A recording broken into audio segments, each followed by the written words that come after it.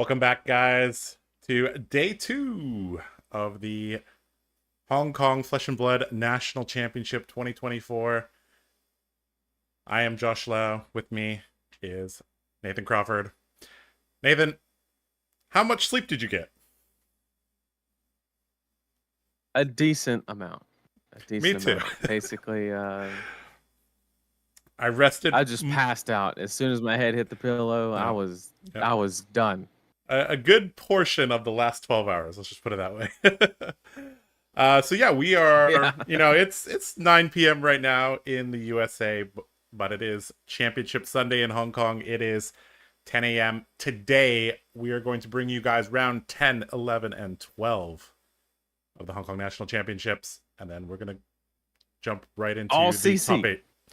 Today's all CC. All CC. And I told our lovely production assistant Ken to please get us some high-level matches from the top tables. So hopefully he'll do that. The live total thing. Yes, I messaged him about that. Hopefully in okay. Yeah, hopefully he'll see that. Okay, anyways, let's take a look at the meta.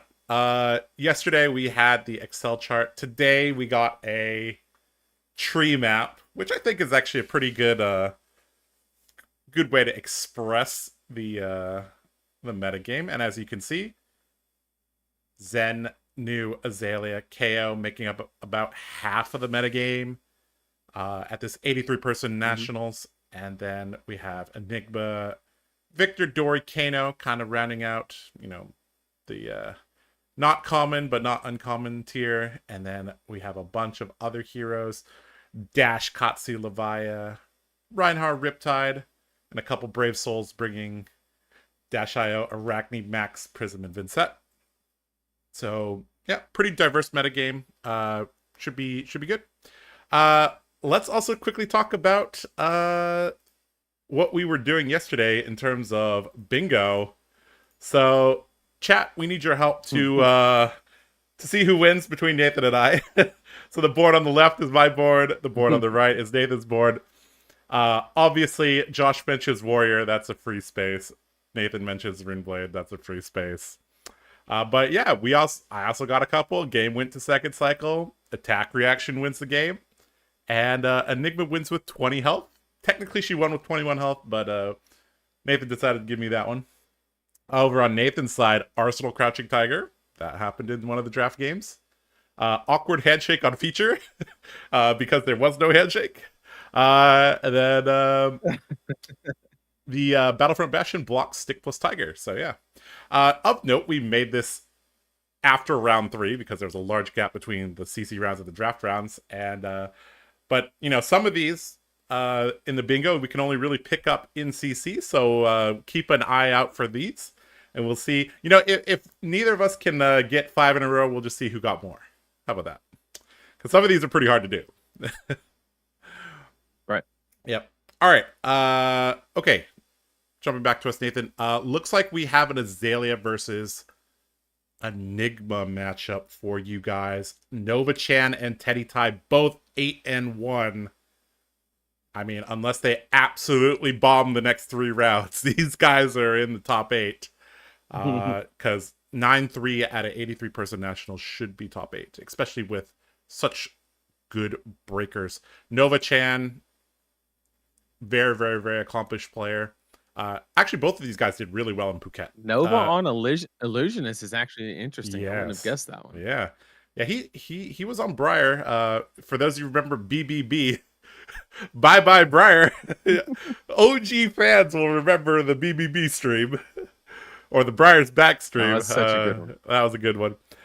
All right, I'm going to try to set up this a little bit for you guys. Again, we are just operating off an iPhone in Hong Kong, and we're just, doing the rest over here live. So we're things will be a little bit janky, but we're going to try to do it. All right, so Nathan, talk a little bit about what's going to happen in this matchup while I set up some of these things here.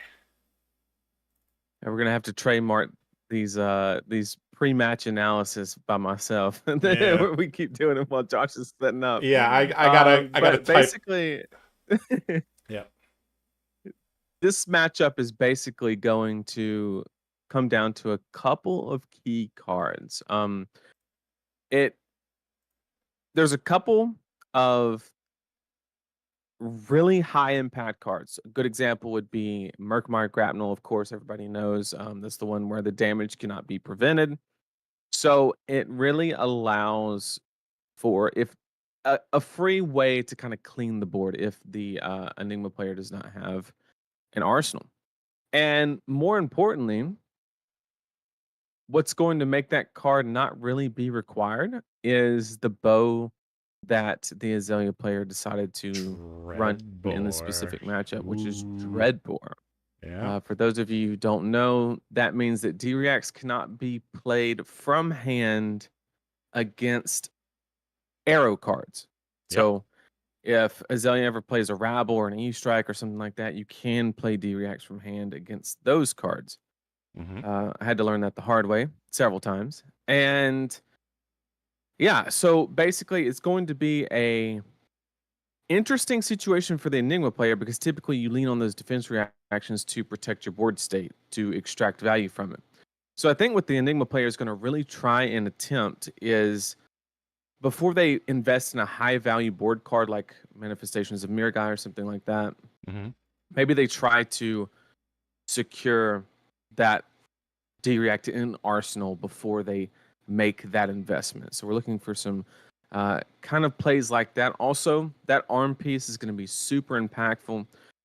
Enigma players have been running the +1 in attack reaction Yeah.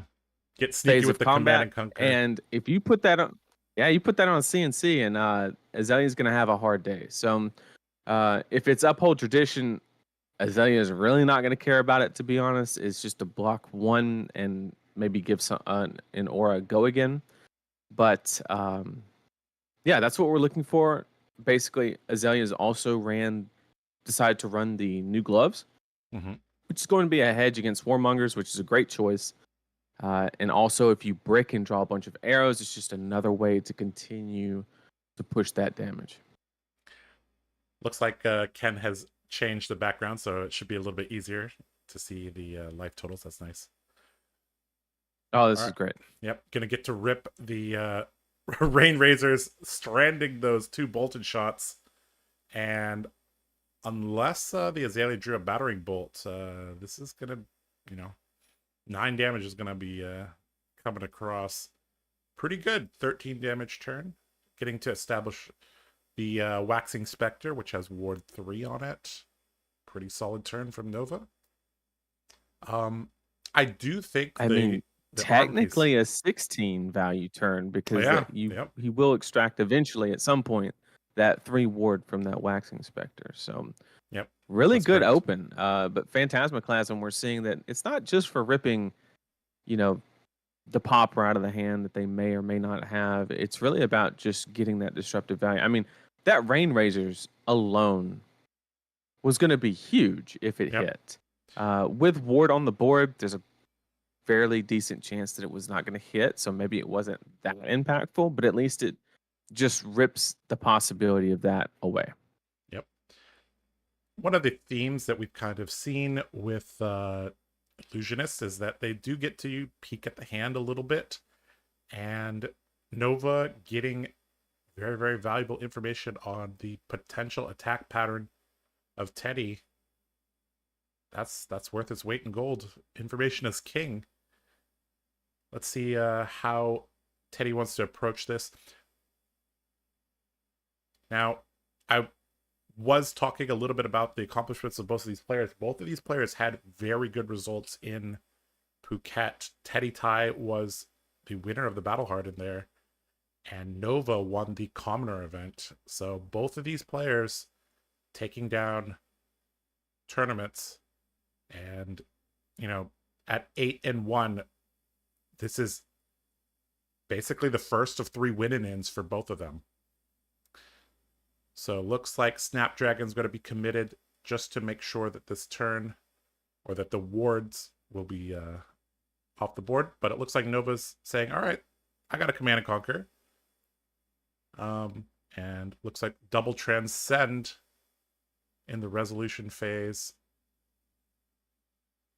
Rising Sun, Setting Moon, Grain. I And can't think of a worse decision than playing double sleeve deck with Mystic cards. Having to unsleeve twice just to transcend. Bingo board. Sleeves match the hero. Bingo board, bingo board. Hey, Yeah. hey, there you go. And as you can tell, both of these guys definitely either went to Japan. I wouldn't be surprised if they went to Japan, or they have friends in Japan, because that is a Red and the Legend Japanese mat, and that is the alt art Enigma playmat from Nova. All right, Codex of Bloodrot, one of the strongest tools against Illusionist, because it allows you to deal damage on the opponent's turn, getting rid of some of the ward. Oftentimes, the resource curve for Enigma is extremely tight. One of the most common play patterns is just to use Tunic to swing. So oftentimes they don't have the extra card to pay for the Blood Rot. So very, very effective card. Okay, Codex has resolved. And Bolt and Shot coming across for 5.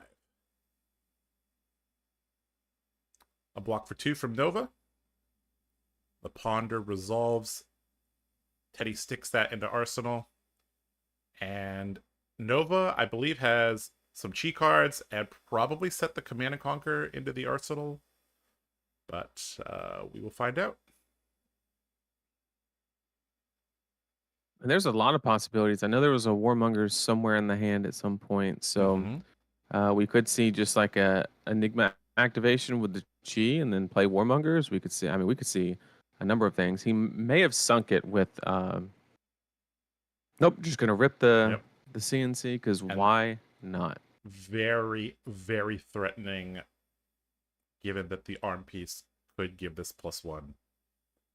Extremely, extremely threatening. One of them, I mean, it's well worth it, I think, to the Waves of Aquamarine as an attack reaction, giving a attack +1. Obviously, Command and Conquer doesn't allow D-reacts to be played. Not that Aelia has them, but without an arsenal, it becomes much harder to set up a dominated attack, because the Skullbone Crosswraps can't be activated as easily. So let's see how much respect Teddy wants to give. And let's see if Nova, says, you gave me 2 cards. That's fine. I'll just wait and hold off. I mean, he still has 2 more Command and Conquers. One interesting aspect of the Dreadbore decision is we've seen that Nova's Enigma deck is very attack action based. Yes. There's some ward in there, but he's obviously not trying to do it like every single turn and protect it and things of that nature. So it's actually pretty interesting, because the Aelia player really has to map out everything and say, okay, I'm coming off an arsenal just to do this, kind of like this turn right here as an example, right? Yep. No arsenal because of it not Death being Dealer. Death Dealer. It obviously not applying to this situation particularly, because there was no bow activation, period. But there were a couple turns before where he could have drew an extra card and maybe present a little bit more damage or something along those lines. Ripple away. And so it does allow Enigma to kind of engage in that tempo kind of game plan style. You ever see a Ripple Away blocked for 4? That Ripple Away blocked for 4. I mean, why not? Pretty good. A card that saw quite a bit of use in the last meta game. Still seeks to play now. Shimmers of Silver. This is the card that kind of starts the snowball, because this enables +1 counters on auras when they attack. And Enigma's hero ability will give that go again. So this becomes very, very, very annoying. Codex being pitched. And Infecting Shot being loaded. I wonder if Dreadbore versus Death Dealer, like, maybe Teddy was expecting a little bit more defensive Enigma deck. Because it looks like as you pointed out, Nova's deck is pretty aggressive and very happy to block with a couple cards and send an attack across. It's still a pretty I think the meta has kind of forced the Mhm. Enigma decks to kind of play on that axis, because if you ever try to build a board against Zen, I hate to break it to you, it's probably not going correct. to work out. Yep, and it has. So, Mhm, you know, they've kind of been forced to build their Enigma decks mhm, like this. However, we haven't seen Shimmers in quite some time, I think. I think everybody assumed it was going to be an all-star when mhm. the hero got announced. But like around US Nats, maybe the week after, I don't think anybody was on Shimmers, if I'm not mistaken. Shimmers is definitely a card that gets better against the tall decks. So Azalea, the Guardians, Dorinthia, they don't want to waste a one of their attacks to clear the Shimmers. So often it just sticks around for the whole game, generating a ton of value. Looks like Nova blocked with a Traverse, grabbed a Chi, and I think that's a Just manifestation of to Mirror Guy. unravel aggression? Oh, Oh, he no. is playing the Yeah, mirror guy. yeah, Okay. he has the Mirror Guy. Gonna activate the ward, and this is kind of reminiscent of, okay, so uphold tradition as well. So this is reminiscent of what you would do in draft is a little bit, right? You would make a pivot play at a very key moment, utilizing all of your equipment. So Nova says, hey, this manifestation's a mirror guy, gonna put you on a 3-turn clock, a 4-turn clock. It's gonna be a uh, Nova was very, very happy to take some damage just to establish this, and or use his equipment to establish this 5 counter manifestations of mirror guy, make that 6 because of the shimmers. 6. 6 count that, unfortunately the bingo card says 6 counter spectral shield, not 6 counters on an aura, but we might. Now, it is actually interesting because we don't know what I don't remember what's in Nova's arsenal, but Mm-hmm. there is an unraveled aggression in hand. And currently there's no way to pitch, and it's not something that he actively wants to keep in hand. So we might just see after this swing, we may just see a Warmongers from Arsenal and then Arsenal to D-react. Because that would be a great card to have in your arsenal with the mirror guy. That's kind of what I referenced. Yep, like we just saw, what I referenced earlier, where you want to kind of make your big play when you have the security of the D-react in arsenal, so that way you can kind of have your best chance, if you will. Mm-hmm. Somebody in chat pointing out that Now this is the blood rot, the ripple away shouldn't have prevented both blood rots. Unfortunately, we are not in Hong Kong. It's very difficult for us to. yeah, it only prevents one instance Mm-hmm. of one token, Mm-hmm. one type of token. Unfortunately, it appears that there is not a judge at this table at the moment. Unfortunately. Okay. Anyways, bracers. Sorry, those are not the bracers. Those are the new long draw gloves. Putting 2 cards to the bottom. Gonna give the next arrow +4.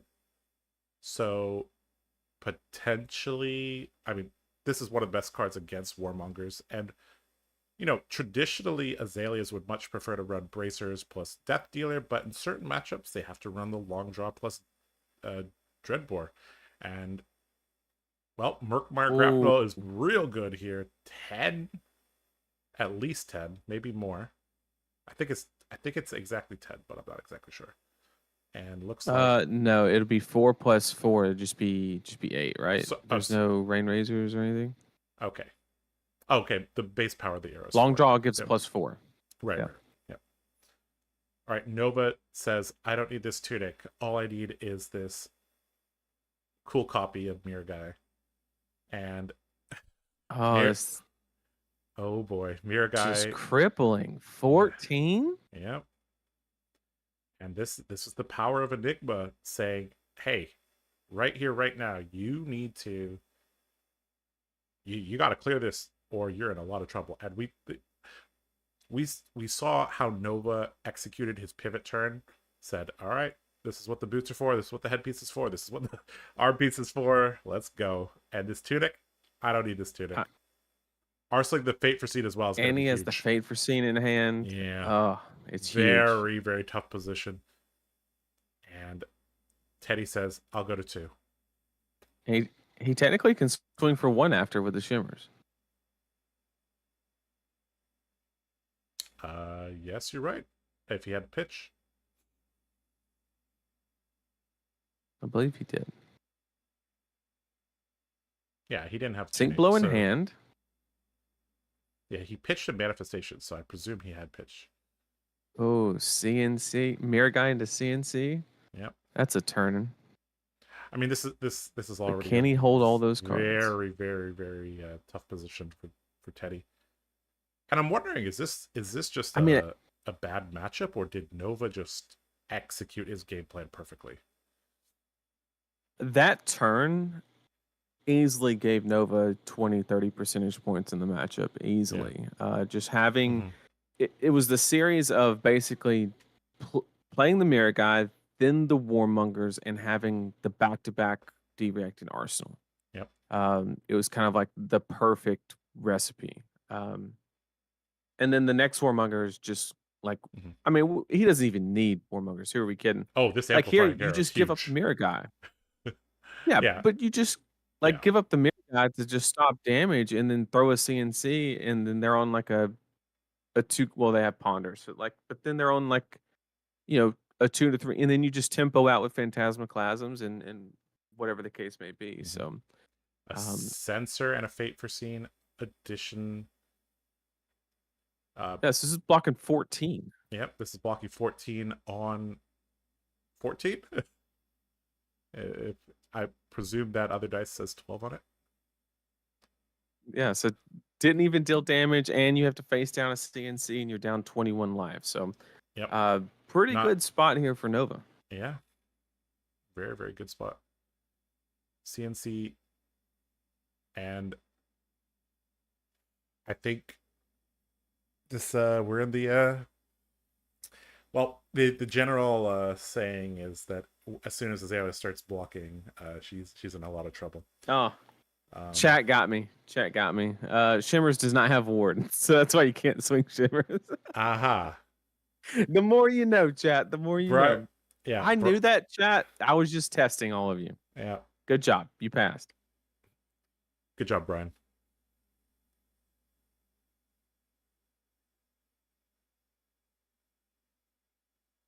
I was just making sure everybody was awake. Blocking with a pump. That means we have plenty more in the back. Yep. And we're probably just going to see maybe a double pump into a 0 cost, or tunic counter into... Yep, into a 1 cost 0.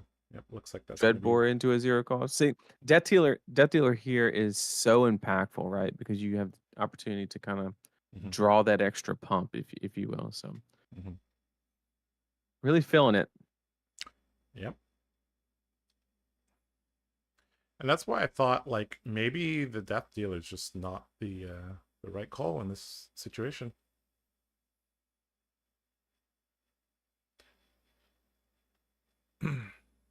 I don't know if there's really much Teddy could do. I mean, he had Murkmire Grapnels in his deck. And yeah, I mean, it's just a very, very strong play pattern from Enigma, being able to use all the equipment at the same time on I mean, whenever you can get a Manifestations of Mirror Guy to attack twice, like, that single card has already generated, what, 20 value? It's kind of crazy. Right.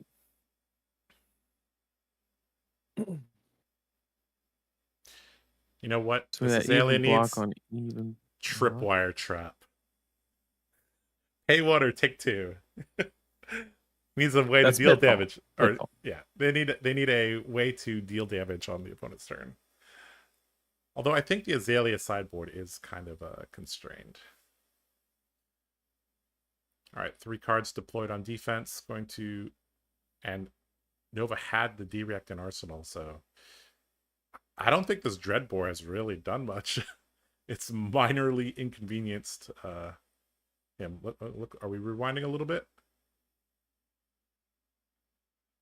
So we got a Lace with Bloodrot into, I think that's a pre-med. into Murkmire. I mean, nothing is. There's no release attention or Yep. remorseless, so nothing's preventing the Mhm. D-React from being played.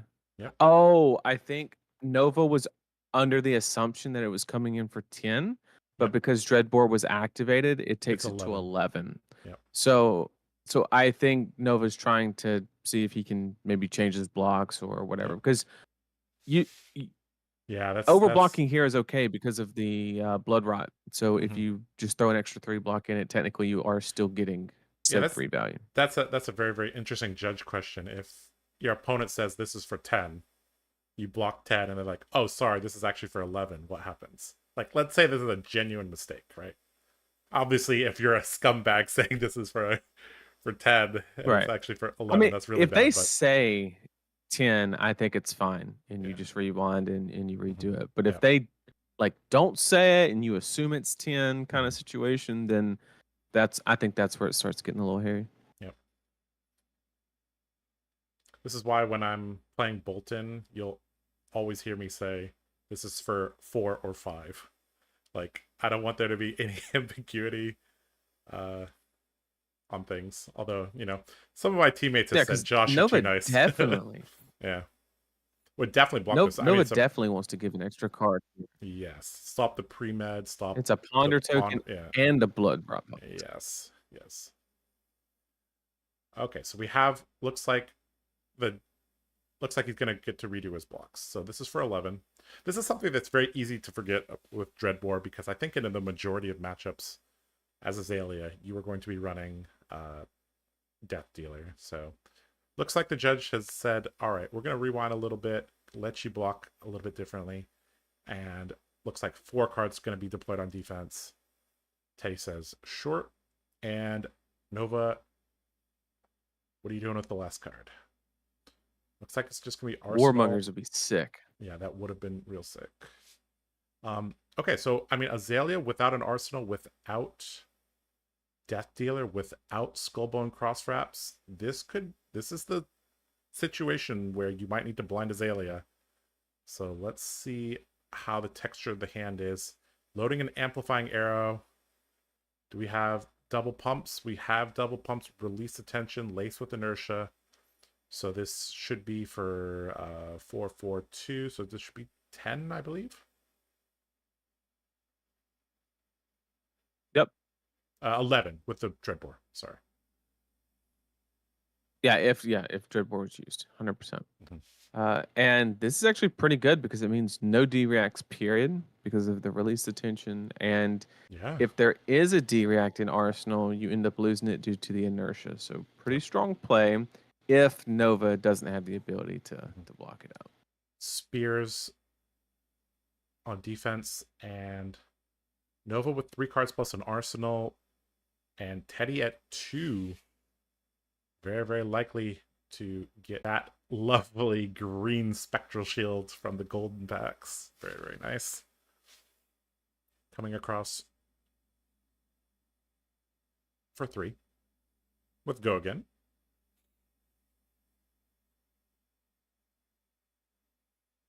Bolton shot being deployed on defense. And Restless. Brutal. Very, very, very brutal. Restless Coalescence being able to absorb the +1 counters from the spectral shield.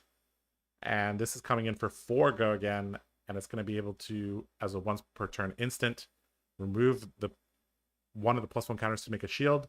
So this is going to be 4 into 1, which means Teddy is going to have to give his tunic, or basically his whole hand. Or 2 This of is his actually cards in his probably hand. the coolest line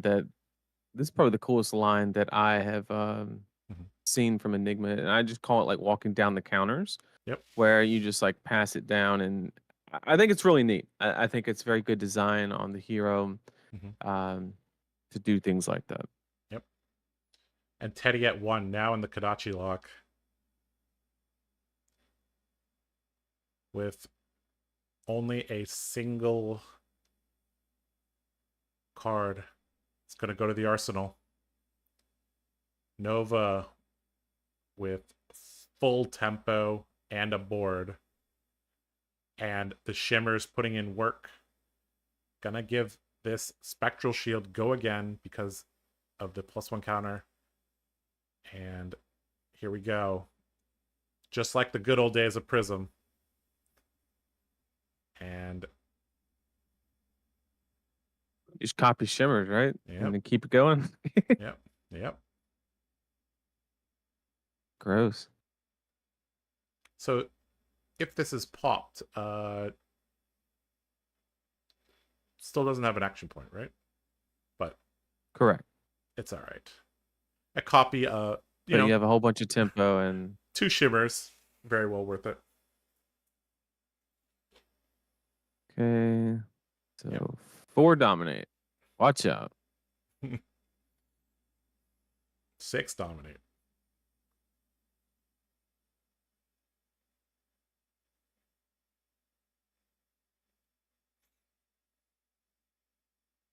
Gonna give up some of the shields? Sure.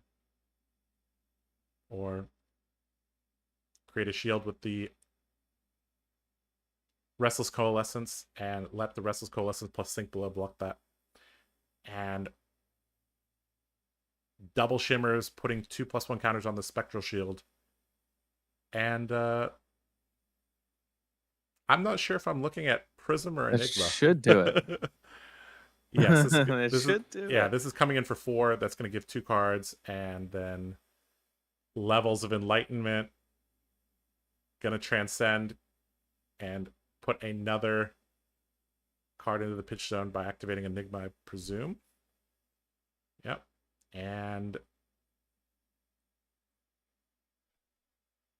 yeah, this is for for multiple modes. GG. Very well played there from Nova. Teddy, I think Teddy did well as well, but against Enigma, there's kind of quite high variance in terms of like you got to see the right cards at the right time, and yeah. Well, GG. All right, let's see if I could fix this. Click this. I think a lot of that came down to the selection in bow and kind of just Enigma being one of those decks where your opponent has to make like guesses on what you're trying to do, and as the Enigma player, it's always like it's one of those situations where as the Enigma player, if they guess correctly, then you just play a fair game. If they guess incorrectly, then you just start the game with an advantage, which is a pretty powerful effect, indirect effect, if you will. Mm-hmm. Yeah, I think bringing Dreadbore was, I think a couple weeks ago Enigmas were built a little bit more defensively, but I hesitate to say the modern version of Enigma because she's only been out 4 weeks, is built a little bit more aggressively and trying to capitalize on, okay, I make my pivot, I disrupt you. I make my pivot, I put a D-React into Arsenal. And either one of those play patterns is very difficult to deal with because you don't have your you don't have a 5-card hand, or your opponent is playing with an extra card for defense. So very, very difficult to deal with. All right. So that game was not that short, but not that long either. So let's see. That was about a 30-minute game or so. So probably still about 20 minutes left in the round. Let's check out our bingo card, and we'll see if we got any of these, and then we'll take a look at chat and chit chat with you guys. All right, so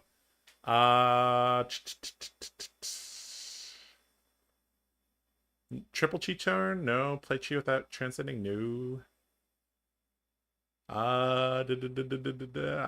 Sleeves match hero, I got that one. Yeah. All right. Spectral Shield with 6+ counters did not happen, but Manifestations did. Single instance of 20 damage. That was almost there. I mean, we have 14 on the. Yeah. Aelia did not frick that Does Azalea bricking count if like Warmongers completely destroys their hand? Yeah. No, No? Okay. Sure. 10K was not I played. think Yeah. I think it's just the Rune Blade hand is kind of Yep.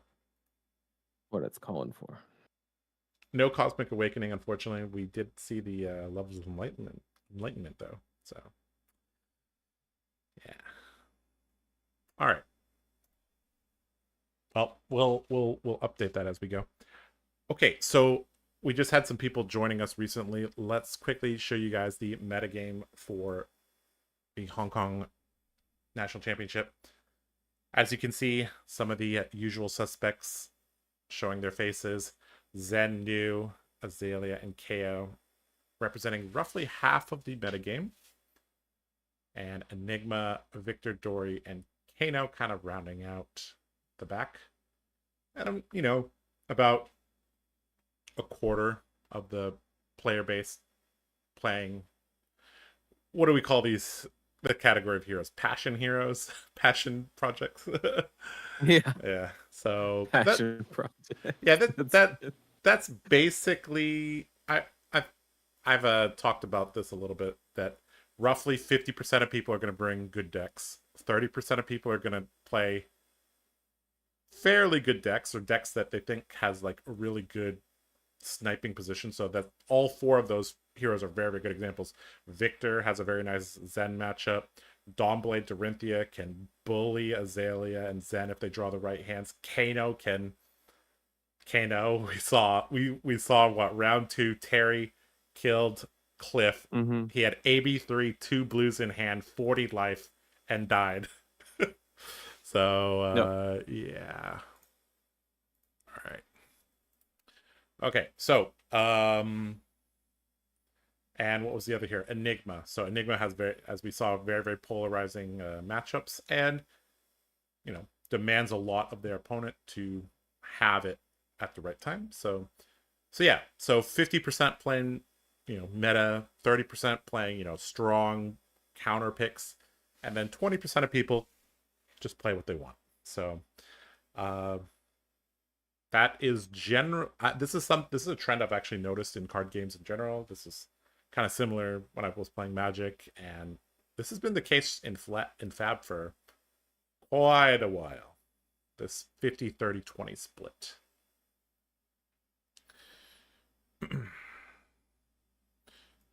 All right. Well, chat. We got like 10, 15 minutes Yeah, between should be. now and the next round. So, chat, if you got any questions that you want to throw in, ask us. It can be fab related, not fab related. We're more than happy to answer them. Shoot away. Ugh. I don't know why I'm yawning already. Don't you do that to me, David. Not yet. I Not feel yet. fine. Yeah. I think my body's just still in shock from what happened. It's like, oh, what happened last night? What did you do? You haven't done this in a year. What happened?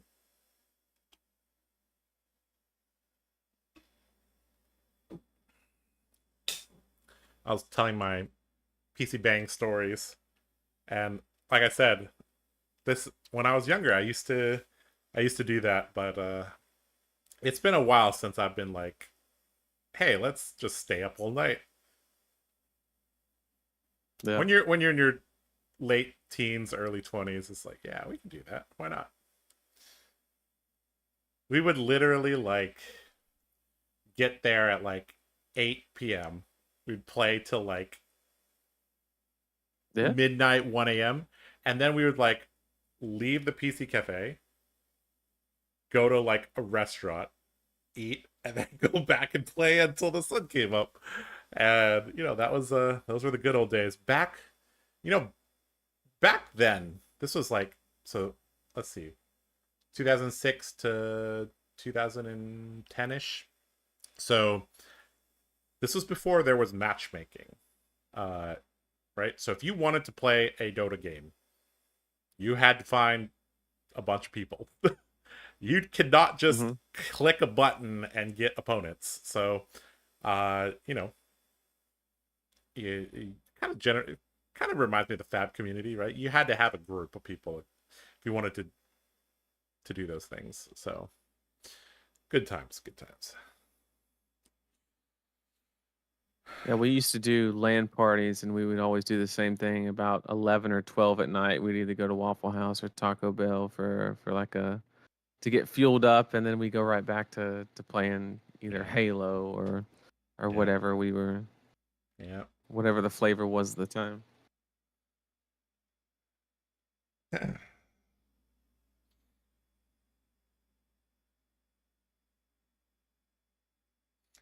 New New Bolton Bolton Arms or Arms the or Iron Iron Song Song verse? versus? I think the initial thought from a lot of people is we keep Iron Song versus. I actually think it's the opposite. I think if you are building a deck around the new Grace equipment, your deck probably has to be Cheerios. I did something that I think might qualify as a treason in Solana. I cut via the Vanguard from my Bolton deck in the final 2 games of my stream on Tuesday because I was like, we have Soulbound Resolve. I don't want to pay for via the Vanguard. And if we're not paying for via the Vanguard, we're not paying for Iron Song versus. So right. And Iron Song versus doesn't interact very nicely with a lot of things because it breaks the combat chain. So you either have to literally pitch it before you make a move, or you have to break the combat chain, which can be very, very annoying for certain cards. So I think you're going to be playing the Bracers of Bolano's Grace in general. Yeah. I have actually thought quite a bit about how to build Bolton, and I think there's a fairly decent build that can be executed with just a bunch of zero cost stuff, all the Grace equipment and Soul Bond Resolve, and just say, you know what, I'm not going to have crazy Tunic V5 card turns, but you know what I'm going to have? I'm going to have the ability to capitalize on turns when I draw well, because I will have cards in Soul. Even if I draw nutty hands on turn 1, turn 2, turn 3, I will have the cards in Soul to support it. And Soul Bond Resolve will generate me a ton of value. I will not brick by my opponent not blocking. I can fix my hands with my headpiece, with my arms piece, and my legs piece, in addition to the bannerets. And the design philosophy reminds me a lot of Levia. LSS tried to make Levia way more consistent. Same with Aelia. Aelia is now very, very consistent. And now with all these upgrades in Bolton, you're overflowing with Soul. Cards like Lumina Lance that I used to completely crap on before is actually viable. Like a yellow 3-block attack reaction is not bad when you have the Soul, right? So I think the deck actually changes quite a bit, and I'm quite excited to explore it. Yeah. Don't charge me for treason in Solana, please. I still love you via the Vanguard, but I don't like paying for you.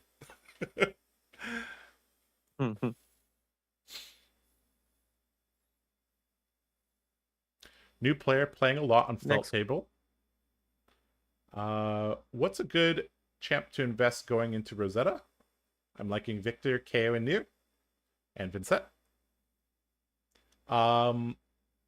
Those are all, great heroes. Victor, his game plan feels pretty stable against most of the heroes in the game. KO has the Armory deck, which is a very, very nice starting point. If you want, I presume you're talking about like you've been playing online and you want to move to paper. So yeah, KO would be great. New, I think, is the harder one. Yep. KO is kind of close to LL. So just be aware of that he's floating around 600 points. And if you're not aware, whenever a hero accumulates 1,000 points, they're rotated out of the game. That's like the Fab's version of standard rotation, if you will. And so if you do invest in KO, just be aware that in 6 months' time or so, he could or could not be here. Where Victor is definitely not the case. And same for new. Zen is a little risky because he's on the rise really quickly, but a ban could kind of keep him in line and, make things not get too far out of hand. Yep. Vincent, I would love for you to play Vincent, but just not competitive right now. And I don't think anything's going to come out in Rosetta that is going to push Vince, because out of all the Rune Blades, Vincent typically gets the least from a generic Rune Blade card, because it has to be good enough to make it into a deck that has a lot more hard ratios like Blood Debt and stuff like that, and Rune Gate and Rune Chant Generation and stuff like that. So a lot more boxes have to be checked for a generic Runeblade card to make it into a Vincent deck. So if you don't care about the competitiveness, I think Vincent's a very fun hero to play. But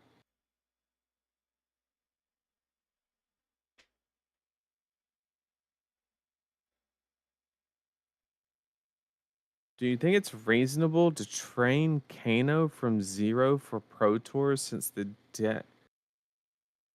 deck when being mastered is probably the best deck? So I mentioned yesterday that if I was going to the Pro Tour, I would like to play Kano. That would be like at the top of my list, what I would be looking at the most. And I'm not by any means a Kano expert. I do have a very fortunate aspect about myself to where I can pick up a deck and kind of understand what it's trying to do fairly quickly. I know not everybody can do that. I think it just depends on who you are as a person. You have to ask yourself the hard question of, if you commit to the grind, do you think you'll actually make it? And I think you just have to make the judgment call on your history and what you've been able or / not been able to do as far as like learning rather complex heroes. Because most importantly, you cannot neglect the mirror match, because if you sit down in a mirror and you do not have 20 to 50 reps in the mirror match, you are going to have a 10% win rate in that setup, because it's kind of like what the Guardian mirror used to be, where most of the not all, but most of the variance is extracted, and it's typically the first person to make a mistake is the one that loses. Well, looks like Ken has rejoined, messed up all my frames, and we're getting the next matchup set up. So that should be getting going pretty soon. Sorry guys that the production is a little, little rough, but we're trying our best.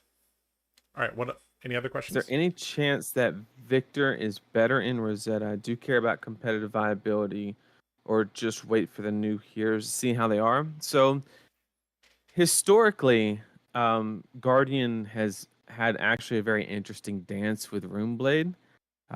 If you ask a Runeblade player, it's historically been pretty easy, and if you ask a Guardian player, they would say that they're favored. I would say that the skill check aspect of the matchup historically has been on the Runeblade player's behalf, so that's pretty important to distinguish. But historically, he's done fine into Runeblades. Like, it's not the worst matchup, but just Guardian has historically been slightly unfavored. But Wizard is a whole different story. Historically, Guardian has done terrible into Wizard. However, by the cards that have been released, you can clearly see that what Kano has that makes the matchup so bad, these heroes will not be doing.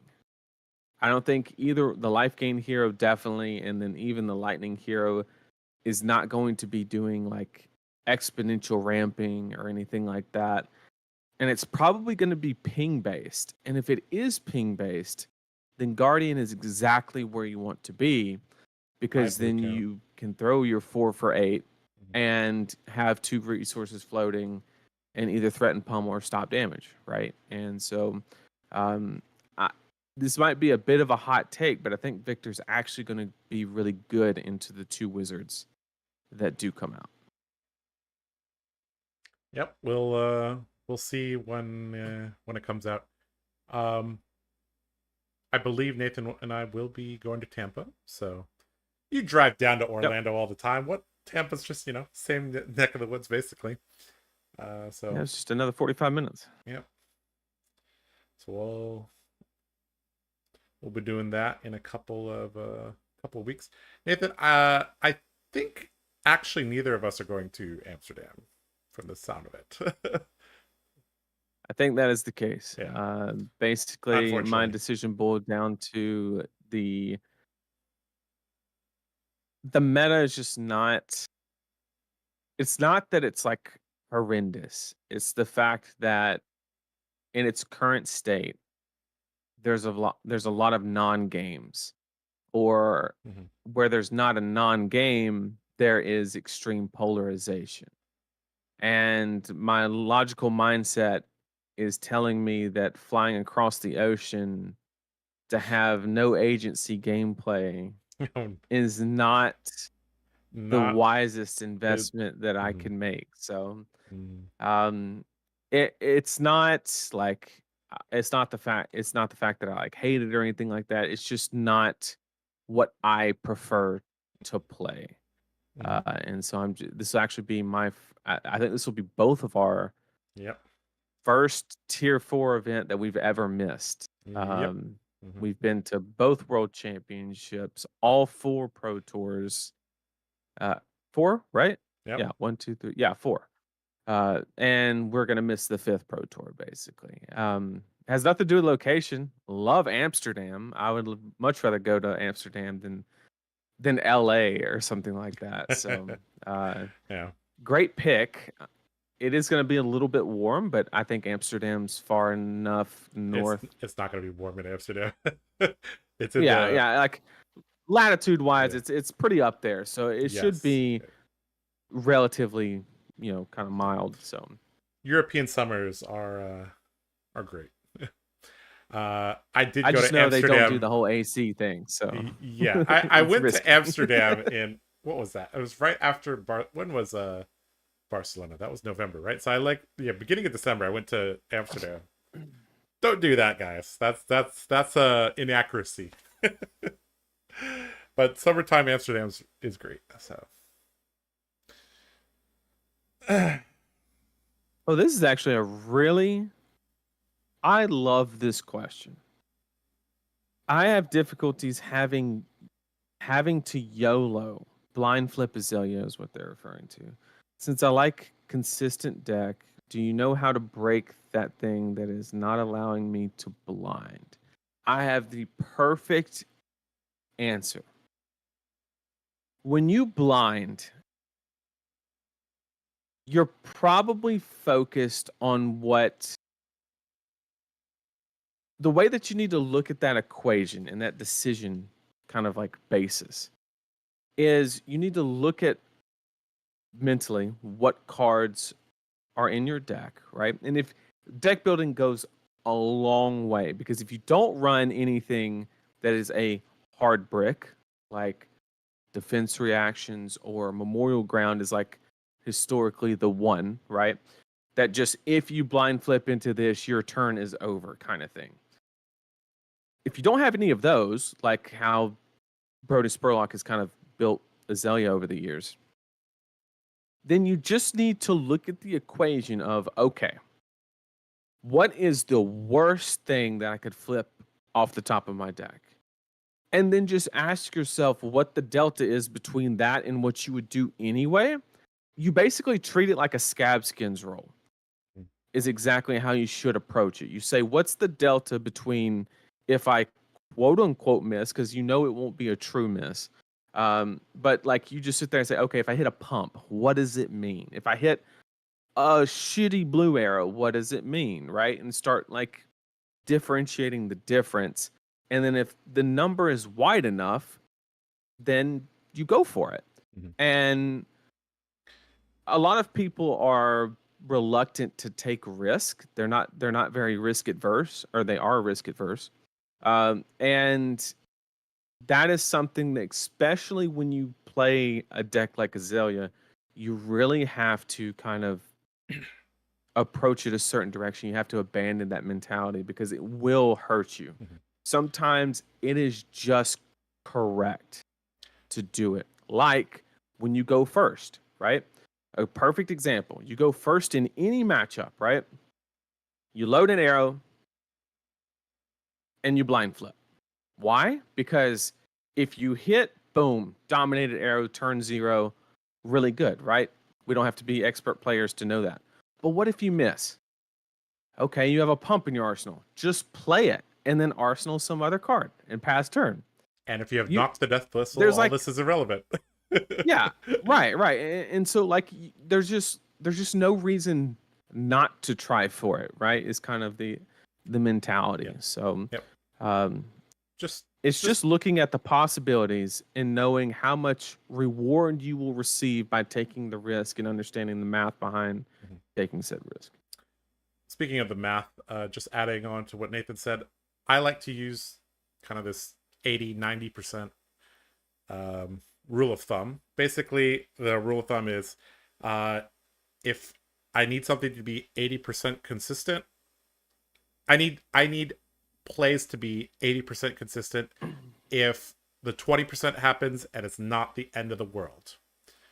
I need plays to be 90% consistent if the 10% happens is really bad. So right. the classic example is I don't draw blue as Dawnblade Dory. That's pretty bad, but it's not game ending. Right. That'll happen 20% of the time, right? 90% is like, okay, if I don't draw a charge card, that's extremely bad. So that only happens 10% of the time, right? So I aim for 80% consistency on certain things. I aim for 90% consistency on other things. So you can kind of think of that when it comes to Brute or Aelia or Kano or whatever. You build your deck in such a way that, okay, 80%, 90%. Building a deck that is 95% plus consistent is actually like you mathematically very hard, right? So like in order to get Prayer Bellana to hit 95% of the time, you basically can't run reds, right? And that's really, really bad. But to get Prayer Bellana to hit 80% of the time, okay, yeah, you could run, 12 reds, which is, okay, sure. Pick your favorite 4.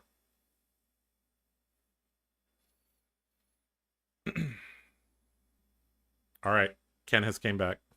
Ruined all my frames. All right, click that. Give me 2 seconds before I start my pregame analysis. Sure. All right, guys. We're gonna get this try to get this set up for you guys. Again, here is the metagame for today, and we're also doing bingo. So keep an eye out for these things. Try to help us figure out if we can cross any of these off. So the left side is my bingo card. The right side is Nathan's bingo card. Big shout out to chat who helped us make these yesterday at like 1, 2 in the morning. Big shout out to you guys.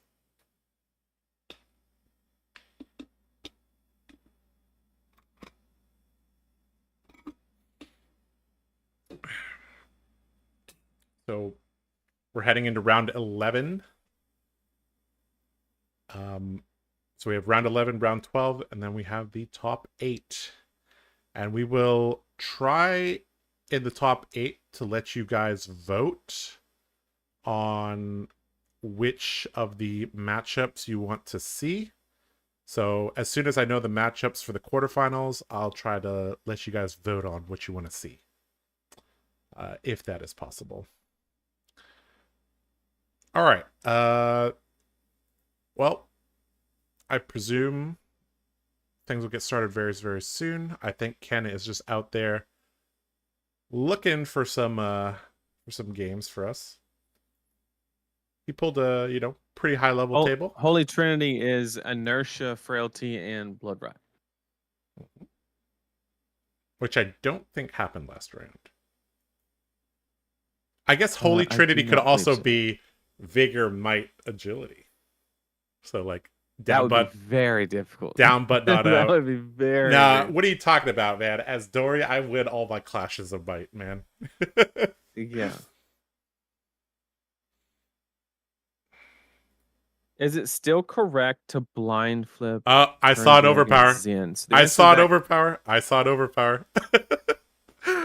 So the answer to that question on turn 0 against Zen is how high can you pump your arrow, right? If you can pump an arrow, if you have like 1 arrow and 3 pumps in your hand, and you can like Death Dealer and throw an arrow for 12, then you just throw the arrow for 12 because it's very likely that it's going to hit anyway, and you can apply a lot more on hits via the pumps.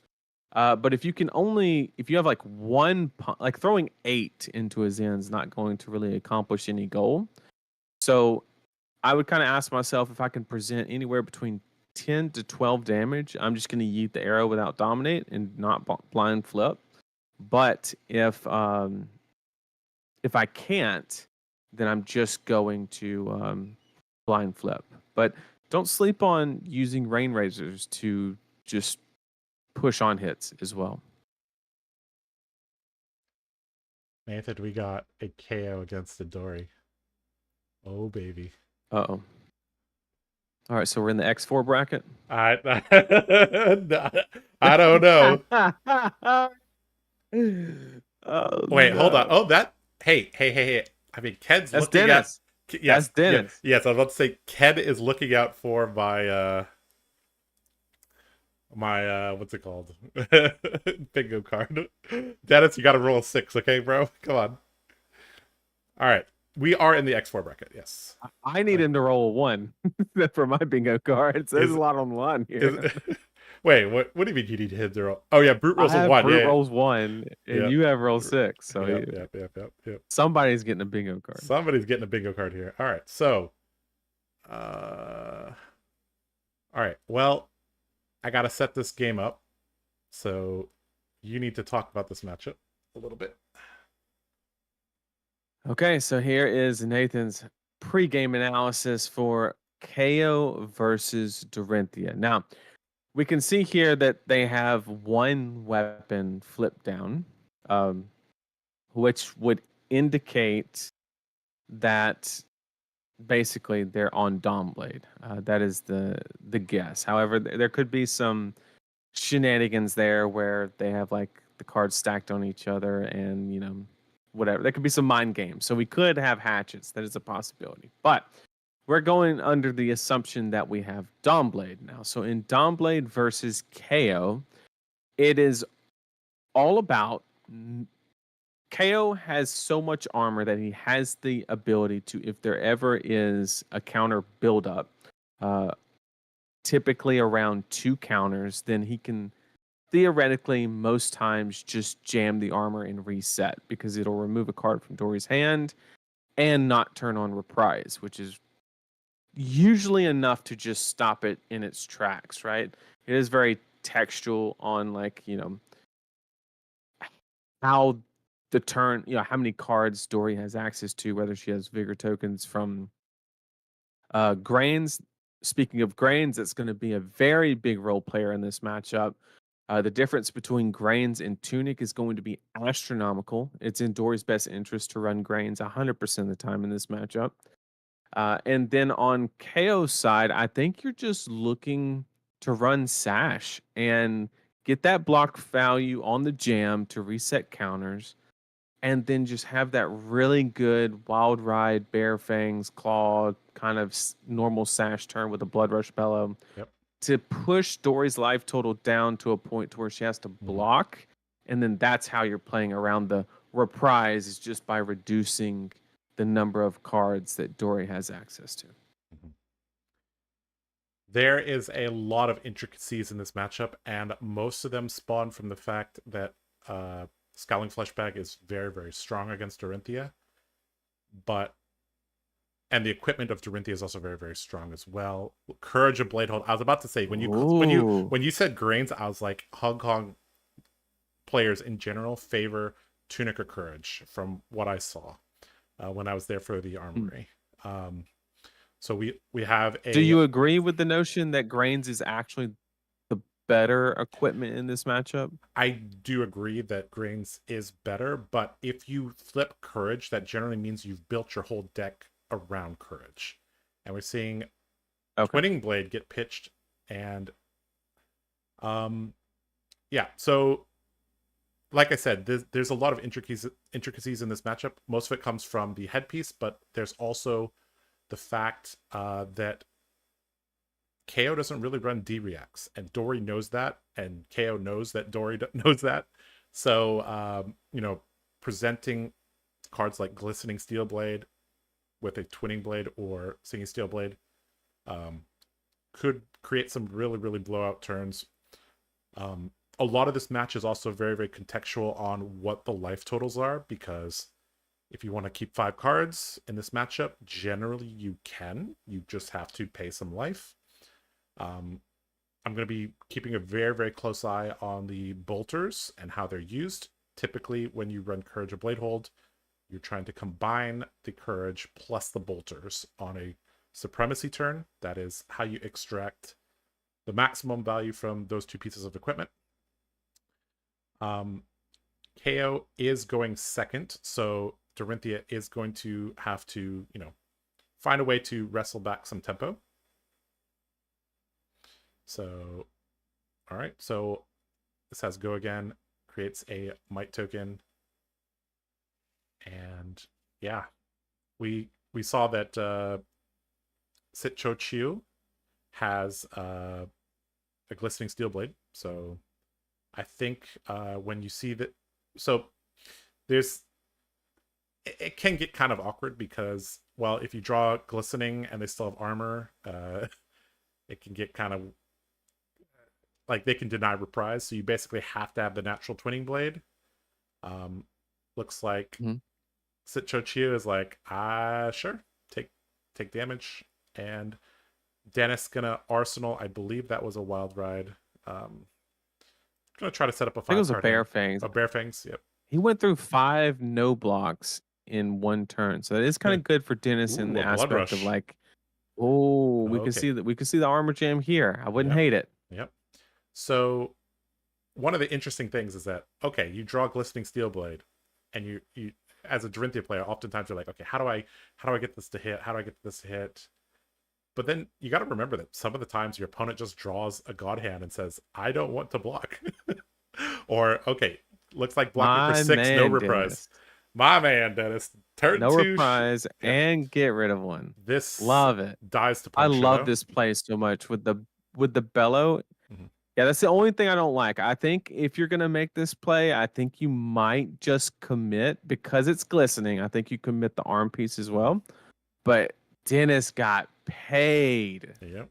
Such a good block. I love that play just because now Dennis gets cracked back with the bellow and really push that life total down and get Dory on the back foot. Yep. And let's see how this turn turns out. Starting with a Blood Rush Bellow. Has the blue to power the turn. All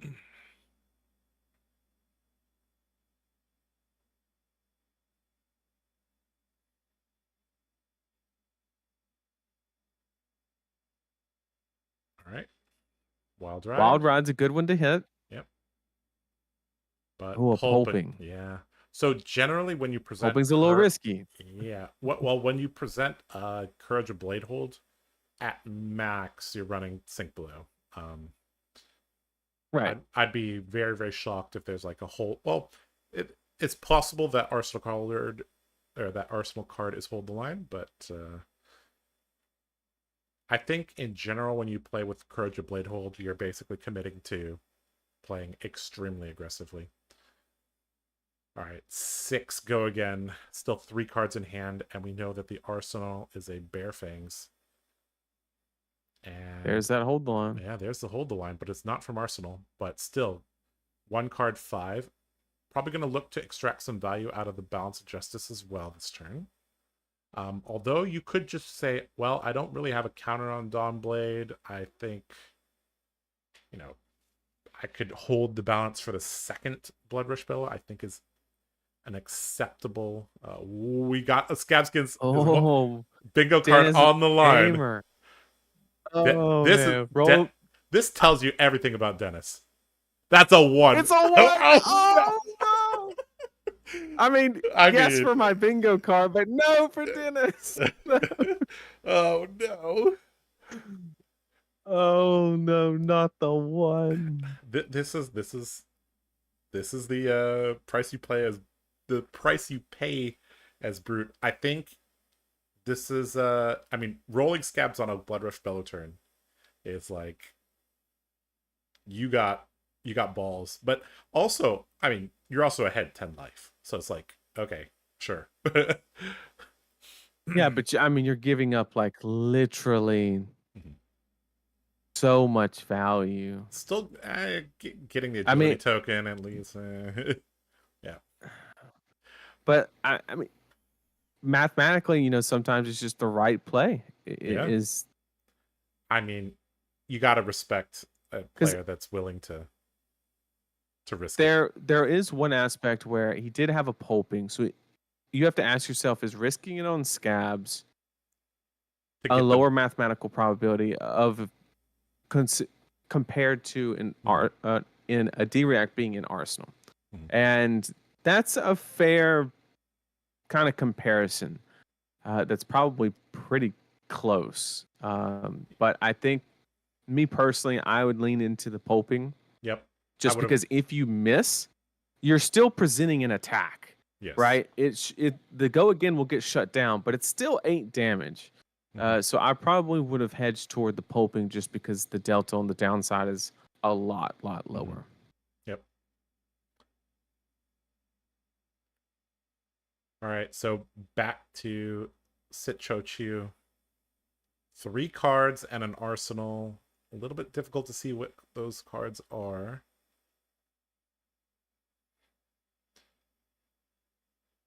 Iron Song Determination. And Swinging Dawnblade. And I presume no blocks. And is that the end of the turn? Are you serious? Oh, don't do this. Don't do this. Be disciplined. Be disciplined. I mean, if you don't have go again, you just have to do this, right? No. You can't just deal 3 damage and pass turn with 2 cards in hand. I personally, I mean, this is still early in the game, and you've also seen a Yeah, but I mean, you're getting 4 value from your bolters here plus the counter. Yeah, that's okay, but you're also not, you didn't block with them, so this feels potentially bad. I guess it depends how much go again, like agility generation he has, because without bolters you are not getting a another you're probably not getting a triple hit. So I mean, this is okay. You can use the Courage of Bladehold in a different manner, but it's going to require like a goblet or something like that to be more effective.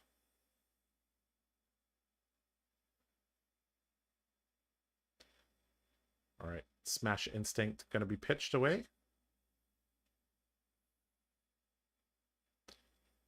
Savage Sash activation. We're sashing. Yeah. Are we? Are we sashing? Looks like we're not. Okay. All right, there's the pulping. And Dennis will figure out very, very quickly whether his turn is going to be good or not. Because if that's a D-React and Arsenal, this is going to get shut down. He rolled the dice off the play mat, but that's okay. All right, I think that was a pat call. Okay, 2 cards still, and another pulping as well. Balance of Justice going to be used for block. Courage of Bladehold being used for block as well. So this is what is likely to happen. No blocks this whole turn. Gonna attack with 5 cards. 6 cards with the arsenal. Yep. Very, very quick no block from Sitchochu. And he's like, Really well, good turn from Dennis. just, yep, I mean, a ton of damage from Dennis. But with a Dawn Blade counter, yeah, just going to say, sure, just block, block, block, block, block with the Arbor. The bracers, I don't think really needed to be committed there, but yeah. I would personally like to save the block on the bracers because if there's like a Blood Rush Bellow into a Send Packing, then you can block with 2 cards plus that. It's very clean. Right. All right, and the Courage Blade Hole just staying on the combat shade because, well, it's going to be used next turn, very likely. 5-card hand. I mean, basically, that means it's on. I mean, Dennis is not going to block. Looks like the puncture. Blocking with puncture gives a bunch of information. So, I mean, Dennis just can't block here, right? Like, there's no, you don't have flesh bag, you don't have enough armor to really correct. deny anything. So, I Yep. think you just, if you're Dennis, you just have to commit to the race and hope Yep. it pans out. Yep. We're going to basically enter the mid late game in about 2 turns, and then we're going to see who can, which deck can play off small hands better, and that's really going to depend on whether the Dorinthia has counters and whether the Dorinthia has an arsenal. And Warrior's Valor Swing is not the most threatening thing in the world. Generally, you would love to pair these hands with Supremacy, because very likely this is not going to be a triple hit turn.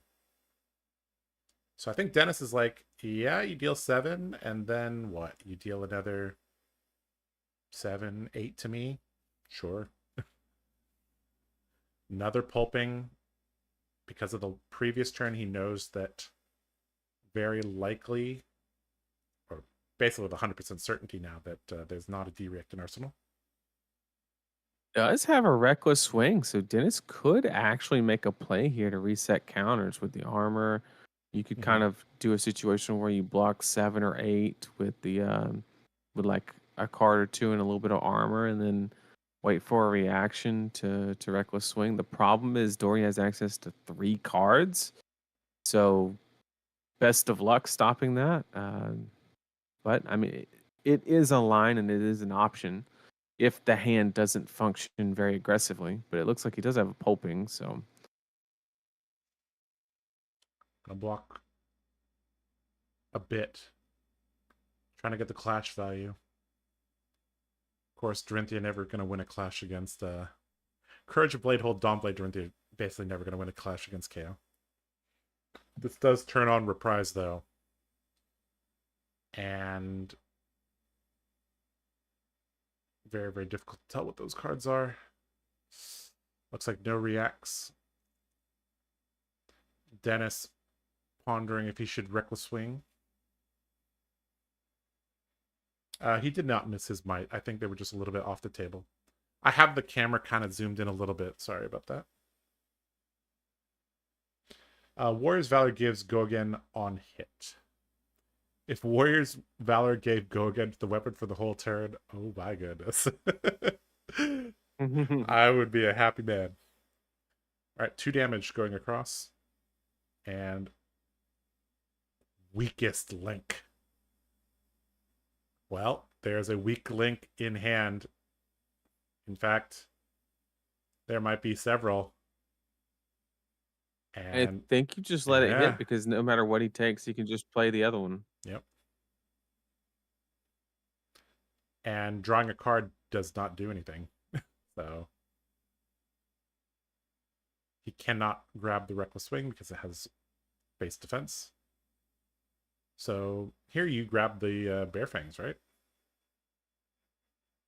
Yeah, you do give Dennis the option to, it's not the most like exciting play, but he can sash um the pulping to make into it cost 1 yep.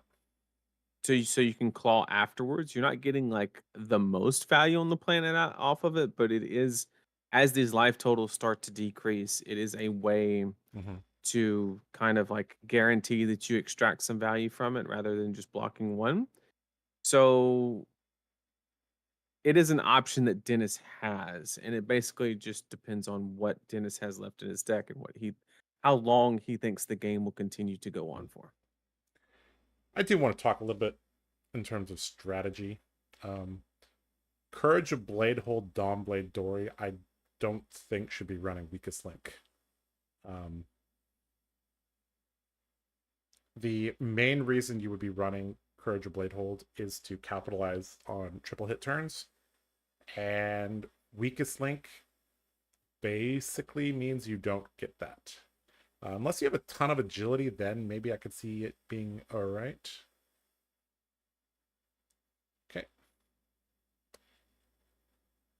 Still preserving the counter, still 3 cards in hand. I think that was a Singing Steel Blade, I think.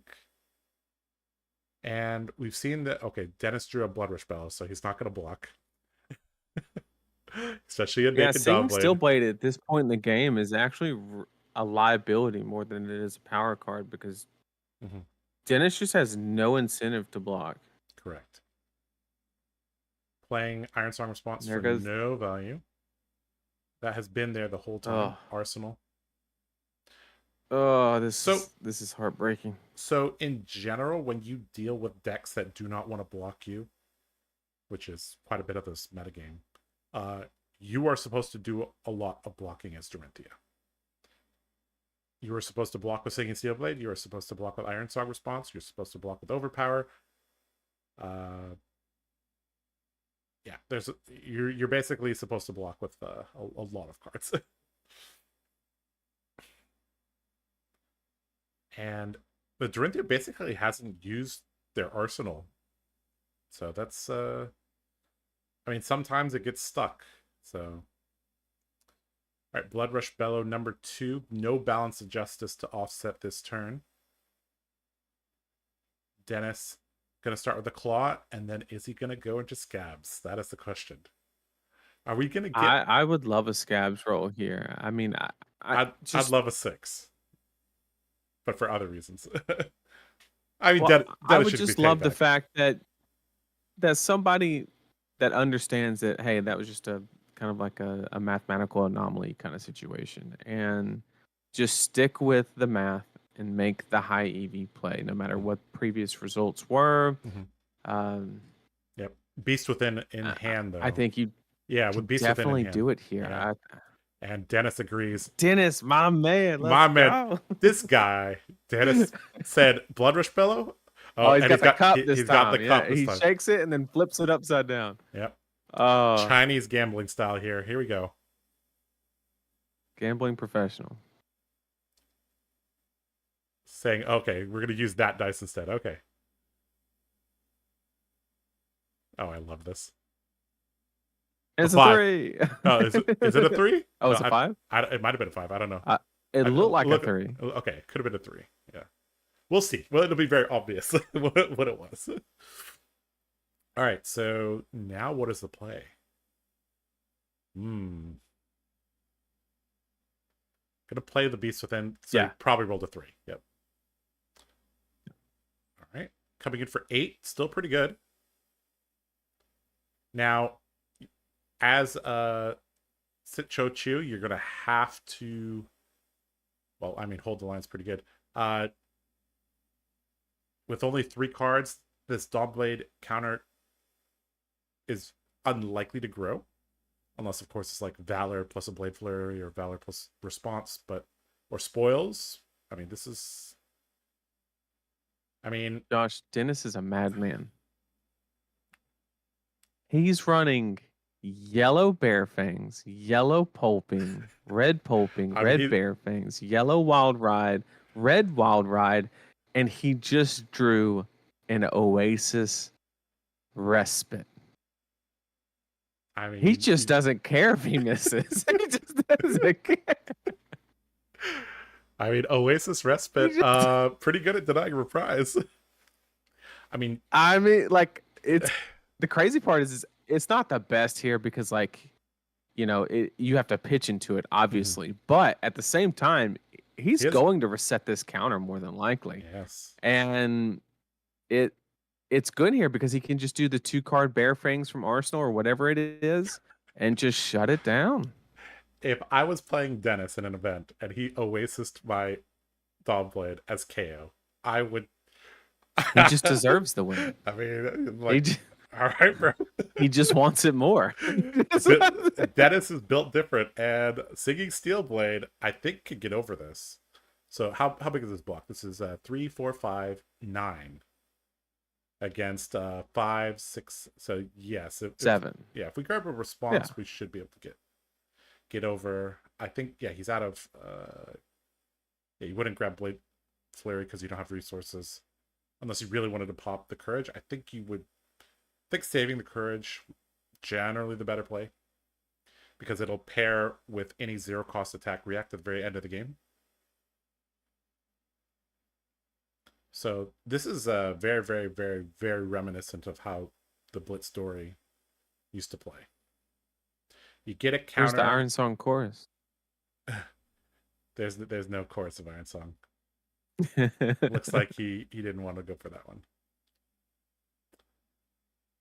If you sideboard in chorus of Iron Song against KO, let's say that's not Josh Lau approved. And okay, gonna take the line, breaking the Courage of Blade Hold, gonna get to put extra pressure on, coming in for 4. Dennis without any armor, unless he wants to give the Sash. Actually, if that's in Arsenal, then he can't even give it. So, all right, 2 power on the Dawnblade now. Extra copper. Not that that's relevant. And all right, I mean this is going to come down pretty much to whether or not Cho can protect this Dawnblade counter. Bear Fangs, draw, discard, and Agile Windup. So once again, that's a Glistening Steel Blade. Is that a Singing Steel Blade next to it? It is. Oh man, Twinning Blade gonna come out as long as there's resources for it. I think that's the Precision Press. We'll see. I think you just take this and blow them out with the Singing Steel Blade into Twinning Blade. Ooh, okay. I mean, at the same time, though, like, let's say you get 4 counters. Does it matter? Because if you go to 3, like you're suggesting, KO's going to rip your hand apart, and you're not going to be even able to swing Dawnblade. So I actually don't hate the block here. Yep, and there appears to be a pitch problem as well. So no resources floating. So there's no way to swing a second time as long as Dennis blocks for 7.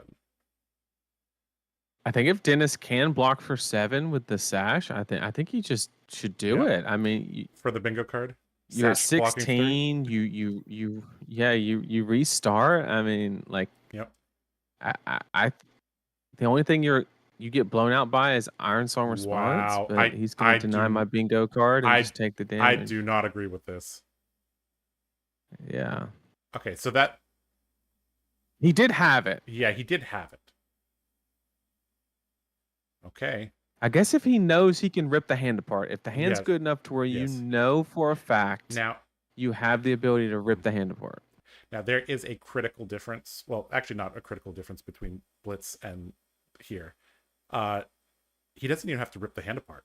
He just needs to bring him into reckless swing range, or take a couple cards and say, all right, you want to drop to 1? Go ahead, drop to 1. Keep 2 cards. See what happens. Now, of course, maybe Citrochu picks up on the fact that Dennis is running Rainbow. Not quite Rainbow, but Rainbow no blocks in his deck. Command and Conquer is going to be pretty useless. Blade Flurry, blocking, taking 1, going to 5. And this Dawnblade counter is going to be very, very difficult to protect. And so he has to discard the windup here to get the agility. Yep. But even if you push 8, it demands a just push the CNC. 1-card block. Technically, No, this gets Oh, two swing blade. cards. Swing This blade. is fine. Yep. So yeah, so it just gets 2 cards no matter what, and then Dory's down to a 1-card hand. She just swings 6. You Mm-hmm. block just enough, and then you just mid-range her down. Yep. All right. And, So and you lose the reckless swing if that's drawn. yep. All right. 1 card left.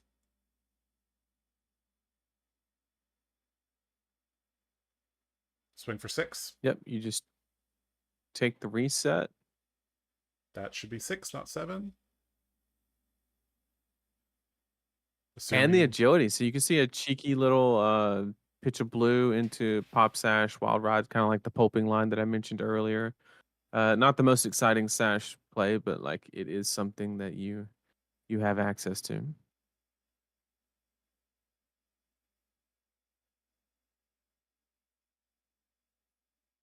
All right. Resetting the Dawn Blade counters. And we're going into small ball Flesh and Blood. If Dennis pops sash here, I think that's just game on the basis of tempo. He might not win this turn, but we'll get every single card from Dory's hand and have full tempo with the Dory at 2, which means reckless swing is just an inevitability. Mm-hmm.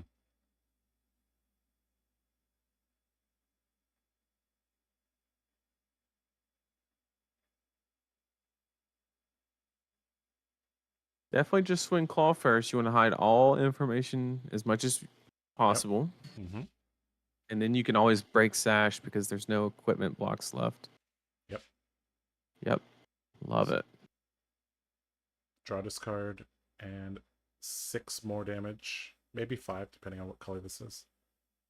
Dory lays down the whole hand. Okay, so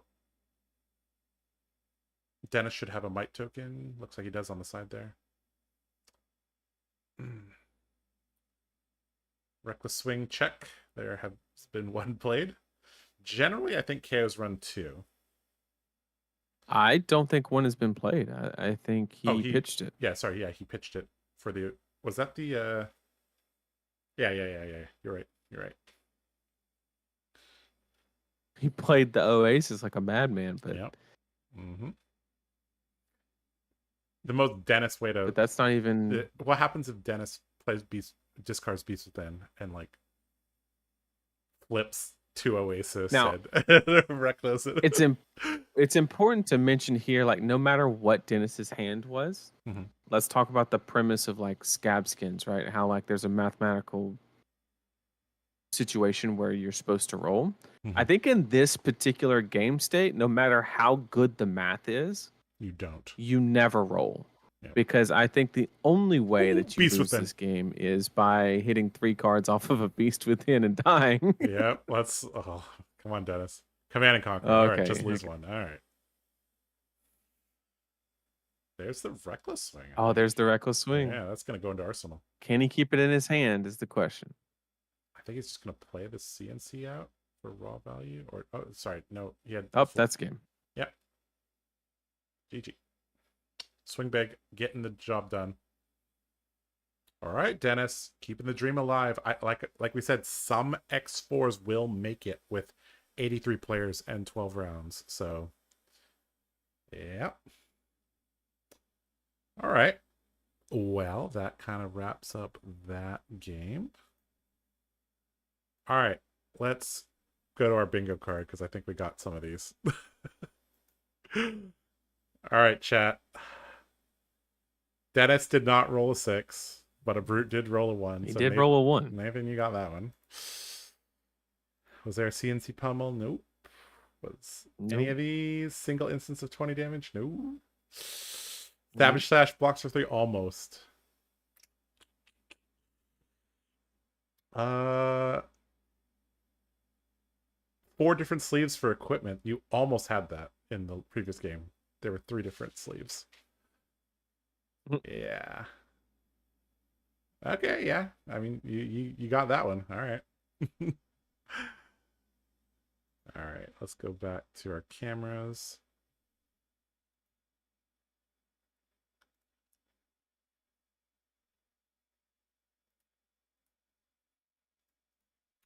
All right, guys, that just wraps up round number 11. So, Nathan, we're at the tail end of this, heading into round 12 now. And I think the math is basically X2 guaranteed. Most X3s should make it. And maybe a couple X4s. Let's go to MTG top 8 calculator. And plug all these numbers in and see. All right, so 83 players, 12 rounds, no draws. Yeah, so several X4 players will make it. 2 X4s will make it. So if you're X3 or better, you're guaranteed top 8 at Hong Kong Nats. And then there will be approximately 2 of the 11 X4s will make it. So Dennis, the dream lives on. Unfortunately for our Dorinthia player, the dream dies there. Pretty cool.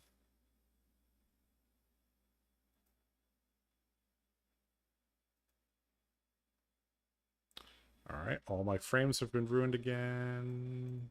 There we go. Okay, we're good. Okay. All right, chat.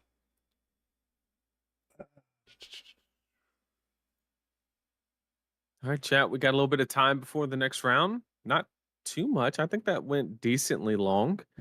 So we probably got like 15 minutes or so. So if you have any questions, feel free to throw them in chat. Josh and I will do our best to answer them. They can be fab related, not fab related. Does not matter. And yeah, let's kill some time between rounds.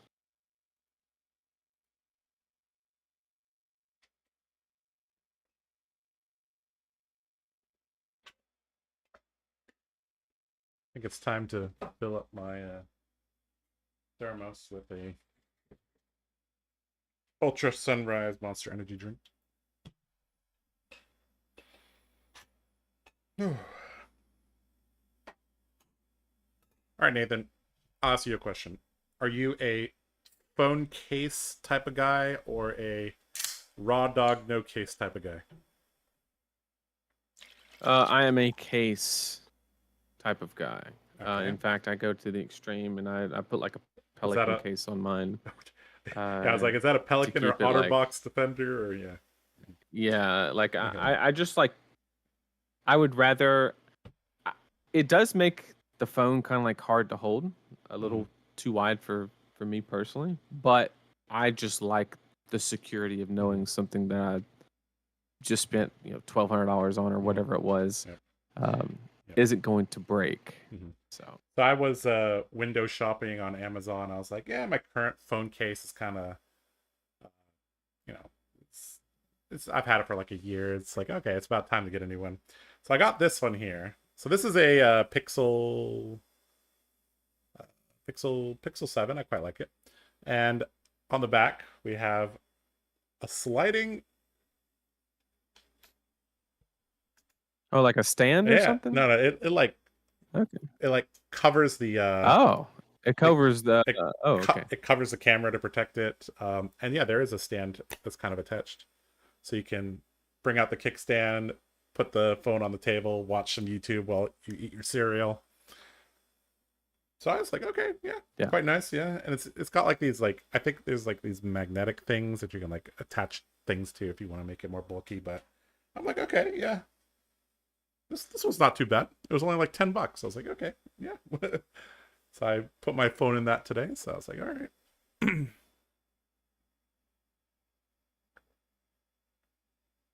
Is Oasis we got our first question. staple? Has anyone asked how you feel about upcoming Runeblade speculations? In regards to flavor, I mean, it's 100 out of 100, right? If anything, it's 100 out of 10. I mean, they literally took Briar and turned it into a set. So like, I'm perfectly happy with Rosetta. And I gave the analogy on my stream that if I like was hired by LSS and they were like, make a set, it would have been Rosetta. I would have just been that selfish individual for a second and been like, okay, let's crank out this set real quick. That's everything I could ever want, and I would probably make Rosetta. And so I'm over the moon about the set.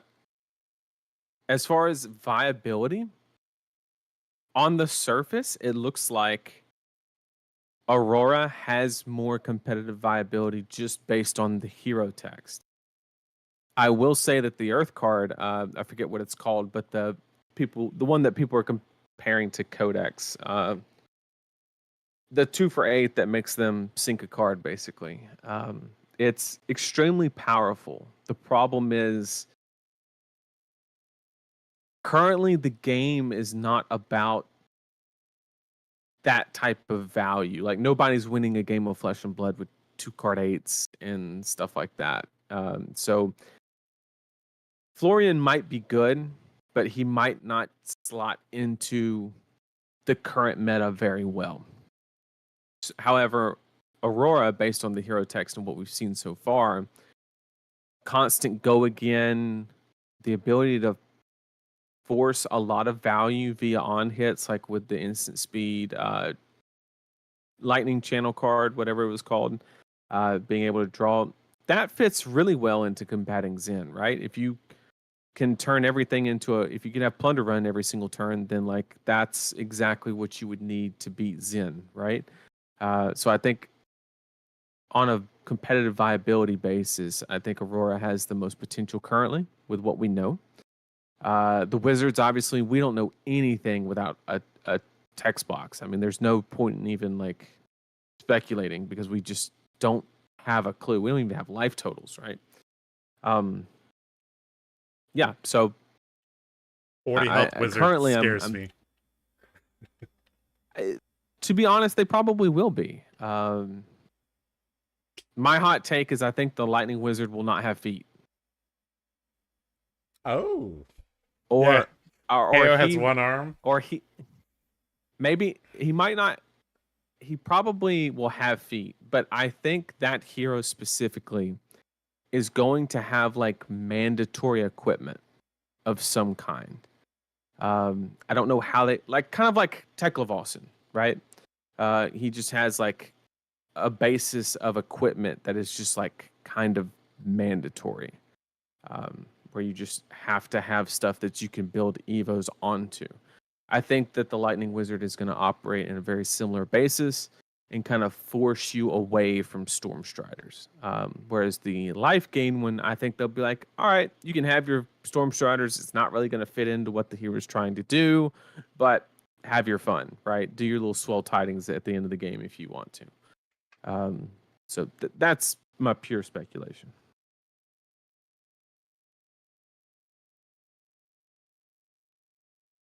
When do you call a judge at competitive level events? Do you try to resolve the issue between the players first? This is extremely contextual. We can't really give you a general answer on that. But in general, you just got to look at whether a judge needs to come over or not.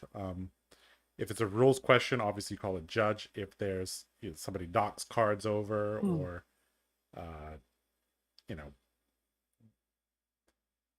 I'll be honest, 90% of my judge calls are questions, not hey, yeah, because I know the answer to most of them. There was a time when I was like, at the beginning, I was like, oh, never mind, you go. I'll tell this later. So it's a side note. I was just gonna say that I literally did not make top 8 at the second US Nats because I held on to that thought process that if you call a judge on somebody, you're being a dick. And it literally cost me a top 8 because there was a situation where somebody just wasn't playing fast enough, and it wasn't malicious or anything. I don't think they were like trying to prolong the game to a draw or anything, but it's just that's how the game ended. And if I would have called a judge, then I probably would not have drew, and I definitely would have made top 8. So I think that basically just anytime there is a discrepancy on anything, just call a judge. The way that you should look at it is you have nothing to lose, right? If the judge comes over and just says, "Oh yeah, it's this," then cool. But what if you just have a conversation, you're both wrong, and it distorts the game in some way, shape, form, or I fashion? I mean, I got a story that you do have something to lose. There was a side event at this is the Battle Hardened Leo. I was playing against Erica, and we were having good banter back and forth. And she was playing Isolator, I was playing Fi. And then I think she shoots. I attack with a Phoenix Flame, and she shoots the Phoenix Flame with some arcane damage spell. And I'm like, oh damn, I guess my turn's over. And I just, pack up things and I start drawing my cards, and then I'm like, wait a second, that's not right. You can't just shoot my Phoenix Flame. This isn't a dragon. And so we have to call over a judge, and then the judge TLDR is like, you both are dumb. Not that didn't say that, but stop being silly gooses, and GRV for both of you. right. Yeah. Of course, just a side event, there was whatever. one But like,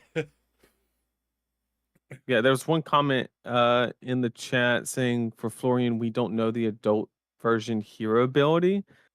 That is technically true, but we can basically say with like 90% certainty that the way the current hero text reads, it's when you get 4 cards in Blitz into the grave, you get, double auras or whatever.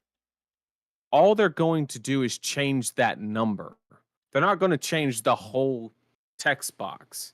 And that's my thought process anyway. I could be wrong there, but I think what they'll do is they'll take 4 and they'll either change that number to 6 on the basis of in Blitz you run 40 cards, in CC you run 60, so therefore it'd be a 1.5x, so you take 4 to 6, or they base the number on life total and you have twice as much health, so you take the 4 and make it an 8.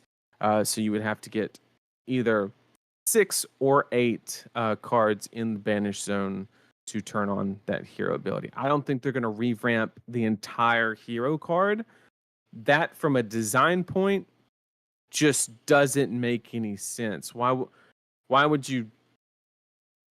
I just don't. I just don't. I wouldn't know that approach to like design and then balance around Blitz and then completely start over for an adult hero. With the same name. Like if you're gonna make different hero text, just make it a different hero. So I think they're just going to change that number 4 to 6 or 8, and then bam, that's your hero. If that is correct, then what I said would apply.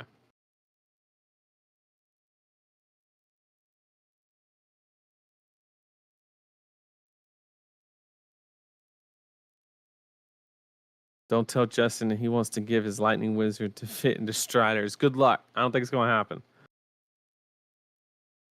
In hindsight, what's the worst / best trade you've made? I generally don't deal with trades or finance or anything like that. I talked about mine yesterday. I traded a bunch of MetaZoo for a bunch of Fab. Yeah, that sounds real good. Look how that turned out.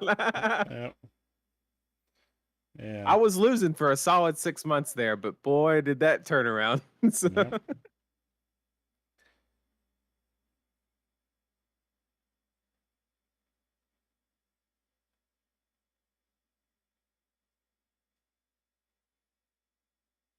I'll tell you what the best Earth trade will Wizard is be. obviously from League of Legends. Is there an Earth Wizard in League of Legends? I don't remember one. I know there's a Fire Wizard. Of course there's a Fire Wizard. Yeah.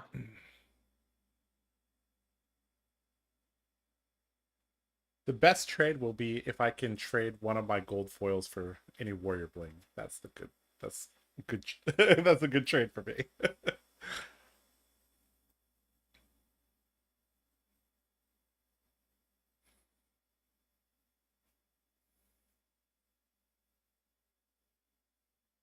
Bought the KO Armory deck. What is the absolute card I have to add to make it competitive. Blood Blood Rush Bellow. Bellow. That is the card you need. The rest is like negotiable. What the order of presidents that I would take is like Swing Big I would as well is pretty good. I wouldn't even go there because like your benefit per dollar on Swing Big is Swing Big's- nothing like Flesh yeah. Bag. Yes. So because like Swing Big is almost the cost of a Flesh Bag, I Mhm. think, or maybe even half. So like a playset of Flesh Bag will literally get you an Apex Bone Breaker and a Flesh Bag, which is way better than Swing Big will ever be. So I would go Blood Rush Bellow, Flesh Bag, Apex Bone Breaker, Scabs in that order. And then if you have funds after that, go into Swing Big and Beast Withins and stuff like that. Yep. Traded a Marvel Rebirth to get a Marvel Levia. That's a pretty good trade. That's a pretty good trade. Pretty good. Jeez. Holy shit. Those Marvel Levias are very hard to open. With Bolton's Oh, new yeah, the surfing one. The surfing one. That's like rock earth though, not like plants and shit. as Pokemon taught us, like Captain grass Planet. and ground are different, right? Exactly. With Bolton's new equipment, is combo truly gone? I think the new equipment helps combo. I think the headpiece is really good for digging. The boots, basically against certain matchups, you could just block till the cows come home now, because you get a free turn, 0 turn 1 charge. You probably get to charge once defensively with Soul Shield or Saving Grace. You get to charge a third time with your boots. And then you just block and block and block and block and block until you see your combo.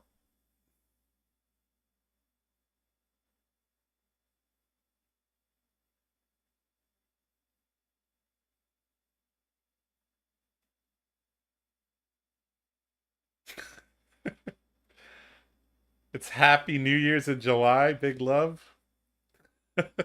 You're gonna run with this joke the whole year, dude? Pretty down on Fab. I would be interested in hearing why. Yeah. I'm not saying I disagree with you by any means, but I would love to hear what. Actually, chat, I got a question for you. In the chat, post whether you give the current state of the meta. You want to run a poll for this or what? No, just put Okay. like 1 through 10. Okay, just put 1 through 10 on how good you think the current meta is, and don't just put the number, but try and explain why. Say like 3 out of 10 because it's too fast, or 8 out of 10 because you love Ninja, or whatever the case may be. Just try to give a value and try and just explain it the best you can without. We don't need paragraphs, but just like a decent summary of like what's the main decision point. Because I've heard a lot of stuff on one end, and I've heard a lot of stuff on the other end, and I haven't really heard anything in the middle. So I'm very interested in what you guys, what everybody actually thinks of the current state of the meta. For me, unfortunately, I can't. It's very difficult to separate my feelings from the last set from this set, because it was like, okay, Warrior was Night and day. not good. I'm like, okay, we've always been not good. It's okay for 2021, 2022, 2023. We're like, yeah. We're in B and C tier, whatever, right? And then Heavy Hitters comes out, and I'm like, guys, boom. Kasai Hatchets is winning events. Hello. And then, woo, top beta Pro Tour. And I'm like, woo, great. And then I get to go on vacation to Phuket. Sweet. I get to play Warrior in a meta where, I was like, wow, Dory is like the second most represented deck. Cool. And then MST comes out. And I remember before before the set even came out, Nathan was like, Josh, you need to be careful. This set is not like the other ones. And I was like, Yeah. yeah, I can play. Yeah. I can And play then Warrior. mid-draft, he just scoops his shit up and says, I ain't got time for this. Yeah, so for me, it's man. like, oh, okay, Warrior was bad, then Warrior was really good, and now it's like we don't Really even. bad. There's like 0 Kasai's registered, 0 Boltons registered, 0 Olympias registered. Just to add a little context to that, Kasai won the PT4 calling. And now it's 0. So we went to a calling winning deck to not one registered at a 100-person event nationals. That is like, that's one of the biggest swings I've ever seen in Flesh and Blood. Yep. And so when people ask me, Josh, are you okay? I'm like, yeah, I'm okay. It doesn't hurt. I'm not sad. So I'm gonna read some of these off. Yeah. Taylor Crawford said 3 interaction on both turns makes games fun. Okay, so since you said 3 out of 10, I'm assuming you're saying that there is no interaction. That's why you need Warrior in the metagame, man. We talked about yesterday. Warrior's mid-range, and mid-range means back and forth interaction. Heavy hitters too. I was on Runeblade for a lot of my time. I'm not big. So even as a ninja player, I want to skip Sin. I was on Prism for UK Nets, but went 0-3 after 2 KO matches. I feel that one. Runeblade has not really been relevant. There was a small window for Viscerai that closed very quickly, and it was only because he was good into Dromai. And yeah, ever since Briar's been gone, we've been kind of in the waiting room, but hopefully that's about to change for all the Runeblade fans out there. But I definitely feel that. I've been in that boat. 6 out of 10. I'm a Guardian main. It's tough out here. I'm enjoying the game, though. That's good. 4 out of 10 with the Zen and 7 out of 10 without. That's a good answer. So if you get 4 out of 10. correct many gem matches pairings. where I feel shut down. I like that. So that's kind of what I mentioned earlier about why I'm personally not going to Pro Tour Amsterdam. Was I just felt like it was either a no agency match or high polarization. And then there was like 20 to 30% like solid Flesh and Blood games. And I don't think I'll drive 6 hours to a Tampa calling for a 30% Flesh and Blood game, but I'm not going to fly across an ocean to do it.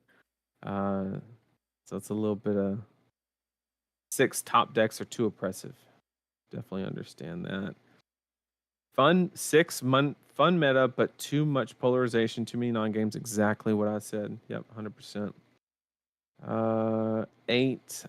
I like that they're definitive best decks, so you know what to play into. Okay, so our first, like, extremely positive. Hello, new player here. Learning the game in Mistvale seems tough because it's very unforgiving on not knowing the card pool. So I'm going to caveat that this is a very interesting place to enter the game of Flesh and Blood, because we're currently going through something that I'm not going to go as far to say that it's uncharted territory. We just have not seen it in the past 2 years since the release of Monarch and Tales of Aelia. This is like Fab 2.5. I feel like we've entered Fab 2.5. Yeah, so just to give some context, the game came out in a very like low power form, okay, in the form of WTR, Arcane Rising, Crucible. That was kind of the first phase of Flesh and Blood. And then came out Tales of Aelia and Monarch and Everfest, which it was like the Fire Bandai Nation levels attacked. of power creep. Yeah, it was just like you either played those heroes or you lost kind of situation. And granted, it was during COVID and stuff. So like LSS openly admitted they were like, yeah, we didn't balance that appropriately, and like that's understandable, right? So then we hit the different era that they called Fab 2.0, which was that active reversal of power creep, right? And so that went from I don't want to include Uprising because that was pretty powerful, and I don't want to include Outsiders because that was very powerful. But basically, after Outsiders, Dynasty. into heavy hitters was the powering down of the game of Flesh and Blood. And basically what happened was every hero that came into the game was not immediately oppressive, not even immediately represented. Almost all games were some form of like mid-range value oriented kind. There was still aggro, but the aggro wasn't so oppressive that if you didn't directly target it, you just auto loss. Whereas like now we have Zen, and if you do not directly target Zen, you're going to get ran over kind of situation.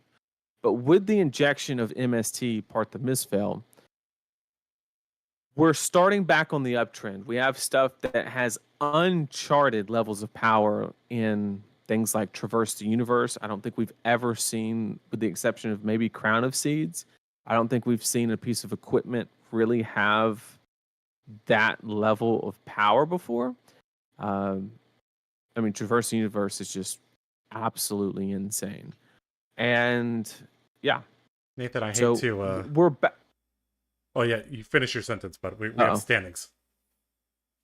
But basically, we're on the uptick. We're starting another version of kind of power creeping the game. I don't want to use that word too loosely, but it is a little bit of power creep, and that's okay, because it does save the game from getting to the state where it's very mid-rangey, fatiguey, kind of boring kind of aspect. It does add some version of excitement and urgency to the gameplay, which has its value.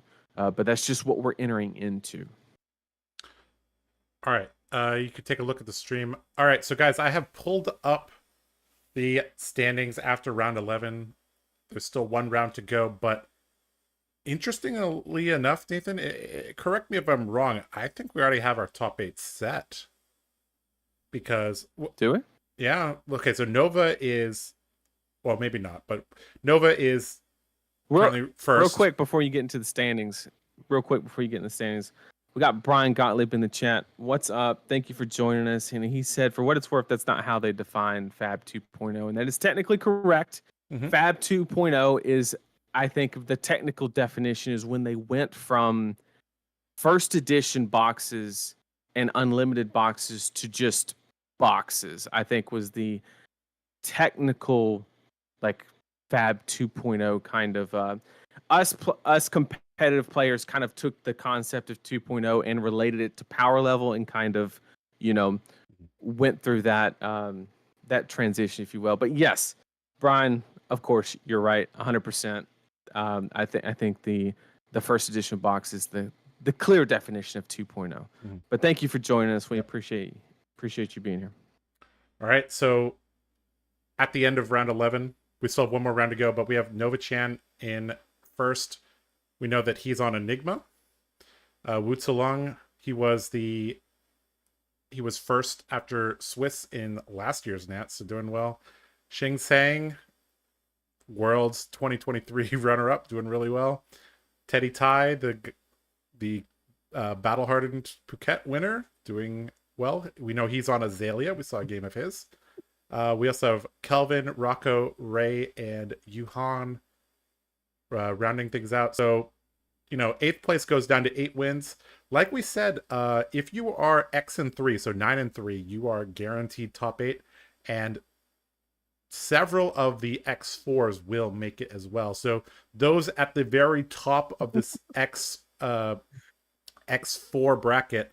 So we have Thomas Lee at 7-4. Terry Yoon, we saw him round 2, had a absolutely crazy Kano turn. Mortal, one of the strongest players in Hong Kong, also currently in 11th. And we have a couple other people. There's Dennis, there's Alan sitting at 15th, 16th. So, this last round gonna make or break it for these people at the top of the 7 wins area. So we're gonna have to see how that goes. I think we have the next matchup getting set up. Not quite yet, so we'll keep chatting with you guys for a little bit.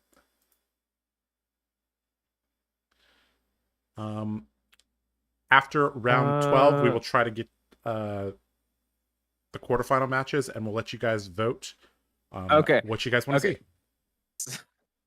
Brian got me a second time in a row. Oh no, what 2.0 was about Brian was saying that 2.0 was defined as removing or not tailoring start and play, stay and play. Basically referring to like starting, chains, hero ability, having constant access to go again, Voltaire, giving go again to any arrow of your choosing, and just slowly kind of like removing that, or being much more deliberate with how it is distributed. So thank you for that clarification. But very interesting to see the power level fluctuation and how I actually mentioned it during one of my streams, how I think I used the exact terminology that I don't think Fab players actually know what they want, because I use those exact words. And I was like, man, I know one of the devs are going to clip that and just send it everywhere, because it was so funny. Before MST, the general consensus that I saw, I'm not saying it was representative of what the community thought, but just what I was hearing, and I would include myself into this conversation as well. It was a little like sluggish. The meta was like a little too slow, right? Like, a little too mid-rangey to where it just felt like Excel Simulator almost in some form or fashion. And then boom, MST comes in, everybody's like, nah, this is too fast, And making a card game, it's like very difficult to land, the difference between, I mean, you take a card like, I don't know, let's use Kindle as an example. Amp 1, you make that Amp 2, and you've just, that at +1 or -1, if you remove the amp on the card, it's literally useless. It doesn't do anything. And if you add +1, then it breaks the game. So like there's only so many thresholds on a card to where you can kind of make those moves. And it's very hard to land in an exact threshold. So I think all you can do is kind of like drive it in one direction and let the players try to innovate and kind of solve those problems, which definitely appreciate the opportunity. I mean, that's very important, right? We don't want new sets to come out and just stuff already be solved. And I think we've kind of shown the climbing of new, right, is kind of a good example of that. How it took a little while for the hero to gain some traction, but Ponkage really kind of expedited that with his list. I think was kind of what really started to get new going. I tell you what, Josh, just the fact that Ponkage is casting half the time makes everybody else's win rate go up astronomically because he can't compete at the tournament. He's just a killer in the booth and out of it. It's just no other way to put it. All right, guys. We have the players setting up. It looks like for round 12, we have Aelia versus Zen. So we will get that to you shortly. Get things set up. All right, we got Kelvin Ng and Teddy Lai. So Zen versus Aelia. Both 8 and 3. So these guys are fighting for this win and in slot. So once again, Nathan, I will leave you alone for 2 minutes to tell the people about this matchup while I do all the production work. Do the pre-game analysis. Okay. Yeah. So we have Zen versus Aelia, which is actually a very interesting matchup because at its inception, right, when MST first kind of came out, everybody looked at Zen and was like, okay, Aelia has to be like a smooth counter to it, right? Everybody looks at Red in the Ledger and cards like that, Remorseless, that really kind of puts Zen in a rough spot. However, as people started finding more refined Zen list, the percentage points that Aelia kind of held on to very quickly diminished. And what started at probably like a 65-35 kind of percentage in Azalea's favor, I think has probably gotten close to about a 50-50. You do have the cat and mouse game of, do you want to give Zen the percentage points whether they play Warmongers or whether they don't, in the form of playing the arm piece that they newly printed in MST, the long draw gloves, I believe. Because I do think that some of the plays that you can make off the back of Bullseye Bracers, it is strictly a better arm piece in terms of value in some of the plays, because Bullseye Bracer really allows you, in combination with Snapdragon Scalers, you can kind of put one on hit on an arrow and kind of hide a more relevant arrow, like a Red in the Ledger or a Remorseless, and kind of fire it behind after you've already gotten the value from the first arrow when Zen thought they would get a turn. But at the same time, it's very risky to run those arm piece specifically, because if you run into that Warmongers running that arm piece, you do get shut down. And Ninja is one of the decks that runs Warmongers Diplomacy at the lowest opportunity cost in the game, I would say, because they can just end it on a chain. Basically, Aelia can commit to taking 12 to 15 damage, and then at the end of the chain, Zen just say, you know what, here's a Warmongers, and you go ahead and have your rough turn, and I'll call war because all my deck is attack actions anyway. Yep. So, all right, that's some of the key pivot points that we're looking for. Obviously, Zen does have the fridge to kind of lean on. We got 7 block total, and it looks like the Aelia player is going to mitigate that risk and start with the long drawn gloves. A very, very critical piece of equipment. So we're seeing a pair of Zephyr Needles presented by Kelvin. So Teddy Lai playing Aelia. We saw him play in one of the previous rounds. Kelvin, we watched one of his draft games. I believe he was also on Zen. So this is going to be familiar territory. Going to start the turn off by filling the graveyard up a little bit. And why not transcending as well? Potentially, if that's a blue. It is a little bit difficult to see the color strips on all of these things. Thank you for the dice. That will definitely help. And, yep, this is a win and in for both of the players. So, high stakes match for this round 12 feature. Like I told you guys previously, we will be going into the top 8 as soon as we can right after this. And we will try to allow you guys to vote on what you want to see for the quarterfinals and semifinals match, if that is at all possible. Now, this is actually a really big decision that's a lot deeper than it would kind of like lead on to be. You know, you could hold the chi for the power turn following. However, that does carry a certain amount of risk playing against Aelia, because you're holding a card that deliberately does not block. Whereas here, going ahead and activating Zen, you have the ability to just get a Bonds of Ancestry into the graveyard, or some combo piece that you may want to fetch with Bonds, whatever the case may be, to kind of fit that into get that into the graveyard so you can fetch it at a later turn.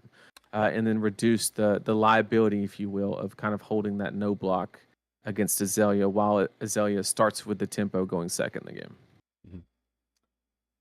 Gonna send out a Crouching Tiger for 2. Gonna be met with another block. Gonna end with a Mauling Key. And Aelia's gonna cover up everything, holding on to a card. And the first turn for Aelia will begin now. So, in terms of arrows, Nathan, I guess Red in the Ledger, definitely top priority. But are there any other, is a Frailty Token going to make a, good amount of difference when your opponent's presenting double Zephyr Needles? Maybe No, Frailty is not going to change the math too much. I mean, it usually is worth maybe 1 point of value, but Remorseless is the other arrow. Yes. Bloodrot Pox to force through just the raw value, and then Remorseless to really pay for those long chain links, which is, what Zen is trying to do to extract the maximum amount of value. Don't get me wrong, the Zephyr Needles hurt, but why give frailty when you can just blow up the Zephyr Needle kind of Yep. situation? So That's actually something I'm going to be keeping a close eye on, is whether or not Aelia prioritizes destroying the Zephyr Needles. Um, and, Kelvin might adjust his game plan based on how Teddy decides to deal with the Zephyr Needles. So I think Kelvin going to try to block most of this Remorseless. Remorseless going to be pinging Zen if he decides to go off with a wide turn. So, yep. Looks like there's probably multiple arrows in Teddy's hand. So one of them's probably going to go to Arsenal. Going to keep one for the next turn as well in hand. Unless this is a... Yeah, there's no point in using the Snapdragons without the Bullseye Bracer. And generally you want to pair those with like a Rain Razors or something like that. So looks like 2 cards being deployed on defense. And there's a Rain Razor speaking of the devil. I mean, yeah, why that not? is kind of good here. It's not the best. You would prefer like the full block and then you kind of leak over to get the on hit. Yep. So here you're actually only extracting 2 value from it.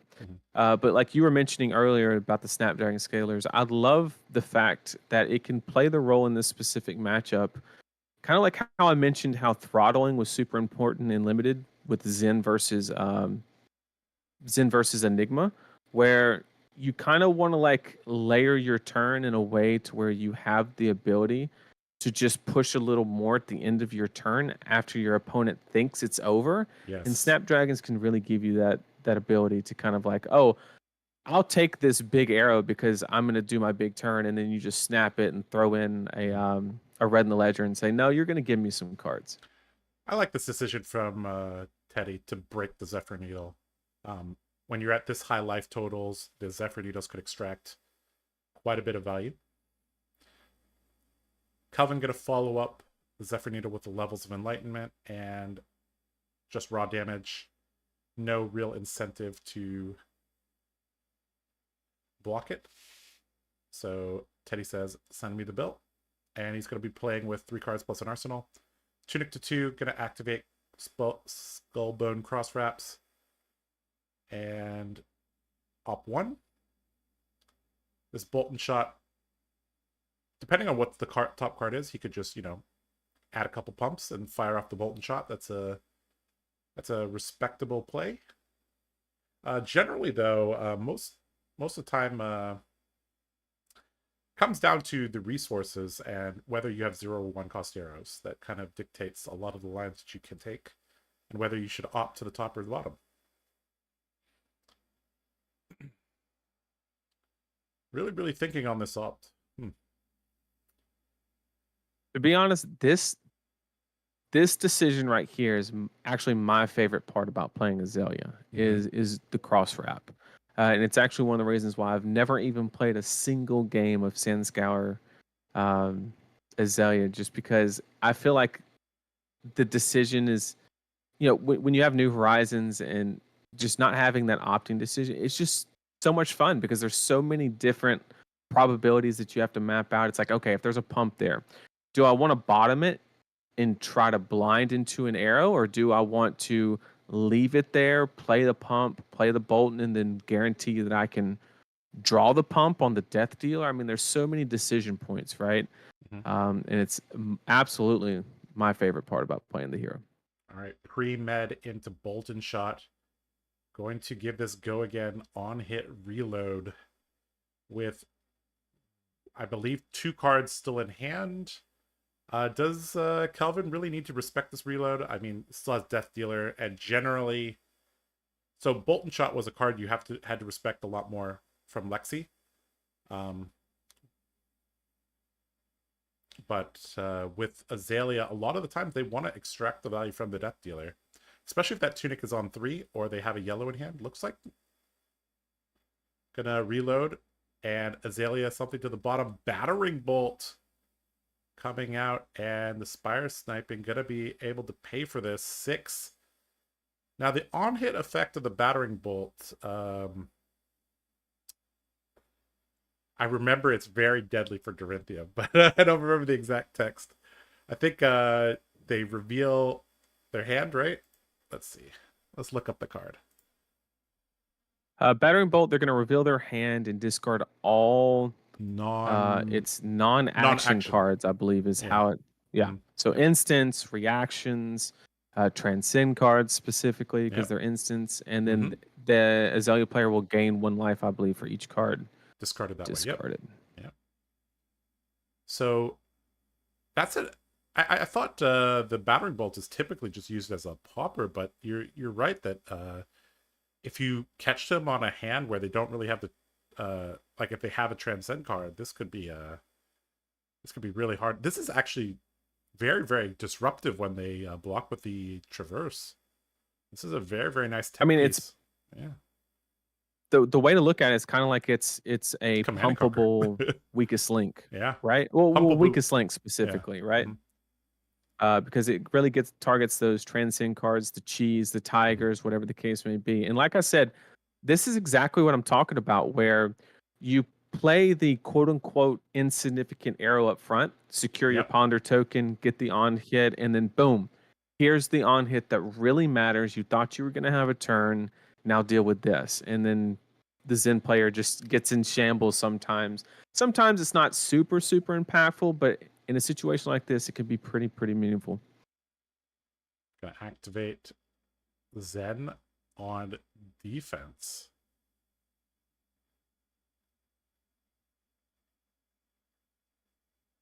That is that is very rare.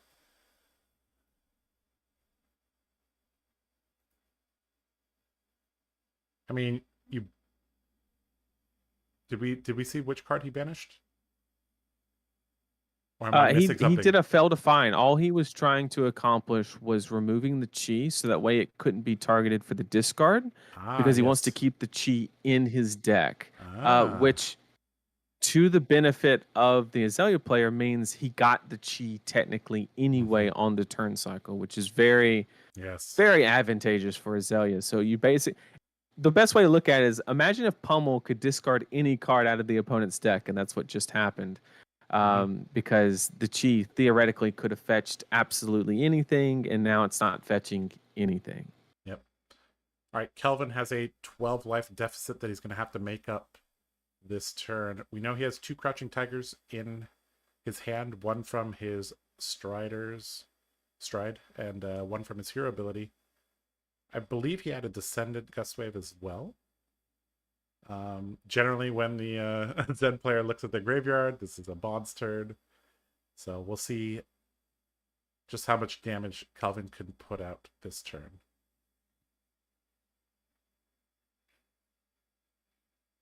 I think right now Teddy's fairly content with the state of the game. Still has a lot of life points to work with, and still has the long draw in case there's a Warmongers that shows up. Obviously, he knows that on this turn that's not going to happen. Art of War from Arsenal, banishing a tiger, and going to give +1 to the combat chain and draw 2. We call that the chain modes for us OG players. Tiger Swipe drawn plus another card. Now, Tiger Swipe is a card that Aelia might need to respect. So, and a whiff. Ancestral Harmony whiffed. So our bingo card, not quite gonna hit that one. Now, one thing that I do want to point out, okay, I know that Ancestral Harmony just missed, but one thing that's not very apparent to a lot of players, I want to keep track during this turn cycle on how much value is actually extracted from Harmony. It looks like a dud, right? Because you flipped over this round's on me. It's not a combo card. It's not playable. It's almost like you just got 0 value from it, right? But what's going to happen is it turned on the Transcend. And if I had to guess, the card is going to get anywhere between 3 to 4 value anyway, because you're going to be playing approximately 3 to 4 combo cards. So anytime you can play a blue card and extract 3 to 4 value on a minimum baseline, but have the ceiling of hitting like a natty combo piece and then getting a whole nother 4 value. It's absolutely insane. Very powerful card. Yep. So I believe he drew the Tiger Swipe and the Transcend card. So those were two very good draws from this Art of War. I'm going to start things off with Descendant for 5. +1. So this is a red Descendant, +1 from the Harmony, +1 from the Art of War. Teddy says no blocks, drops down to 30. Kelvin going to continue this combat chain with Bonds of Ancestry for 6. And going to grab Aspect of Tiger Body from his deck, banishing 1 from his graveyard to fulfill the requirements of Bonds, which kind of reminds me of Flusterfist with Go Again, Nathan. I mean, that is like anytime that you have a turn buff like Art of War or anything, typically you go ahead and grab the body bag because +1. it always produces 2 attacks, which means you extract 1 more value from that turn buff like Art of War. So that's typically the rule of thumb. It's not always the case, but usually when you have that ability, you go ahead and grab that. Yep. Shouldn't this be for 6? 1 from the Harmony, 1 from the Art of War? It has a base power of 3. So it has it'd a be base 3 power plus of 2 is 5. Oh, my bad. Yep. Okay. All right, Zephyr Needle coming in for 2. Teddy might want to block this. Looks like he'd rather not. Drops down to 17. This turn turning into a pretty massive turn. And Tiger for 1. And this turns Shuko on as well. So we know he has a Tiger Swipe, and I believe no longer has a Tiger because he has 1 extra Tiger. Takes 2, Now, drops to 15. Shuko should trigger on this Tiger, right? Yes, it should. Yeah. Yep. Looks like they remembered So that. they just got that. That might have been our table judge, Jerry. Good on you, Jerry, if you were there. Oh, the Tiger Swipe is so good. Coming in for a big 6, and then if it hits, it's 2 more value because you get 2 Crouching Tigers that both get buffed by Art of War, and could actually lead to even more depending on if the card in hand interacts with the Crouching Tiger in any way. Wow, no blocks on the Tiger Swipe. 2 Tigers going to be created, and this is why you have this is why you have a whole stack of Crouching Tigers when you play Zed and Classic Constructed. Just like how Prism needed a bunch. Salt the Wound for 13? Oh, One time? I don't think so. One time? Salt the Wound? Just Arsenal. No. Okay. All right, so Teddy deciding to no block the whole Zed turn. Ended up taking 29 damage, I think. I think he started at 35. So, pretty solid turn from Kelvin. Teddy, though, is going to have something to say that's about to this. note. That was without the chi. Yeah, well, he drew a chi off of Art of War, though. But, yeah. Well, yeah, he was able to transcend that turn, but imagine if he had the extra blue and could utilize the card in some other way or something like that, So that was got disrupted and presented over what'd you say, 25 damage or so? 29. All right, we got Lace Codex, 29. Knock into red. Surely going to be Aelia in as well, and fired off with the Tunic. This is going to be a pretty good turn. And this is exactly what Aelia needs to do. Clear that arsenal with the inertia. Get the Ponder token to make sure you keep tempo and you don't whiff on your draw. And make sure that the worst thing that they can do is either Warmongers, CNC, or E-Strike. Yep. And if they don't have one of those cards, it's probably just 4 damage or 5 damage. I think I do see an E-Strike. So Zen player got a little bit lucky being able to send back 7. Yep.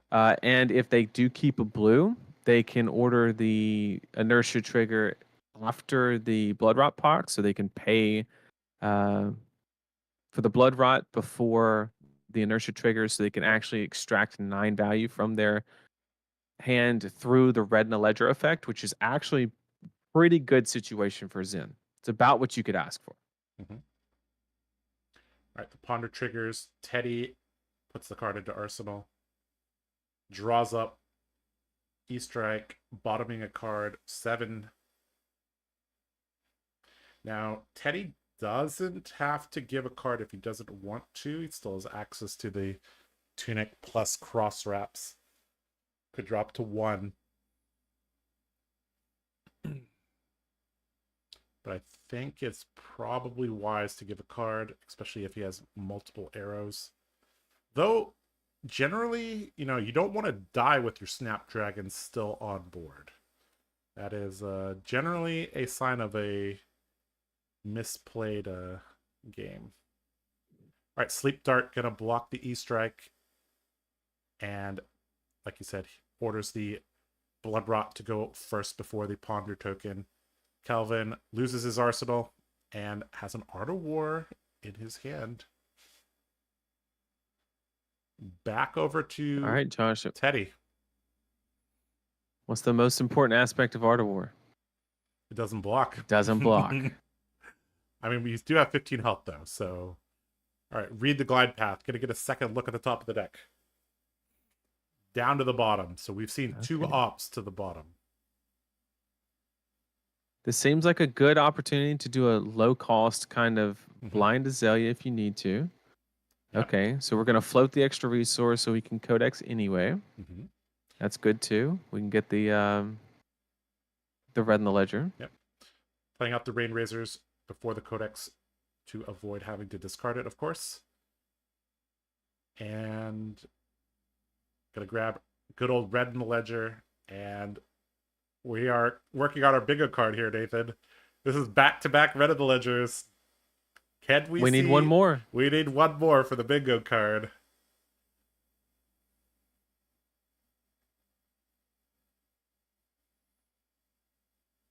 Calvin thinking about what to discard and what to put into his arsenal. There's an E-Strike that is face up right now. What is this? The card that he's... Okay, looks like he's choosing to put E-Strike into his arsenal, and he's going to discard a card from his hand to the codex. Yeah, this round's on really me. like discarding Art of War if you want to, because I don't think you're ever going to get the room to really play it. With that being said, you could present a sneaky situation where you use it strictly for a +1 attack reaction. Yep. With Aelia being it too. Yep. I think he's likely to block with a card from hand, E-Strike, sink a card, put Art of War in arsenal, I think is what we're going to see.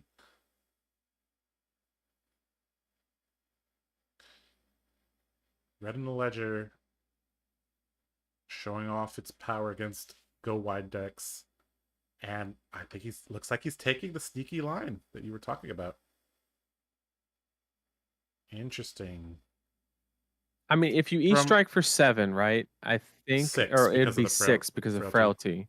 Yeah. If it was 7, then it's way better because then they're not going to block the full 7. So then you almost get the, I don't want to say guaranteed win, but like, highly probable win. But with this being at 6, Aelia could get a little greedy and try to block with a 3 block and then give cross wrap and tunic, which would leak 1, and then you play Art of War in reactions to close the game out, assuming there's no defense reaction shenanigans. So I really do like this line. Here's the thing. Isn't this extremely suspicious? Because what you do and don't block with gives information. And why would Kelvin keep 2 cards in hand on a red in the ledger turn? I think with red in the ledger, it wasn't dominated, so you theoretically could have blocked more. So yes. it does look very fishy. Yes, this looks extremely fishy. Let's see if Teddy could put together. Granted, it looks like grains and not Art of War, but it's the same thing. Yeah, that's the thing. Dead is like doubly sus, right? Because he plays grains and he plays Art of War. So, I mean, is Calvin trying to like Well, he can't even choose the banish draw 2 mode because he won't have 2 cards.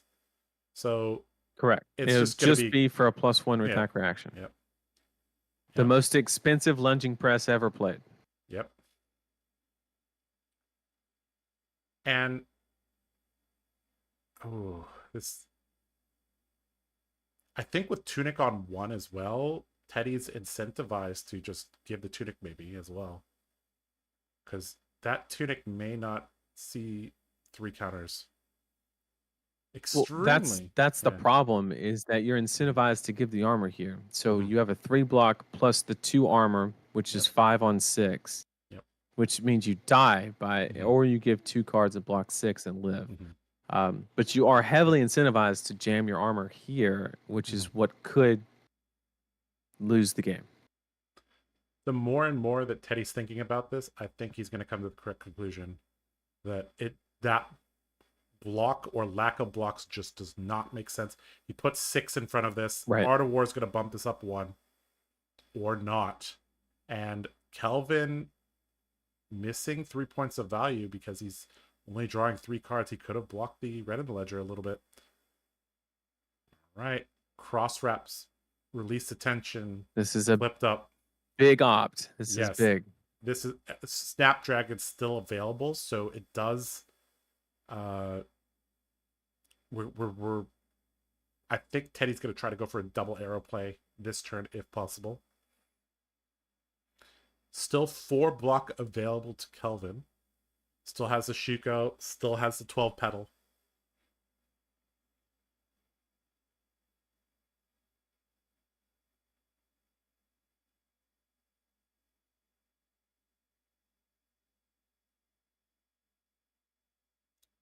This is an opt for the top 8 for Teddy Lai.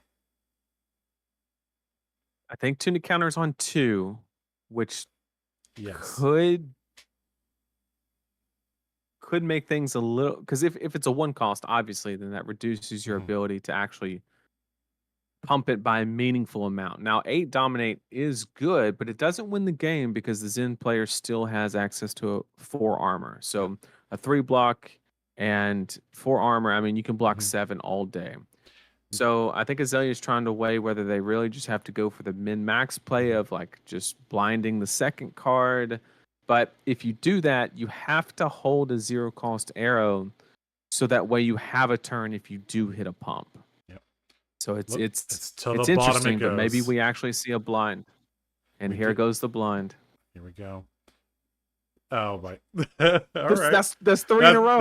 That's 3 in a row. That's 3. We got the bingo. Oh my god! 3 red in the ledgers in it back to back to back on the blind. Oh my god! That's so good. That's the best so card good. he could have flipped. And Calvin has got to be like, really, bro? That's the perfect example of knowing when you need to take a risk Yes. and when you don't.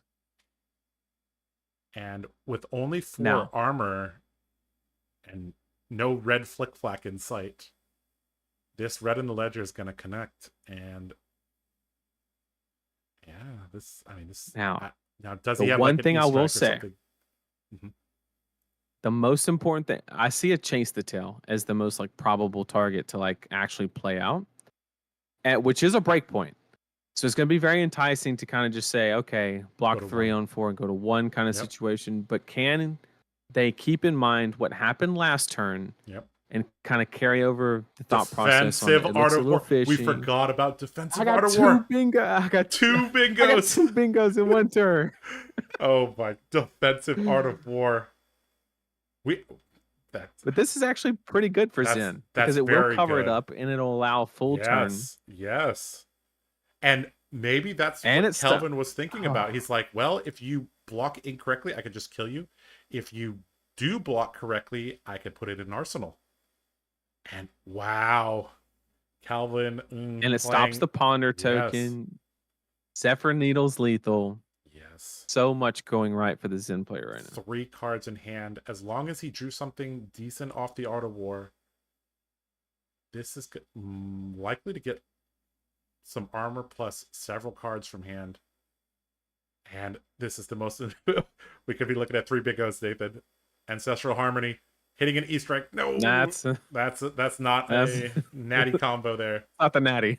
That is definitely not the natty. All right. 2 cards to follow this up. Zephyr Needle, as you mentioned, is lethal.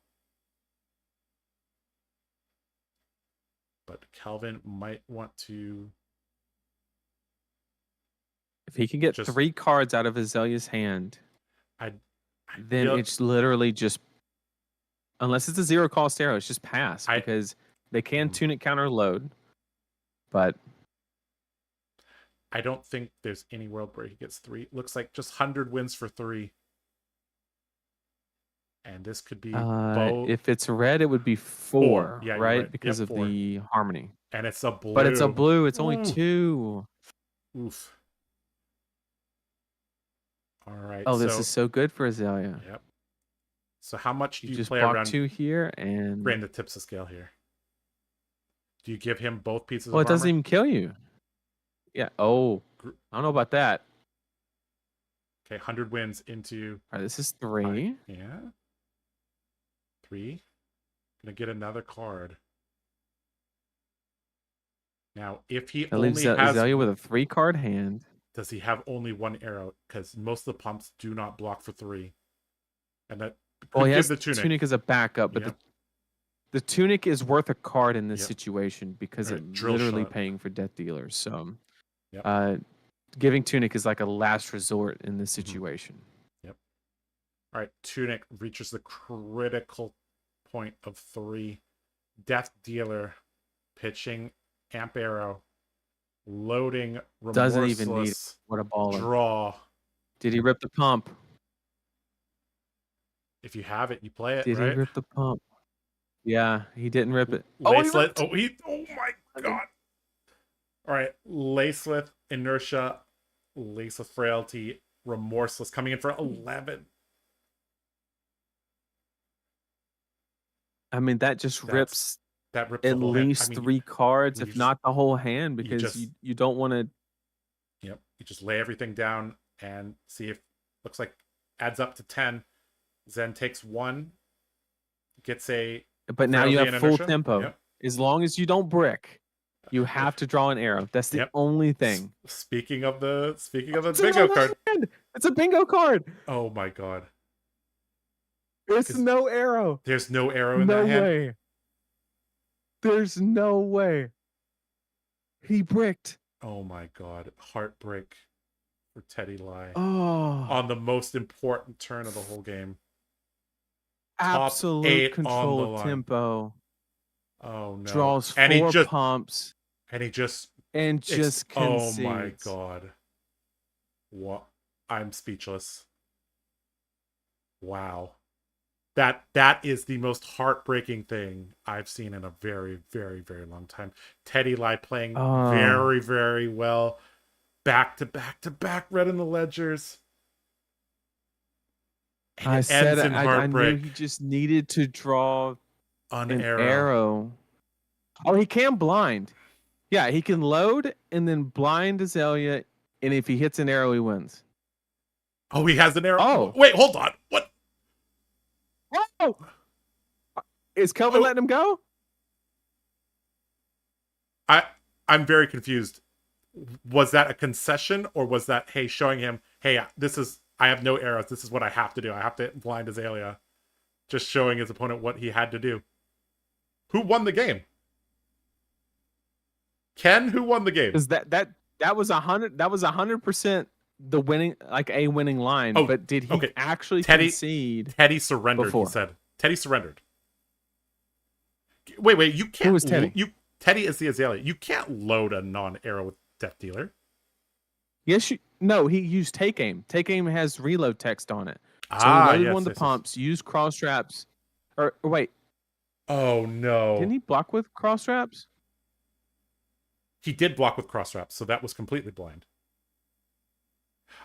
He opted. Oh no, he opted with glide path and then sunk it and then blind and hit. So he could have won the game, but he conceded. Oh no! Oh my goodness! Well, that is oh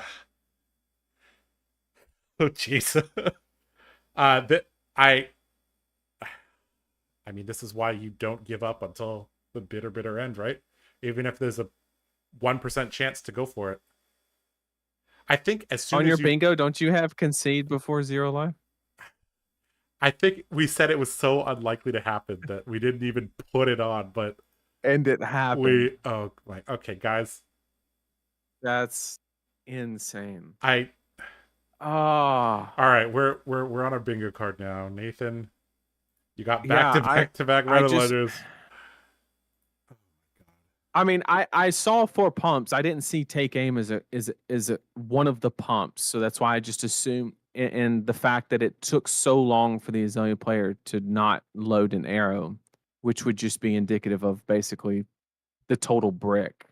So Yeah. I just made the assumption that take aim was not part of that. And then when they fanned it out, I saw that, and then Kelvin saw the same thing where, um, you can load and then get the arrow. Mm-hmm. But that is truly heartbreaking to. But I mean, that's part of it, right? You have to be Yeah. able to see the line, Yep. and you have to execute it. and you have to have the And mental it would fortitude. Oh right, boy. and it wouldn't be it definitely would not be fair to Kelvin to allow Terry to go back and do it, because I think it was Kelvin that mentioned the line. Yeah. So it's not like a Talishar undo kind of situation. It's like, no, I'm literally like telling you how to win the game, and you can't go back and then try it kind of situation. Mm-hmm. So 100% understandable of why, after recognizing you Yep. can't go back there. But Yep. Knowing wow, that you what a can game. reload off the take game, very, very important. Well, Nathan, you got 3 bingos. I feel kind of conflicted because it's like that was a very, very sad ending to that game. But you did get Yeah. three things on your bingo card. You got back to back to back red of the ledger. You got a defensive art of war. You got Azelia bricks. I mean, that's 3. Zephyr Needle destroyed. I got that one. Zephyr Needle destroyed. Zen plays a D-React. That didn't happen, right? That did No. not. I don't think there was a 12 petal forgotten or a tunic forgotten. So, yeah. I'm surprised we still haven't had anime sleeves on stream.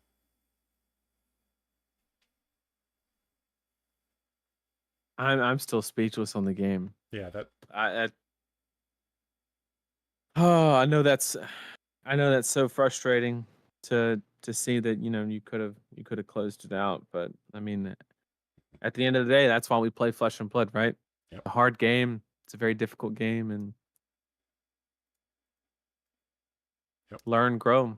Learn, grow, be better. Improvise, adapt, overcome, something like that. I think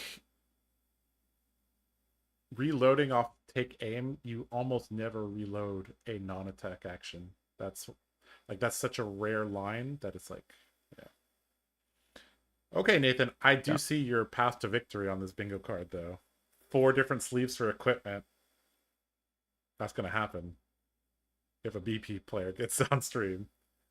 And then CNC Pummel, all we need is a Victor to be on stream, and that's gonna happen. Or an Enigma that's feeling feisty.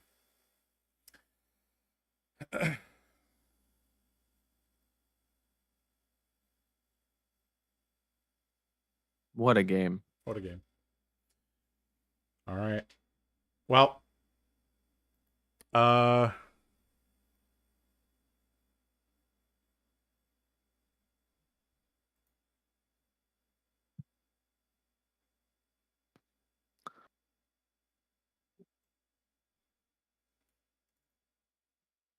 right. Let's see. Avoiding bricks is the whole reason we play take aim. Oh boy. Defensive Art of War does not count as a D-React.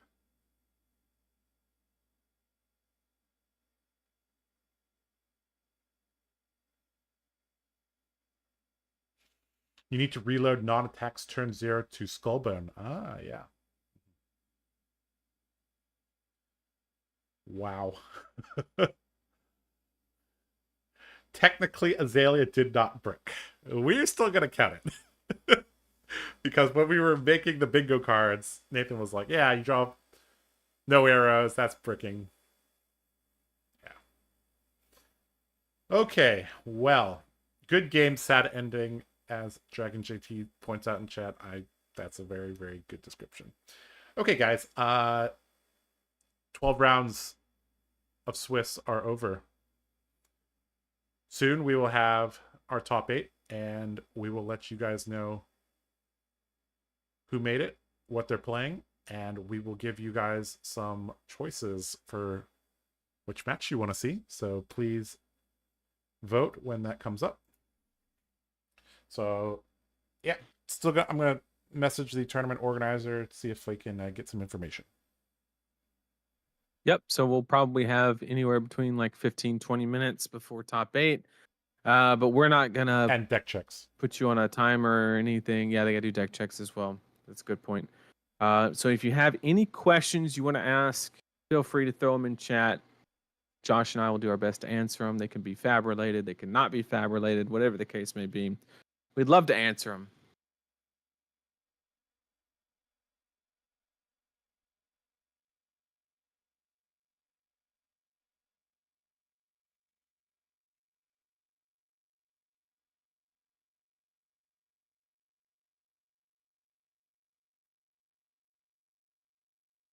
What an ending.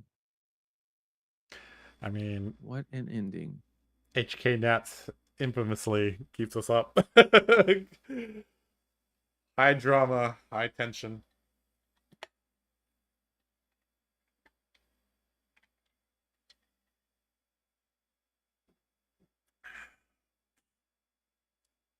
They didn't deck check us for US Nats top 8? Interesting.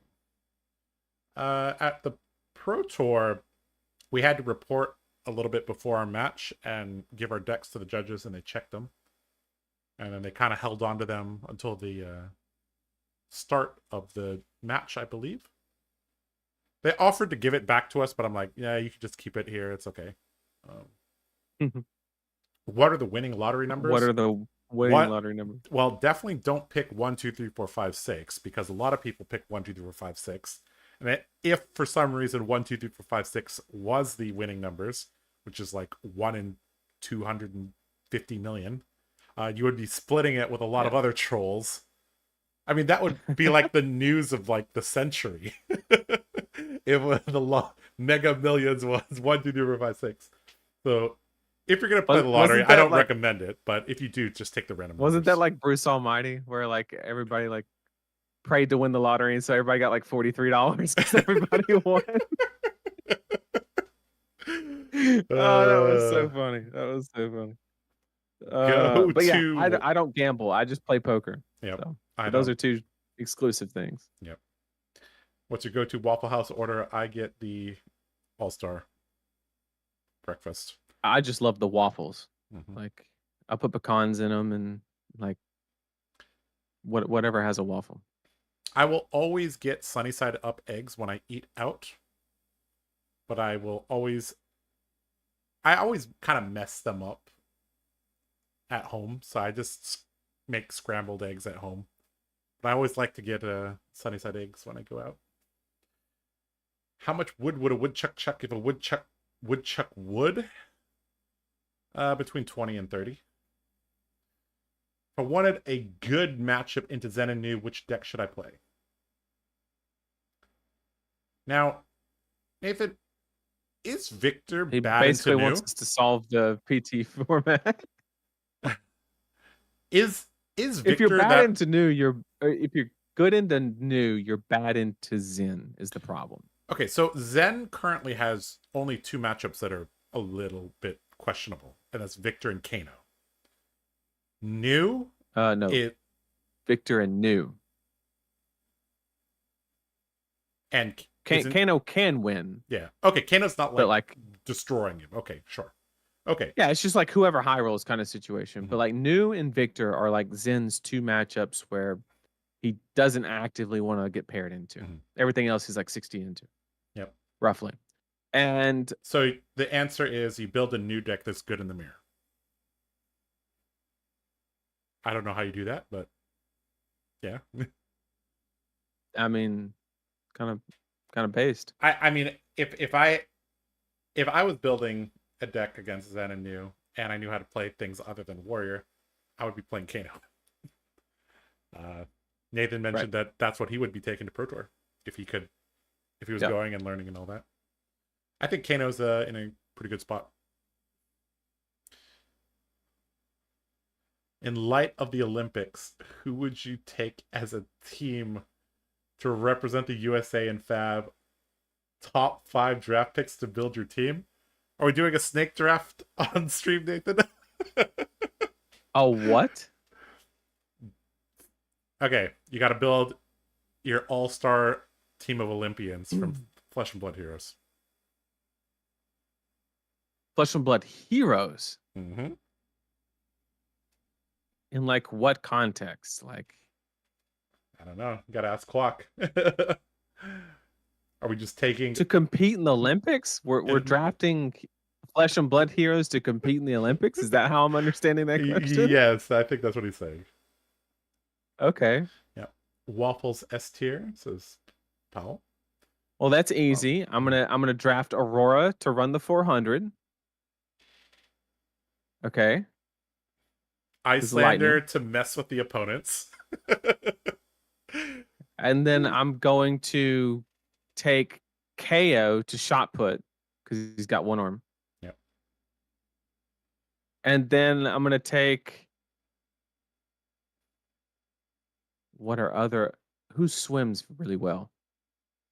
Who's the World of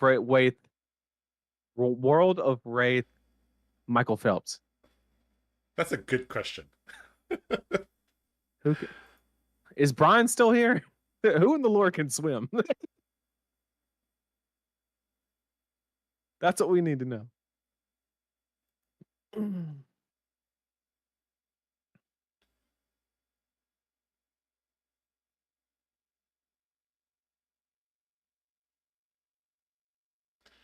I honestly hate playing Zen with the Bonds line. Can he still be competitive out of it? Well, I think a lot of people looked at Katsu for inspiration on how to build a Zen deck, and they're like, well, the most powerful Katsu builds involves, Surging, Descendant, Bonds, Dishonor. And I basically transplanted that into Zen. So I think there might still be some room for innovation, but we haven't really seen a non-bonds Zen deck. Outside of course, the TheCardGuyz infamous control Zen deck list, which we don't talk about that, right? That's top secret. That's extremely top secret.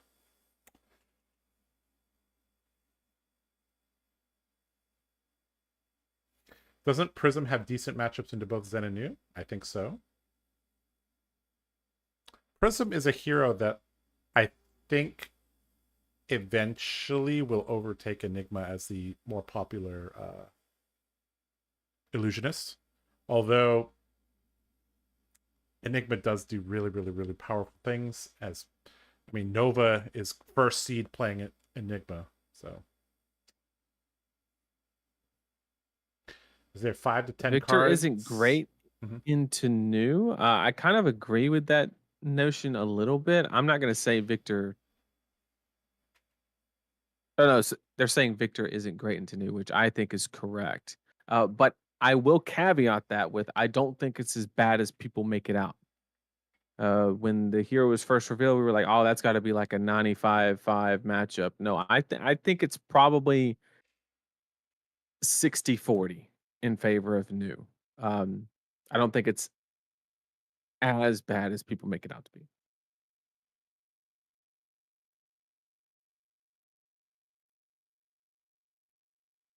Is there 5 to 10 cards you guys are picking up in hopes that it's going to spike in price in the future?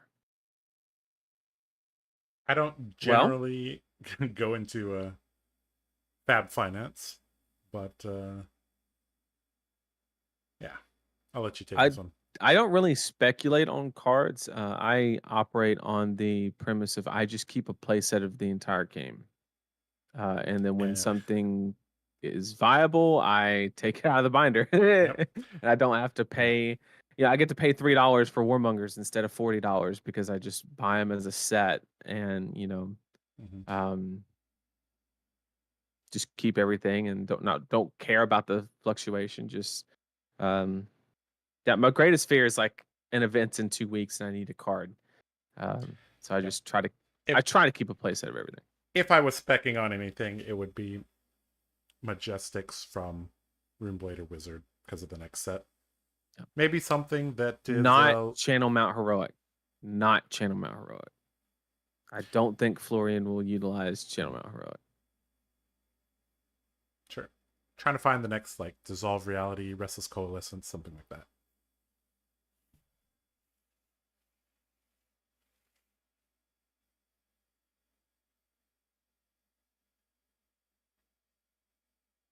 Olympia has to be the best Olympian.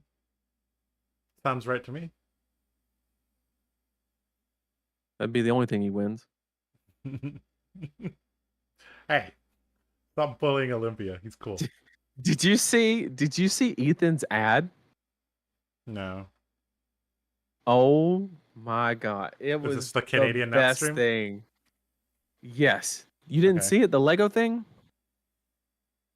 Oh my god. I can't even like give it credit, like even talking about it. It was Is this the stop? so Is this the stop? Is this stop motion thing from like Heavy Hitters or like? yes. Okay. Yeah. I did it. Yeah, he took that. You saw that Yes. in like Olympia. It's just like, I just want to be relevant. And then James White is in the corner, ship it. It's so funny. You can't ship me without finishing me. Yes, we can. Oh my god, it was. You're so gonna good. visit the Golden Anvil in 4 months. God, it was so good. Ethan, if you see this, A+ on the Lego stuff. That's like the best ad on the planet. James White, ship it. You want a blue 6? Ship it.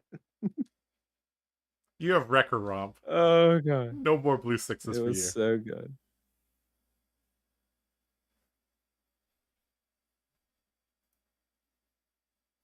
All right, Nathan, we have our top 8. Uh-oh. Now, all right. 3 blue pitch.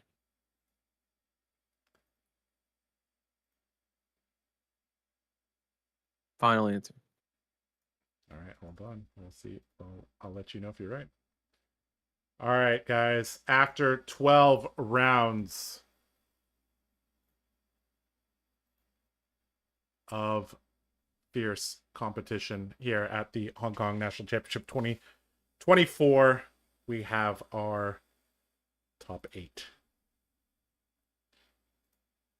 All right, let's transition over here. In first place, Nova Chan piloting Enigma with 10 wins. Second, Wu Tsulong piloting Victor. Very, very consistent performance from him. Last year he was first seed. This year he is second seed. That's crazy. Number 3, Xing Tang with 10 wins piloting New. So Enigma, Victor, New. Calvin Ng, we just saw him win his winning in with Zen, 9 wins. Hang Yu, 9 wins, piloting New. Teddy Tai. So, okay, that wasn't heartbreak. He's here. Aelia, get a second chance of redemption. Better. Okay. A second chance of redemption. Okay. All right. Redemption for him. Piloting Aelia. Then we have Rocco Yan piloting New in 7th place with 8 wins. And finally, sneaking in, Ray Lam piloting Zen. And unfortunately, 9th, Bubble Boy is Thomas. Mortal getting 10th, very close, but couldn't quite get there. And just scrolling down a little bit more. CC Fung 12th, Allen 13th, Pudding 14th, Kaiser 15th, Terry, our good Oh, they're old, all in a row. yeah, good old wizard player 16th, Eric and Dennis. These are, I. If we look at the top 24, these are the people that got paid. I'd say 18 of these people were playing when I was still in Hong Kong in 2021. And yeah, these are the guys I played armories with all the time. So, all right. So, a little bit of a heartbreak for Blue Pitch coming in, 13, 14, 15th here. But, well, they have 2 representatives in the top. So, all right, guys. So let's make a poll. Let's see if I can do this correctly. So we have, okay, so let's, gotta do everything on the fly. We go back here, we transition back here. All right, we're gonna make a poll. So, okay, move this here. All right, create, interact with your audience, start a poll. What do you want to watch for the quarter?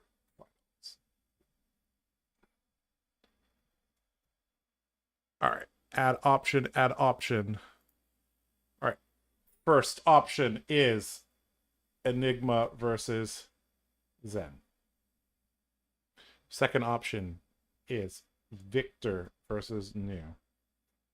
Third option is New versus Aelia. Fourth option is Zen versus New.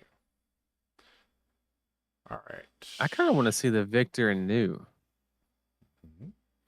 Well, let's see what the chat has to say. All right, if you're in chat, please vote. Enigma versus Zen is our 1 versus 8. Victor versus New sounds is pretty cool. Our 2nd versus 7th seed. New versus Aelia is our 3rd versus 6th seed, and Zen versus New is our. Yeah, looks like people agree with you. Well, I mean, we were just talking about it, right? We said that some people said it was like super favored for New, and I said it was just barely favored for New. So, I mean, maybe we might get our answer, Mm-hmm.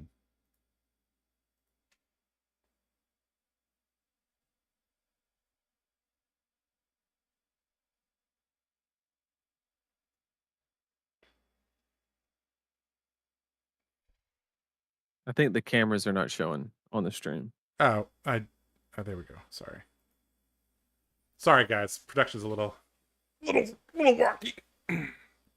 Josh is doing only 13 things at one time. Yep. I have to listen and try to respond somewhat intelligently to Nathan. I have to type over here to the tournament organizers. I have to adjust all the stuff on OBS over here. Yep. All right. Looks like Victor versus New is winning. Unless the tides turn. We'll see.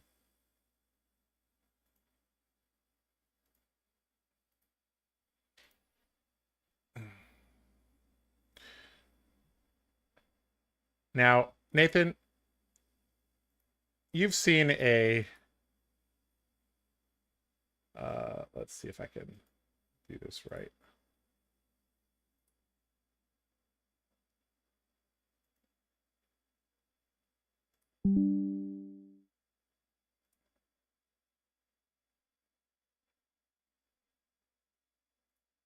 I've seen what?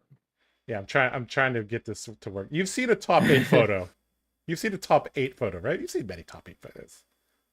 Yeah. Hong Kong does it a little bit differently. Let's see if I can pull this up for you guys. Still working on this. Hold on. Somebody said, give him 14 things to do.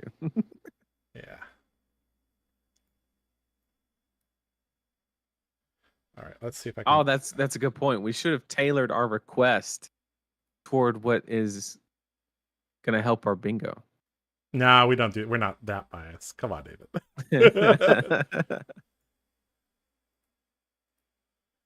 All right, let's see. I think Victor and New's kind of cool though. I think it'd be cool. So does everybody else.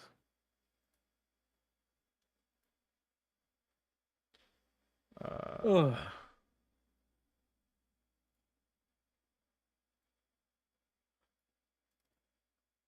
What are predictions for legendaries from Rosetta? It's safe assumption we'll be getting one lightning, one earth, one wizard, one runeblade.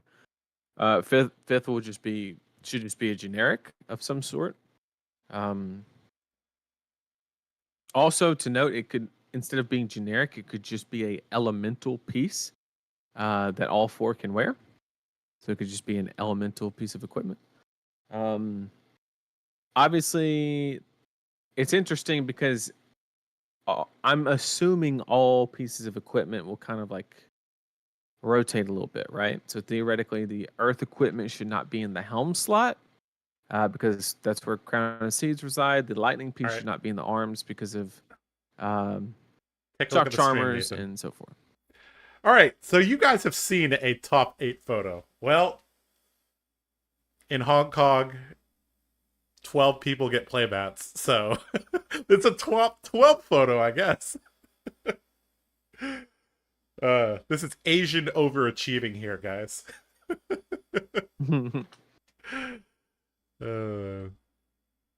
So there's your top 12. All right, so let's play a game with chat. Who here made top 8? Can you tell by their facial expressions who's happy and who's sad? Mortal doesn't look too happy. Not top 8. Sure. Nova never looks happy. Yeah, no. Nova's just always there. Yeah. Shigen's like, I gotta play new into the. All right. Shing's too busy getting his hair out of his eyes. Yeah, that's true.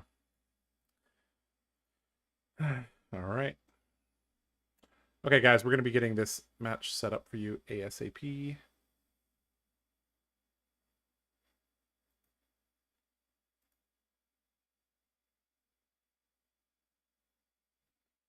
So Nathan, 3 new in the top 8.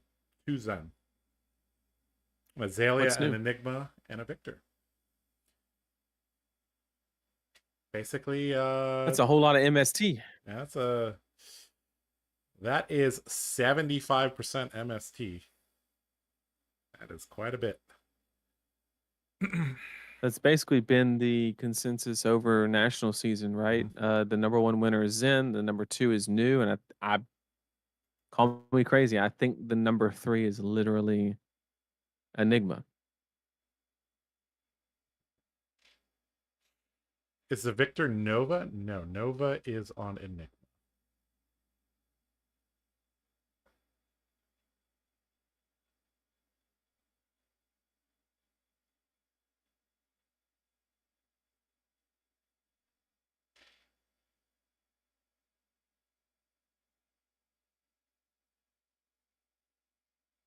Arcane Rising represent? Yeah. All right, let me see if let's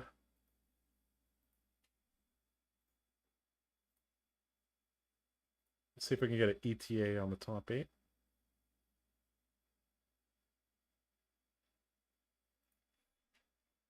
Obviously, in the in-between chat, if you got any questions, throw them in. Be more than happy to answer. If you have it ran out.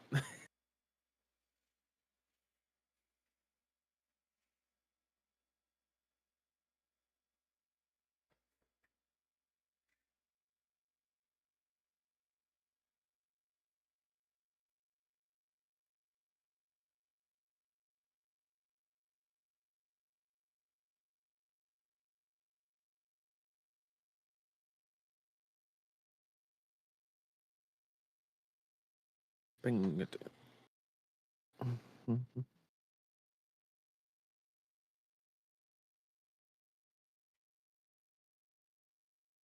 I guess back on the legendary prediction. I think that LSS should just print the legendary wizard equipment in the boot slot just to prove a point. Because, wizard players deserve it. Other than that, specifically, Runeblade players should not get their legendary piece in the foot or arm slot because Runeblade players No deserve it. defiance. And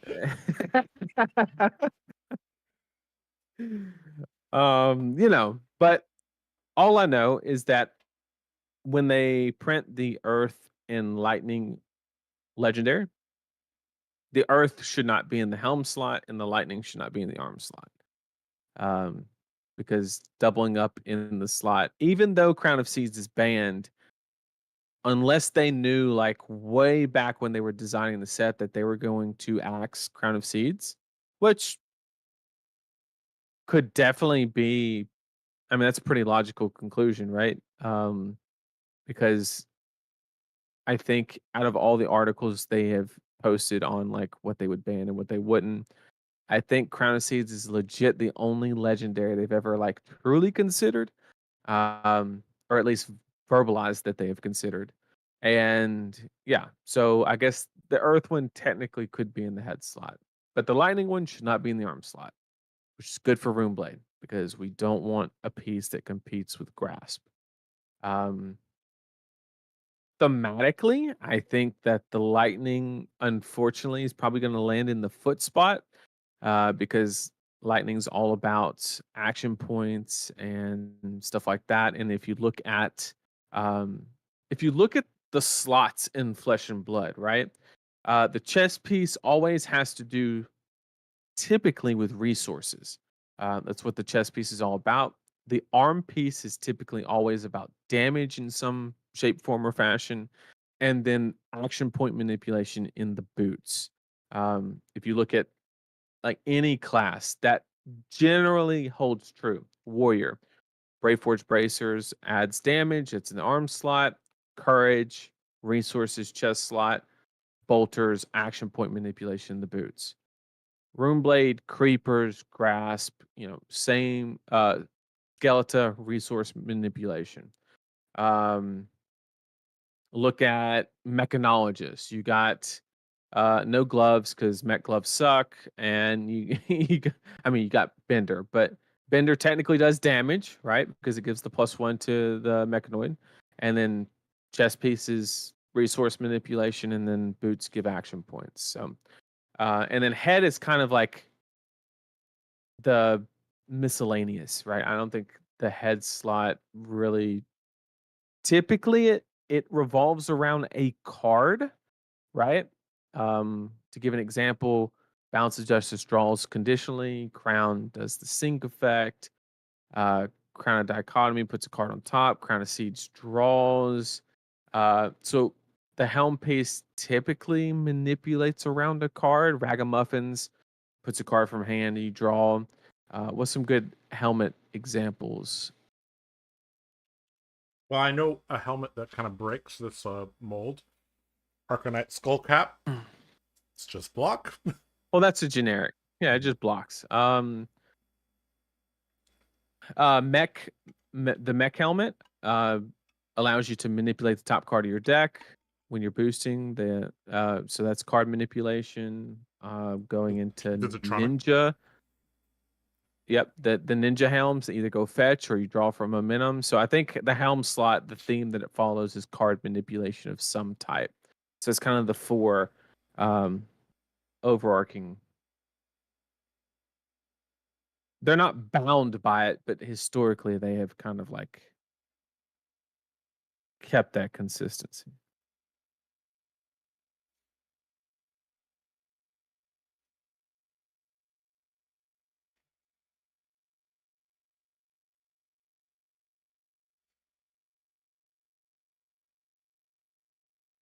Who will be the next card guy to top 8 tier +3 event? It depends if you're talking before or That guy. after Rosetta comes out. I'm pointing towards you, Hopefully Nathan. after Rosetta comes out, we can hopefully when Rosetta comes out, we can get one going. How long before Josh goes to jail for cutting V? The Solanian police are already looking for me. Hot chicken or barbecue chicken? That's tough. I'll tell you the right answer. It's a mix of both. In Thailand, they have roast chicken, but they serve it. They generally marinate it a little bit spicy or serve it with a spicy thing, Mhm. spicy sauce. And so Thai roast chicken. Why not both? Well, if I make wings, right, I always go for like the buffalo spectrum of things. I don't do like honey or anything. I mean, it's not bad. It's just not what I prefer. So I would have to go with hot over barbecue personally. Mhm. But I like both.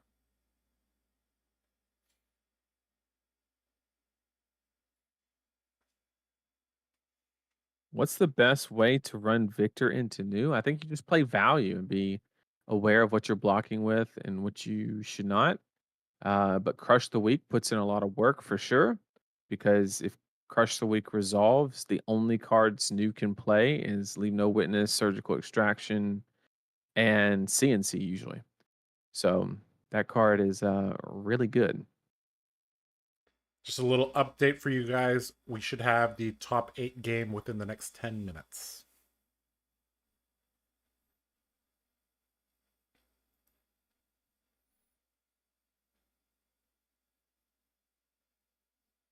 Are you eating before, during, or after a big event?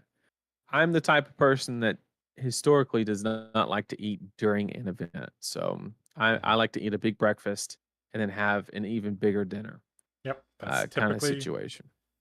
that's typically what we do. Also, the card guys love their value, so when we go to Fogo, we don't want to be like, oh, we just ate lunch at 2. Let's go to Fogo at Yeah. 7, Yeah, right? we just spent $20 on Yeah. convention center chicken fingers, so we can't eat as much Fogo, Yeah. That's a bad deal. Yep.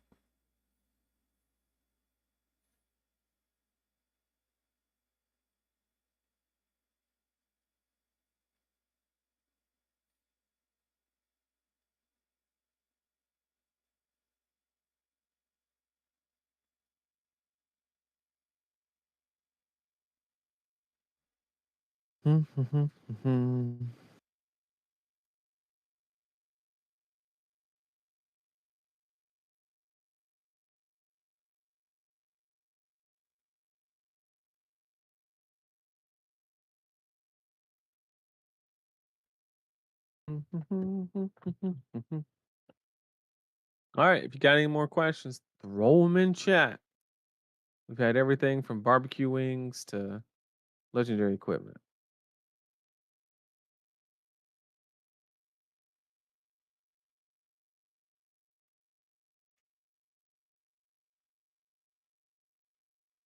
And tonight, most of the US people should be able to hang through all of top 8.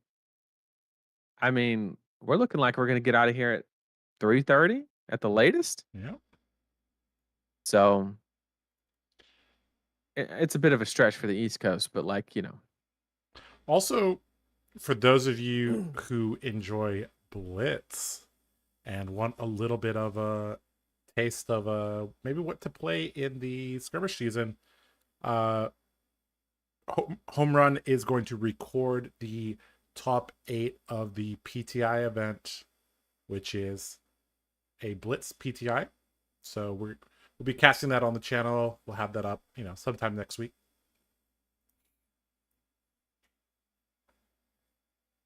I'm excited to see the new heroes. Also Blaze, I think, would be pretty cool. Fogo or KBBQ? Ooh, that's hard. I don't ask think Josh that. Me personally, I'm a state guy, so I got to go Fogo, but it's close, I'll admit. it's real close. Now, if we're talking about a KBBQ hot pot combination, that might be the grain that tips scales. So, Josh was the one that introduced me to KBBQ. I never had it before I met Josh, and we we had it several times, and it was like the best thing ever. But then, for some reason, lately, I've been more about hot pot than KBBQ actually. I think it's like the seafood aspect of it. I just like really like seafood. Mhm. So I'm trying to set up the all the information so I don't have to do that on the fly while they're trying to set up, right?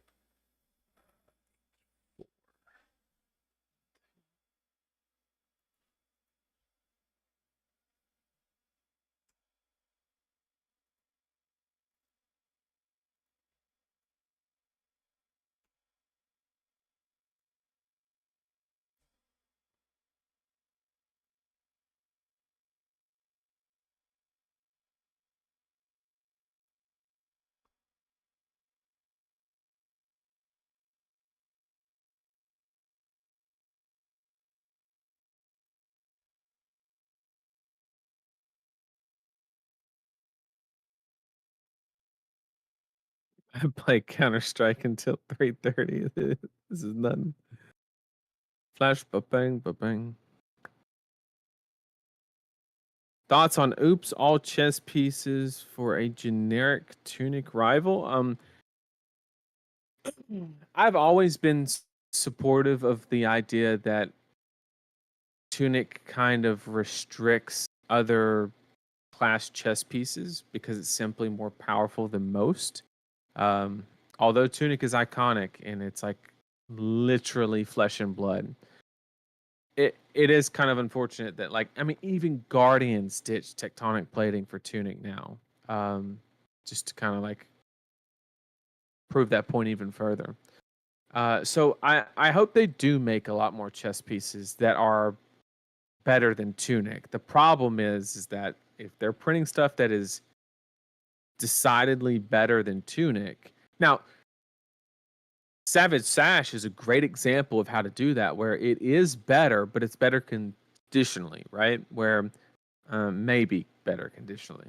I think it's better all around. But um, there's an argument that over a long game, Tunic could render more value. However, I think in 90% of games, Sash is just better. And it kind of made Tunic a sideboard piece. But Sash is very strong, and you got to be careful doing that to every single class and whatnot.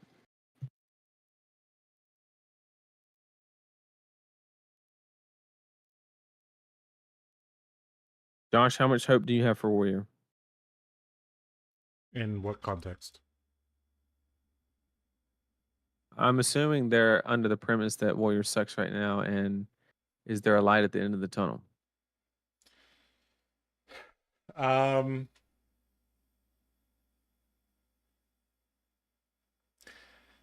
I don't think Warrior is in a spot that's like awful. It it feels bad because we just came off a high, right?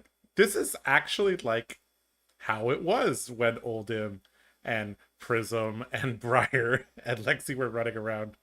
We were solidly low B tier. And if you pilot it well, it can be high B tier. And then if you get lucky, you can actually top 8 something once in a while. If you could design a card, what would it be? Well, if I could design a card that's legal in CC, it would be a hero card. It would be an elemental rune blade. It would have 40 life, and it would carry the essence of lightning and earth. Uh-huh. And the hero text would be the first attack action that hits every turn, make an embodiment of earth. And then, of course, the lightning one too. I bring her back. Maybe not the same text. Maybe try something new. But it's just The the same best made essence. hero ever. Plain and simple. Briar was the best hero LSS has made. Agree to disagree. I'm a little biased. I'm a little biased, but I do think a lot of the heroes are very, very thematic, and I mean, every single hero has some group of people that stan something. So, yeah.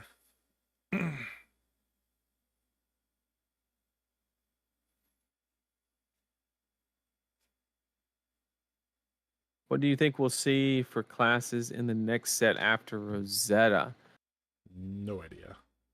Okay, I mean, who needs love is the question. Yeah, let's and I think it's no, not ninja. Let's see. Okay, so no, Brute, it's not ninja. Brute, God, it's not ninja. Brute would be 2 sets removed, right? So Brute, Warrior, Guardian, probably not. Ninja, literally MST. Ranger, it's been a while since Ranger. I think Ranger is Runeblade would literally be that set. Wizard would literally be that set. Mech has been 3 sets. Illusionist has been 0 sets. Or 1 set if you count MST. Assassin has been a while. So probably Ranger, Assassin, and but Assassin was just new. Oh yeah, you're right. Ranger is the most likely one. Yeah, Ranger's the only class in the game, or the class in the game that's Yeah. gone the longest without support, which is just outsiders. Um, so and they've done this by like the sets that are coming out. There's like 4 heroes in it, and they're 4 different classes. They've broadened the class base within the sets, which allows them to cover um, more classes. Now, you can make the argument that maybe classes have been supported, but not heroes, right? So, like, I think Guardian deserves some more support because, yes, they printed Betsy and Victor, but LSS might disagree. I don't think Betsy's a finished hero. That's my personal opinion. I think Betsy is a byproduct of needing something for limited, and same for Olympia. Hopefully that gets molded into something, which is probably the plan. That's pretty fair. But where things stand now, it just seems like a byproduct of a limited equation, basically. I think if they want to introduce a new class, their strategy is going to have to be similar to Bright Lights, where they say, "All right, we can't go from we can't just introduce a new class in a multi-class set because they're going to have really, really poor support compared to the rest. So we're going to have a set that's just dedicated to this class and go from there." So, all right, things are getting set up. And yeah, we'll have this game underway shortly for you guys.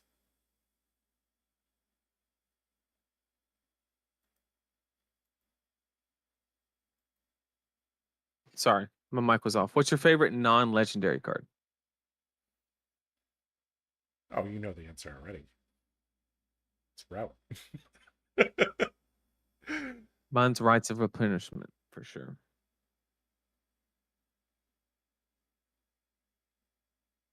Did I give you the guys Rites of think the next set Replenishment is from going Hong to Kong? have a I gimmick? can't remember. Do I know? Did I give you the Rites of Replenishment from Hong Kong? That I got? No? Yeah. Okay. All right. Okay. In the sleeve? Yeah. Yeah. Yeah, okay. See, that's how much I know You guys think this set is going to have a gimmick like the gold pack? If they do, will it be another? So I think that is so the gold pack and the serialized cards and all these moves to kind of like I think that's like them giving the collectors kind of what they want. It's a very important aspect of the ecosystem, and um I think every set I don't think I think they're smart enough not to overdo something. So if they just like the difference between LSS and like Magic, right? Whereas Magic started doing serialized cards and like never stopped. LSS understands that to make something truly exclusive, you have to do it in a very limited manner. Uh, will they do serialized cards ever again? I can almost guarantee that they will, but they're going to do it very sparingly. So that's why I don't think they're going to hang on to the gold pack necessarily. Will they do something similar? Maybe like box toppers or something like that? I don't know. But I promise you they're smart enough to come up with a way to kind of make the collectors happy about the new box.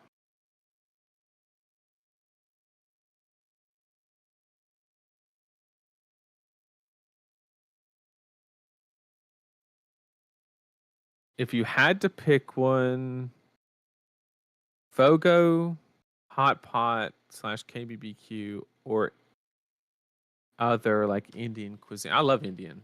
Indian's really good. Yep. That place at 5 points. We should go.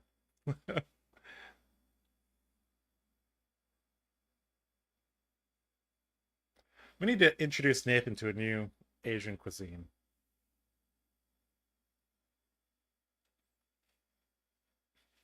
Maybe it's gonna be, let's see, if we go to Japan, I guess we can do something there. I actually haven't seen Nathan eat sushi, so I don't even know if he likes sushi. Oh, I love sushi. Okay. You ate it in Orlando. Yeah. Okay, yeah. Yeah, I Okay. eat it all the time. Okay. And it blows my mind that people don't like raw sushi.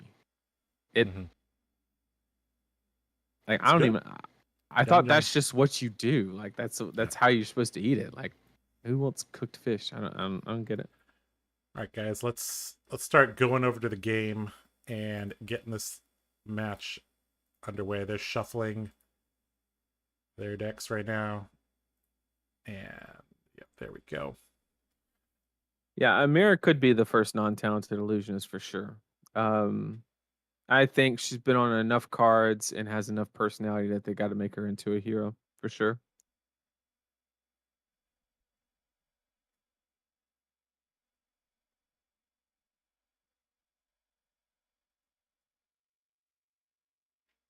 Will Tarek get an adult version? I believe so. I believe he will. All right, there's the fist bump to start the game. All right, guys, let's just jump into this quarterfinals match for the Hong Kong National Championship 2024. On the left side, in the blue trunks, Rocco Yan with a record of 8-4, coming into the top 8 as 7th seed, piloting New Alluring Desire. His opponent today, Wu Tselung, number 2 seed, piloting Victor Goldmane. Wu Tselung, higher seed, has chosen for New to go first. Spider's Bite plus Beckoning Mistblade gonna be the opening attacks of this match. Golden Sun, Chokeslam being deployed on defense, and a final attack gonna block with a pummel. Nathan, I think you're gonna get your CNC pummel this game. I mean, Pummel's kind of good, and this is actually an interesting decision on the prognosis. There is an attack reaction, but doing it here is kind of bait because yes, you do have the opportunity to kind of feel um, the banish zone with blue cards by looking at the top card and getting the card in hand. But difference there is obviously they're going to draw up anyway, and you have to come off of an arsenal to do it. So is it really worth it? Mm-hmm. Chokeslam, floating 2. Over on the other side, we got Blocked with a pump. Yeah, that's very unlikely for there to be a pummel in this situation. Rocco has a Fate Foreseen and an Oasis. All the defensive tools available to our new player. Maybe even has a third defensive piece in the arsenal. We'll see.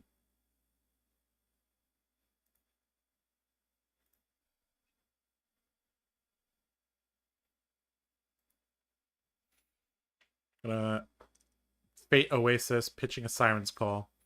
Siren's Call gonna do quite a bit of work in this matchup, I think. Sometimes the Victor hands are very, very fragile to disruption, so we'll see. Surgical gonna go back into the deck. Spider's Bite, Trounce, Sink Below, and something didn't get to see. And I think that's looks like that was a tie. So, or one win, one tie. So nothing happens there with the Trounce. E-Strike gonna bottom this Goldmane estate for second cycle. 5 go again. So let's talk from a macro perspective. How long do the players want this game to go in terms of turns? And why? So I think they're kind of opposite, where the new wants to drag the game out as long as possible, and the victor wants to get it over with. Because the more blue card, the problem in this matchup specifically is like the Mistblade is one of the few ways that, other than like Hiss and Stilettos and stuff like that, to give those, one card 6s and 7s, the blue cards that get banished. That's one of the revealing the pummel. Not what you want to see.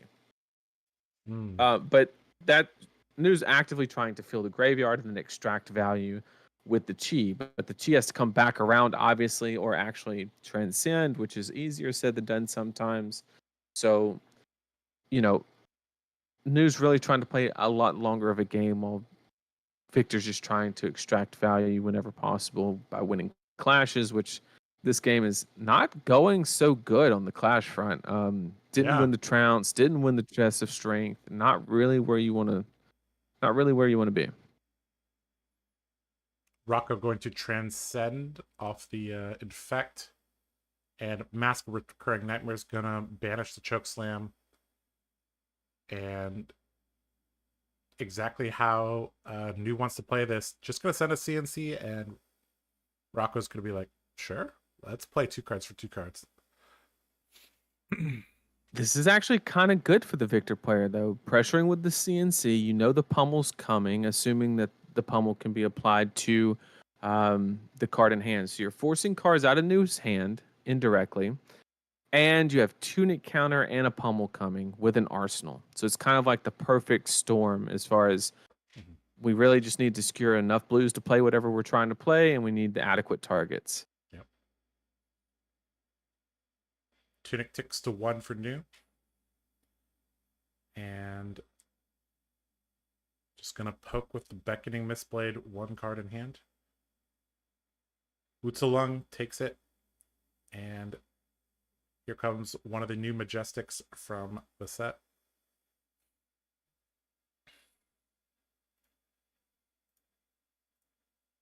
Okay, I think the only way that this bonds can actually be activated or turned on is if you have a 0 cost reaction in Arsenal and you activate a Rousing Wave. So I don't think this is the most threatening thing on the planet. Yeah, and the Victor recognized that, kind of disrespecting it a little bit. So now, can we leverage that pummel? Is the question. 5 cards. Oh, we have a gold visit the gold main estate, but we lost both those clashes, so it is not turned on because we didn't play the Crown of Dominion to start with that extra gold piece. So it can be resolved for a gold piece, and you will draw. So it's kind of like, kind of neutral. You're basically paying 1 resource to draw a card, and you got the 2 floating, which is kind of good here because Pummel is not going to help you in any way casting that Rouse the Ancient. So can we draw a good target for that Pummel? Riches have to start somewhere, and Disable, not the worst. I do think the Crowd of Providence choice from Wutalung is quite good. Assassins are notorious for attacking your arsenal. And looks like it's just going to let this go, and no pummel on that. Going to keep it in hand. Bonds of Attraction. Okay. Blue. Now, the new player should still know that there is a pummel in the Victor's hand because it didn't get pitched. There was no sync effect or anything like that. Just a nick. So it is something that the new player has to be aware of. Just a nick, bringing the bonds up to 6. Sink below from Wutalung from Arsenal. Goodbye, Spinal Crush. Goodbye, Command and Conquer. Goodbye, Disable. All red reds. Cards, all red cards. Yep. So, Wutalung playing with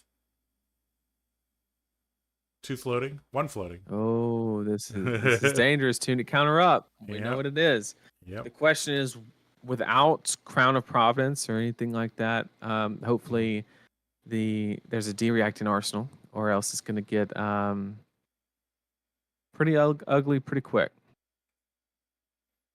And just taking the discard.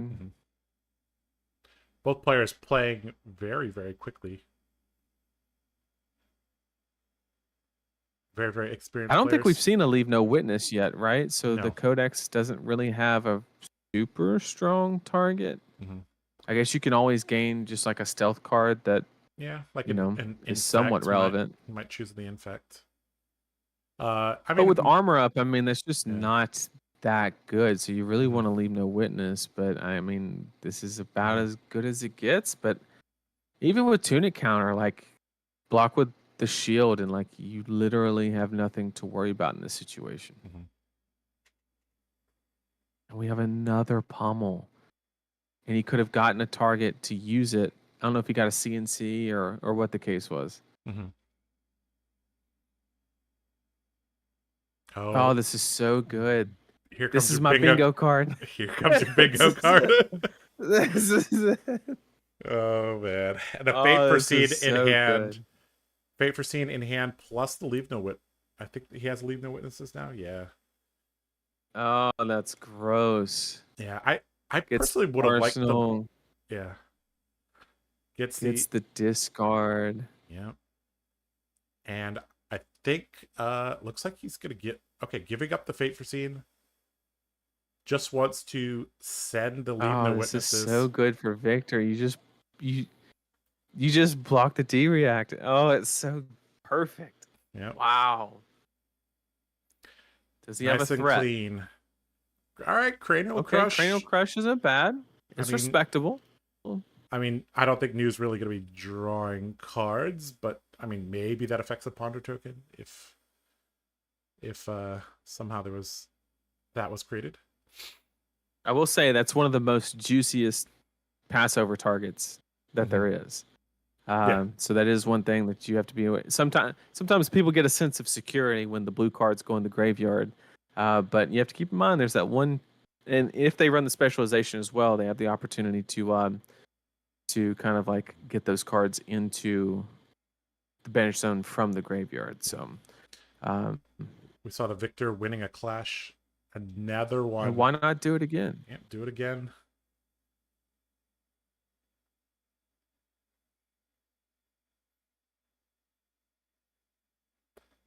Looks like this might be a turn where Rocco wants to make a bit of a move, blocking with the equipment.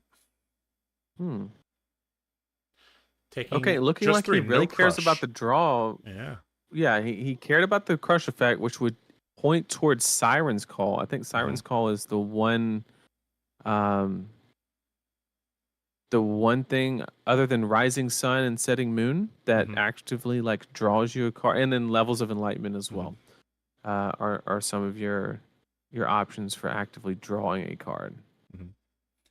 Trounce deployed on defense. And it looks like we're finally winning one. Yep. We knew it was possible. Yeah. Victor Goldmain isn't losing clashes to New. Unless he reveals Pummel, like he did in turn 2. Look at that. A Vigor, or not a Vigor. That's from the UPF set. That's the token from that. Surgical Extraction. Pretty good. Still plenty of armor, though. I'm still uncertain of why we cared about the crush effect. Maybe just wanted to block with the equipment in case they wanted to use it. And it wasn't necessarily revolving around the crush effect, which is extremely valid. All right, Command and Conquer ripped with the Surgical Extraction. Rocco gonna Arsenal. Pass it back to Bootsalong, who has 3 cards, a Might token, a small fortune of gold, perfectly shiny equipment, and shiny. Spinal Crush for 10. Not half bad. Not too bad. I mean, the go again could be relevant, and it's tough to block everything unless you do that. Gotta gain a life from the Oasis. But now Victor has full tempo. Can he draw something and take advantage of it? I see a Rouse. Can he play it? Yep. Normally New has to give health in order to disrupt. But we haven't really seen off the charts levels of disruption from Rocco. But I mean, Codex into Leave No Witnesses is going to be pretty annoying. But Test of Strength has something to say about that. Another Clash 1. So much gold. And now the Goldmain Estates are online. We saw he played one, he pitched one, so very unlikely to get a ton of Might tokens this game, but you never know. Another Spinal Crush coming over. 2 cards, the expensive generics, E-Strike and CNC. Block it for $100 there.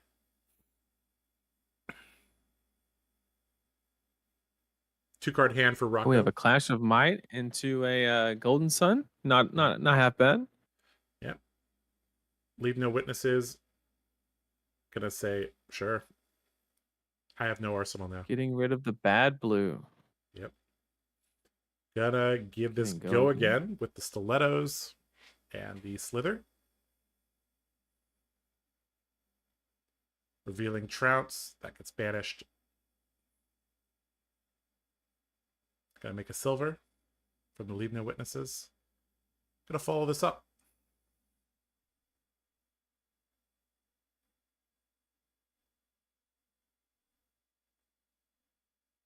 Prognosis with 1 card in hand. It could be Persuasive Prognosis. just a nick.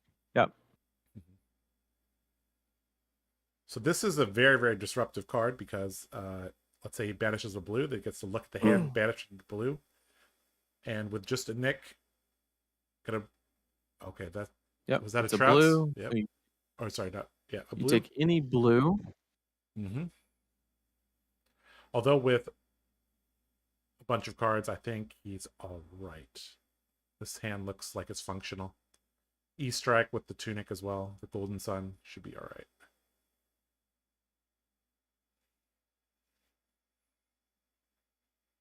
And so the blues are loaded up for the Transcend. Yes. Now News just looking for ways to get it on one. Speaking of Transcend, have we seen the new Transcend this game? Once, right? They activated Mask just once, I believe. Yeah, just Mask activation once. Looks like pitching the Golden Sun for second cycle. Just gonna send 8 across. I think the Victor didn't have a blue card. I think the only one got taken. So he had to Tunic counter, pitch a red and a yellow, and do the best you can, basically. Okay. Has the shelter of a sink below, which is a good spot to be in. Yep, another Persuasive Prognosis.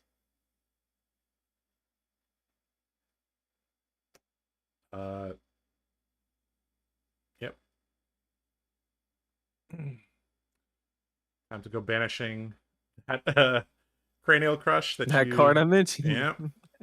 That is the juiciest of targets. And then Mask of Recurring Nightmare is going to banish another card. All right. There's a Transcend card. Siren's Call, Leave No Witnesses as well drawn. And a Siren's Call. E-Strike, bottoming a card. Giving this go again, I presume, because there's still multiple cards in hand.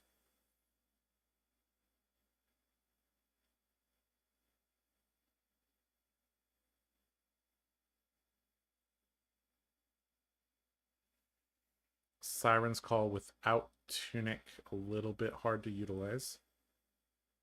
Titan's Fist, swung for the first time this game.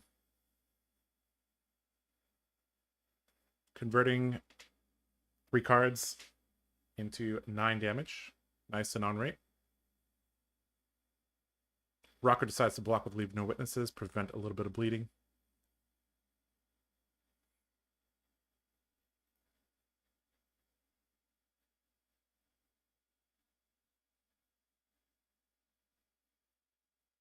Bonds of Agony, not really doing anything.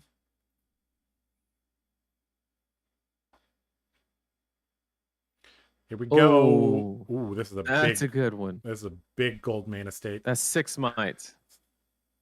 Cha-ching. If he can play one more, we'll get our attack for 20. Unlikely because he has another one. Does he? He has another one. I thought he blocked. I think he does. Is that not in his hand? That's Golden Sun.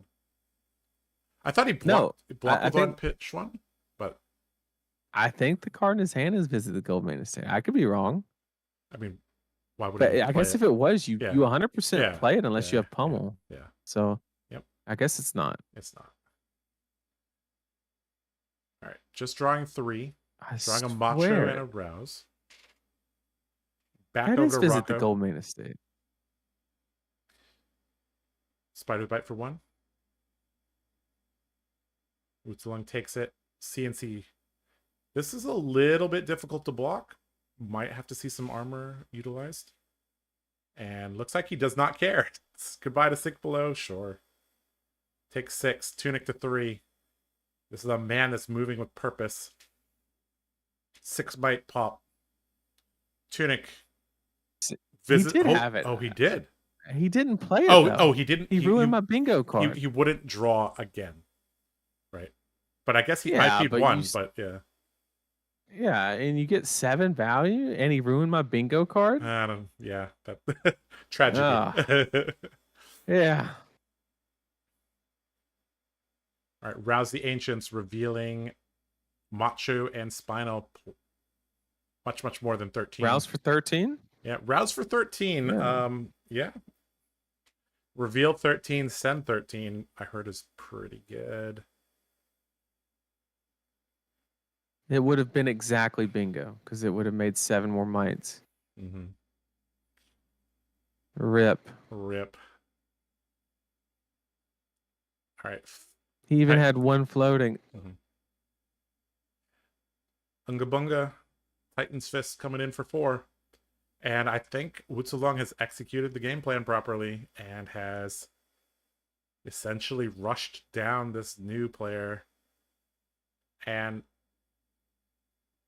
yeah, this is it gonna go to 1? Looks like it is going to 2. Going to 1. Was on 5. Yep. All right. Last multi-card turn of the game for you, most likely, Rocco. What do you got?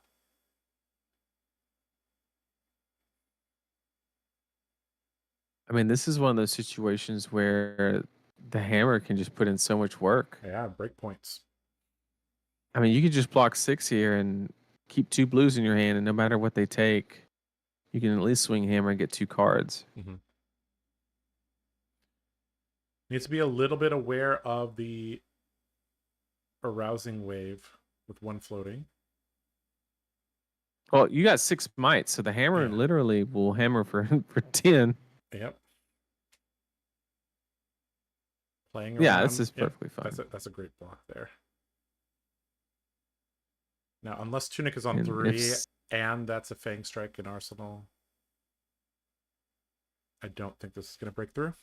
No, I'm not entirely sure. Venomous Bite, sorry. Block for a Venomous Bite, yeah. So he's playing literally around everything. Yeah, so. if you have Venomous Bite plus a Rousing Wave, use Tunic. Okay, looks like we're going to get. And this is fine too because you kept the blue, so you can still hammer. Mm-hmm. And you hammer for 10. You take every card unless they have a D react, and then you just shrink the hand every turn, and you probably just end up fatiguing the new. To be honest. Mm-hmm. Or they have a chi in their hand and they lose. Yep.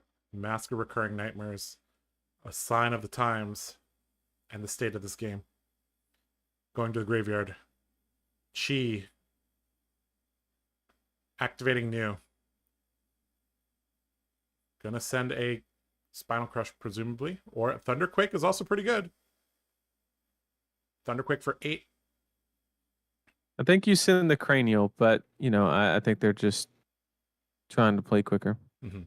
They've already played Lightning Speed. And there's the Spinal Crush. And there's the Fist Bump. Wutsulong takes it down and advances to the semifinals. End of the road here for Rocco. Still top 8ing in a region like Hong Kong. Very, very respectable. All right. Let's see if I have any updates on the other matchups.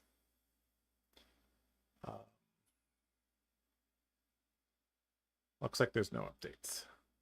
I mean, these guys were playing very, very, very quickly. So, all right. That was a pretty good game. Oh, looks like we're going to go walk around. Okay. Is that what we want to do? Is anybody still there? I don't know. Oh, okay. Never mind. Okay. All right. Okay, back to us. All good. Okay. GG. Guardian being in a commanding position against New was not on my bingo card. Speaking of bingo cards, let's go take a look. All right, Nathan. CNC Pummel. CNC Pummel. That's happened. And now you're like real close to everything. Let's see.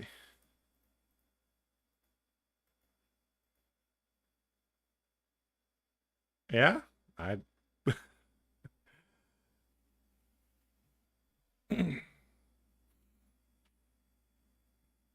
I don't think we got too many of them actually. Just won that game.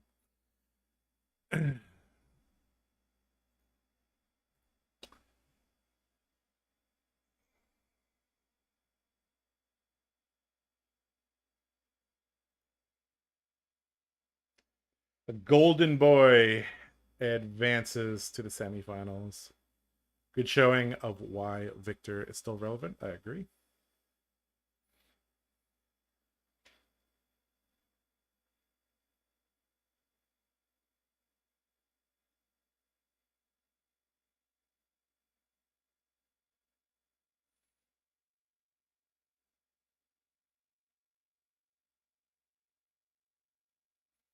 And Mm-mm-mm. you have to remember that was with a failed trounce and a failed test of strength, and getting a test of strength banished.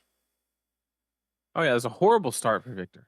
Horrible start, and just started winning the clash, generated the gold.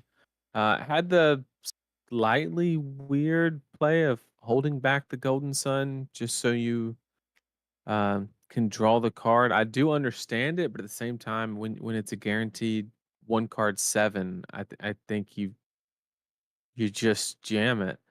But Yeah, because there's a chance that that gets disrupted and maybe you get taken over your disrupted. head. You're right.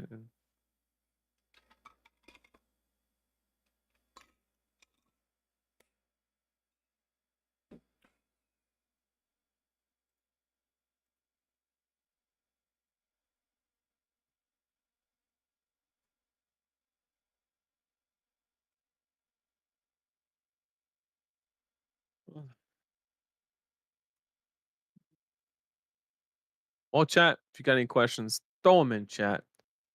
We would love to answer them. We got 2 more matches, semifinals, and then the finals.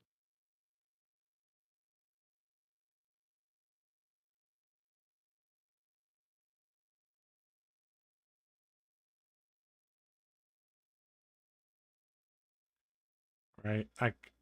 We have a bracket generated. I'll pull that up for you guys shortly. So you guys will see the brackets. All right. So here's the brackets for the top 8. Nova Chan plays against Ray Lamb, Enigma versus Zen.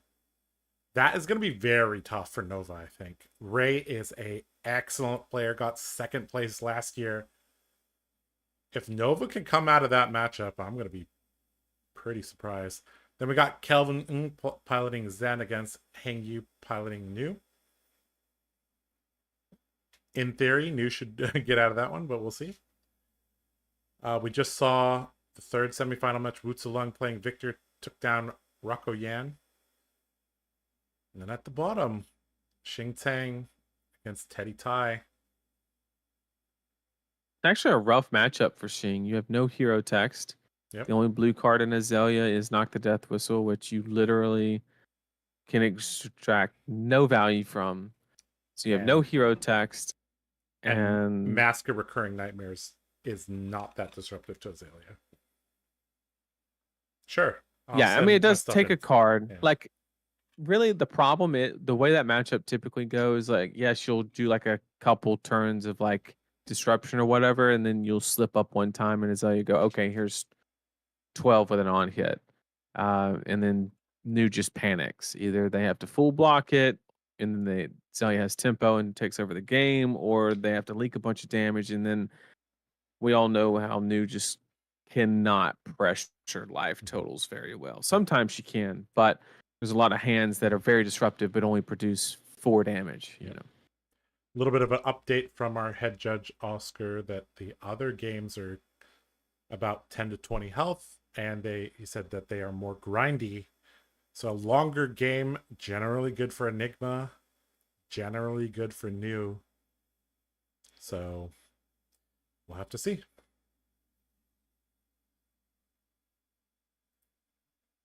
All right, back to our cameras.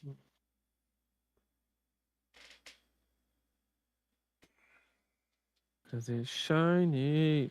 You ever seen Moana, Josh? I stopped watching Disney movies because I don't have kids. They're actually not bad. I know. They're actually not bad. I know. They've actually done a very good job designing them so they're like applicable to like there's a message for the kids, there's a message for the adults, you know. I went to a recent movie with my daughter, Inside Out 2. Mm. And it's basically the emotions are controlling like a teenage girl. And so you have like happiness and sadness and whatever. And then a scene comes on and she's like getting her period, right? Mm-hmm. And like starting to become a teenager, and then all these emotions come in and just like take over, anxiety and just everything. It's actually hilarious. It was actually a really well done movie. Pretty fun.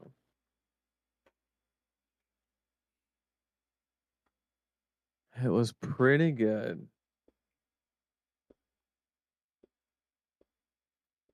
Moana 2 is about to come out, I think, at the end of the year. Maybe next year. I'm not sure.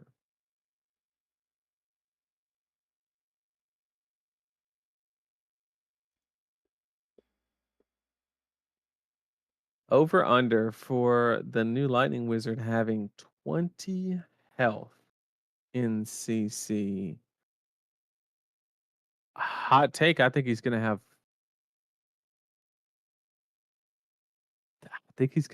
40.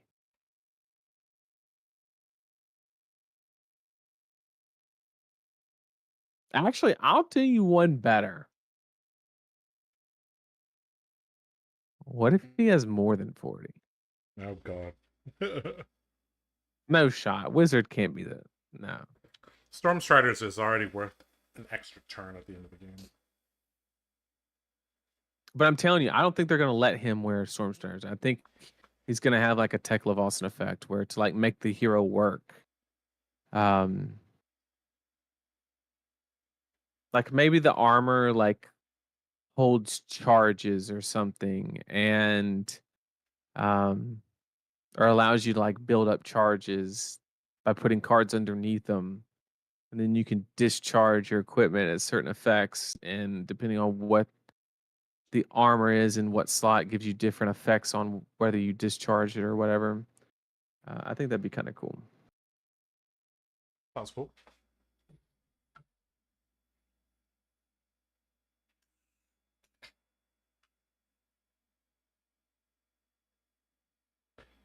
I saw that Quack asked me to elaborate on what I meant by other Asian cuisines.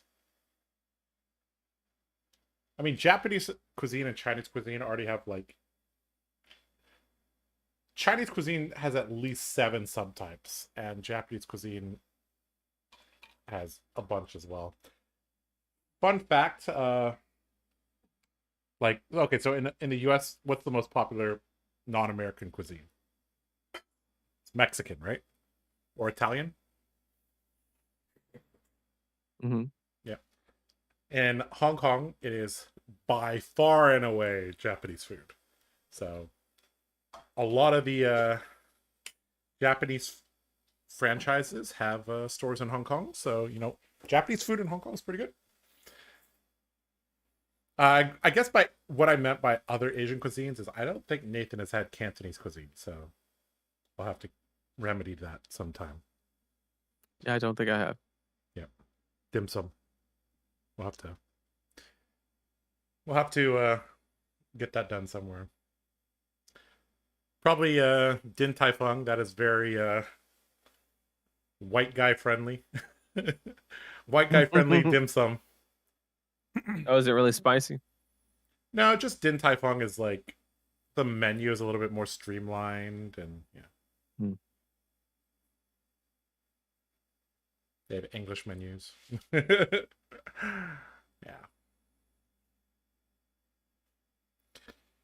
When are we getting Olympia spec dual wield weapons that let you wager various tokens? I would love for that to happen. If first swing hits, you could pay to wager the second swing. One weapon wagers vigor, one weapon wagers agility. That would be kind of cool if, like, you know, the hatchet of mind, hatchet of body kind of plays on each other. Mm-hmm. Hatchet, maybe sort of vigor, sort of agility. I don't know, something like that. That'd be cool. I have said for quite a while that Olympia really needs a spec weapon, but they're afraid to buff Shiana, guys. What can I say? Chicken feet. Yes. Or we could just throw them to the wolves and order chicken feet. Yep, we could do that. People eat chicken feet. I have chickens, a bunch of them, but that eat their is feet. one of the dim sums that is available. Chicken feet. Yes. The feet of chicken. Yes. I understand your whiteness. I would never do that to you. Like, I would never serve you a ball of meat and just say, "Here." You would be like, clearly they have to declaw the foot, right? I'm assuming. Or do you use it as like a bone? We'll let you find out next time. We can order it next time. I don't think Din Tai Fung has chicken feet. They're chicken feet? Yes. Hey, Asians love to eat. They're more adventurous. Let's just put it that way. Canton House. I would put it as Atlanta. less wasteful. They find a use for every single aspect of the animal. I like chicken feet. Had it once. Well, I'll be damned. Chicken feet.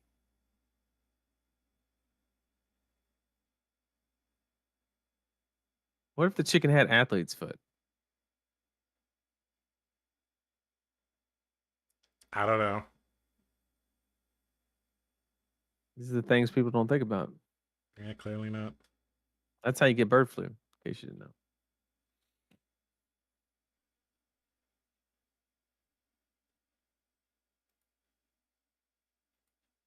We need Betsy's support and a new ranger to replace Lexi. Well, we have a ranger, Riptide, and Riptide's actually pretty decent right now, so I don't think it's an emergency to print a ranger, but we did mention earlier that it has been the longest amount of time before direct support. It's been since Outsiders, right? Which is about a year and a half, right? Something like that. About a year and a half, probably.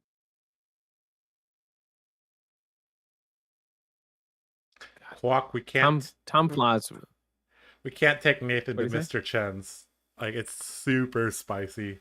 Like, there's two types of Chinese food in the US. There's authentic Chinese food, and there's Chicken feet. inauthentic Chinese food, which is the vast majority, the Americanized spring rolls, orange chicken. Yeah, I actually sweet and sour pork. do not like your average like fast Chinese food. It's too your like Panda Express watery. It just doesn't have the right. Express it doesn't have the right flavors. I don't know how to express it. Like I always get it. It's like watery. It's the MSG thing. It's the MSG. Yeah. Some of it's good. Don't get me wrong. Like some places I will eat, but your average like fast Chinese food is just. It's like the literally the middest thing ever. I agree.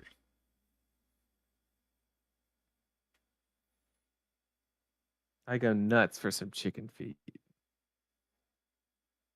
Dang, really? It's quite common in Hong Kong. I'm about to go outside and give me one. I got 16 times 2. I got 32 feet out there. Got just as many wings and feet. You should learn how to make it, and 30 then just serve your wife 32 wings, 32 feet, and she'll be like, "What in the world?" Where'd you get these? Drum Don't ask. flat and drum flat and other wing.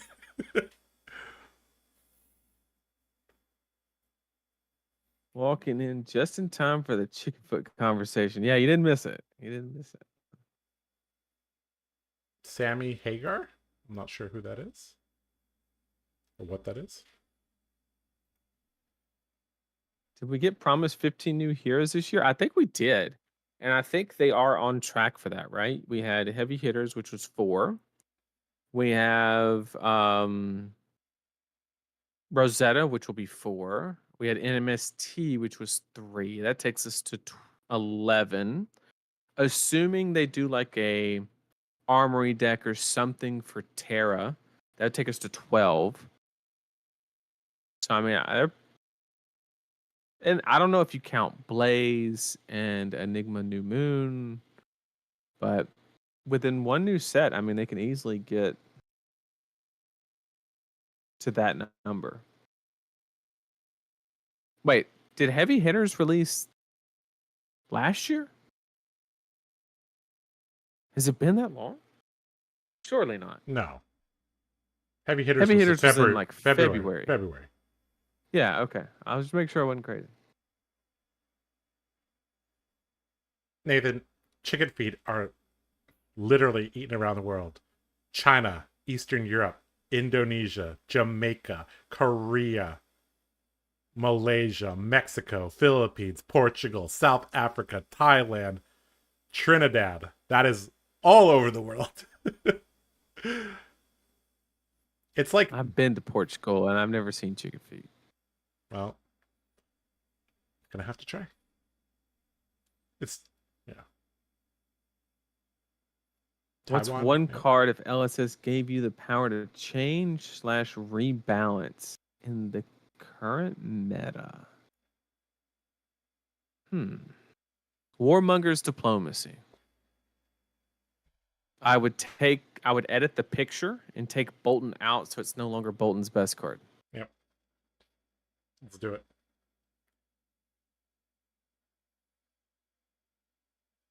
Make it a light card.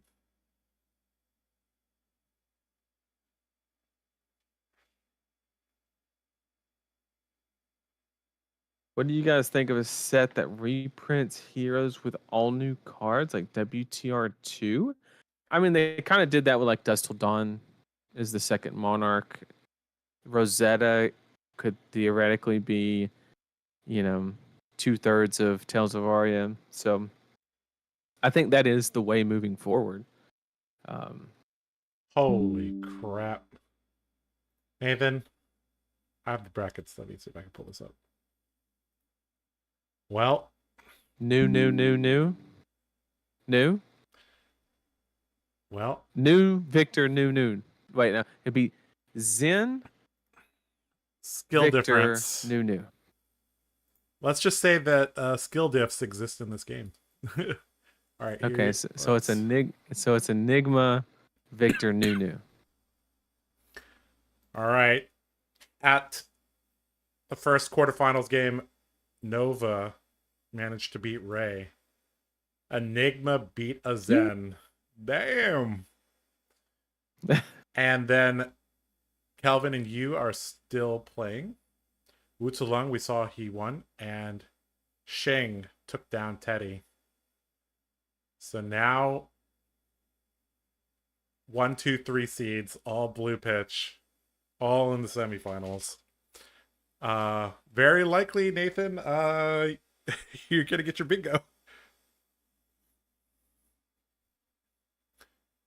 Wait, what am I getting? You're gonna get your bingo because they play with. What was your bingo? What am I missing? You're missing 4 different sleeves for equipment. And so I need a blue pitch on stream. Yep. I mean, this is a crazy top 4. All right. So the current game that's still playing is Zen and New? Yep.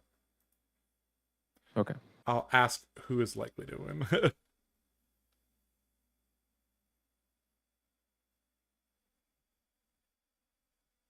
Shing pulling it off. Yeah. And Nova pulling it off.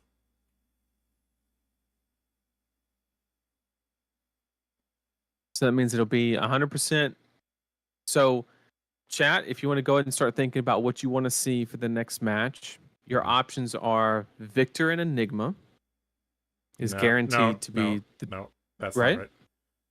not right. Victor and New are on the bottom. Enigma versus Unknown. Is Gotcha. Yeah. Okay. So it's either what we just saw, Victor and New, or it could be Enigma into New or Zen. Pretty sure chat is going to choose the first one. Or the Nova versus Zen or New. Yeah. We'll see what they want. Got a little bit of an update on the other quarterfinals game. Oscar says that Zen is winning 16-6, but is running out of gas and losing tempo. So that could turn on its head if New gets a powerful turn. We'll see. How you want to see Shing or Nova? Well, you have to see one of them because they're on opposite sides of the bracket.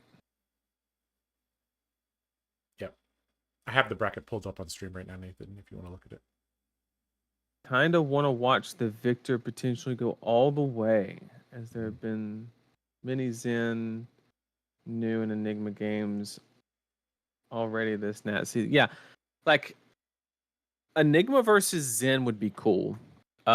Enigma versus New. That's one of them things. Either it's a really, it's either a really good game because it comes down to like a really good New activation or something like that, or Manifestations of Mirror Guide deals 40 damage. Yeah, or New just gets absolutely dumpstered, which is obviously not ideal.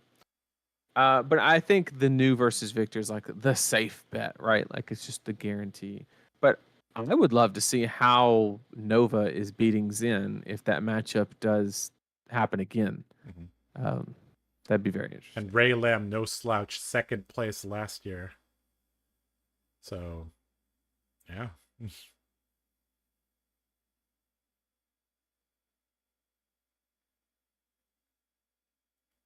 All right, let's go back to our cams for now.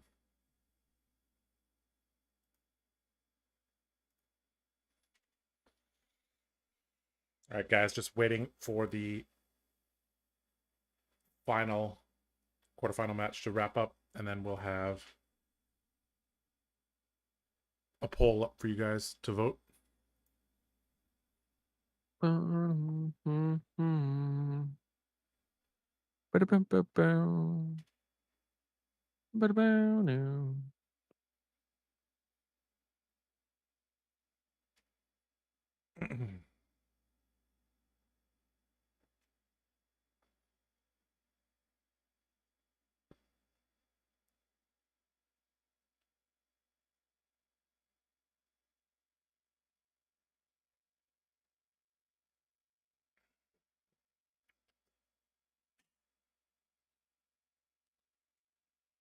Talk about deck lists. I guess those will be posted on the fabtcg website, I presume.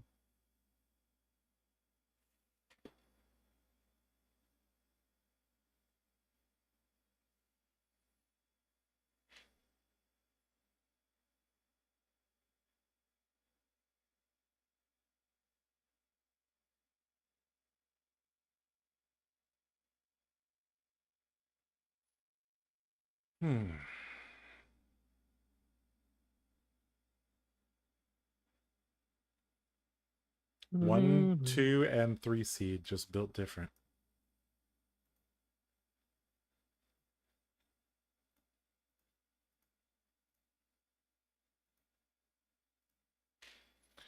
Well, Nathan, some of these bingos are no longer possible.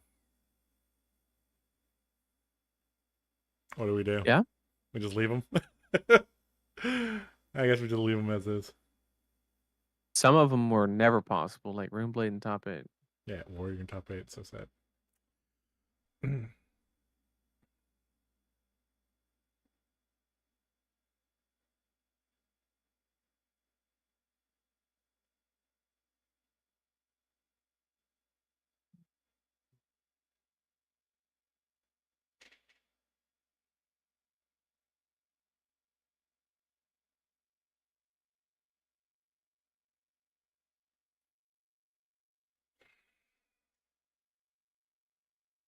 It's late in Tennessee. You guys sleepy down there?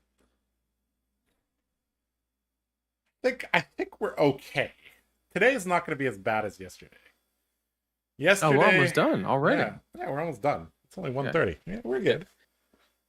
I almost wish that like the lengthwise, I wish yesterday was today, so I'd be like more prepared for it. Mm-hmm. Stay up till like 4 or 5, sleep a little late, and then go till like 7 or 8 Yeah. instead of going to 7 or 8 and then calling it early at 3. Yeah, yesterday was pretty brutal. That was 9 p.m. to 7 a.m. I don't even want to go back and watch the commentary for No. the second draft. I'm not entirely sure if I was even there. I think I said something like 3 years ago you were 3 years younger or something like that. Yeah. Little nuggets like that. 3 years ago, you were 3 years younger. Yeah. Confucius Lau. That's a good Mitch Hedberg joke. He said job interview question, where you see yourself in 5 years, and he said celebrating the 5th year anniversary of you asking me that question. Pretty good.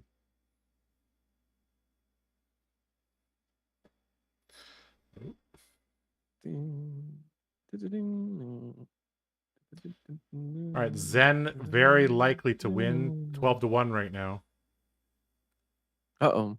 So looks like we're probably gonna have a split poll then. This is gonna be interesting. All right, let's see if I can do this correct. All right, let's end this poll. Let's start a new poll. Are we going to Amsterdam? Currently, we are not. Currently.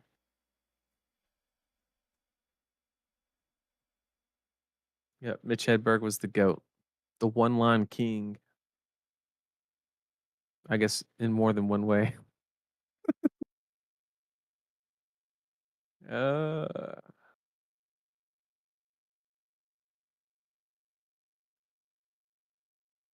much does a pirate pay for corn? A buccaneer.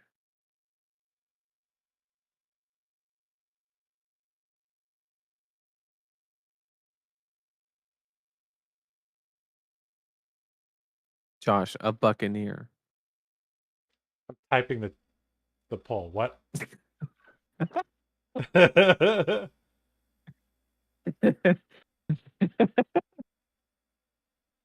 How much does a pirate pay for corn? A buck. A near. A buccaneer. Yeah. That's a pretty good one. Pretty good one. Solid dad joke. Yep. 7 out Pretty of 10. good. Pretty good.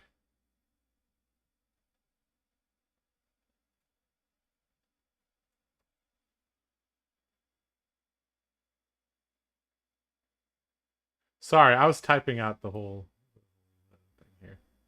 Crickets over on Josh's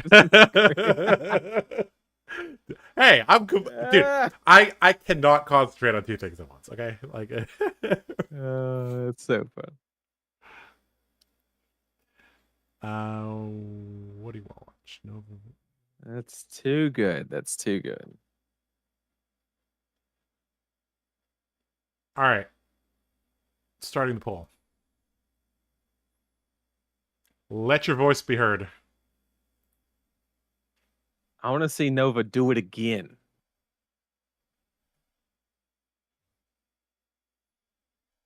No, we're actually not that tired. Josh was just focusing on something. I was. Yeah. So behind the scenes, I'm doing all the production work.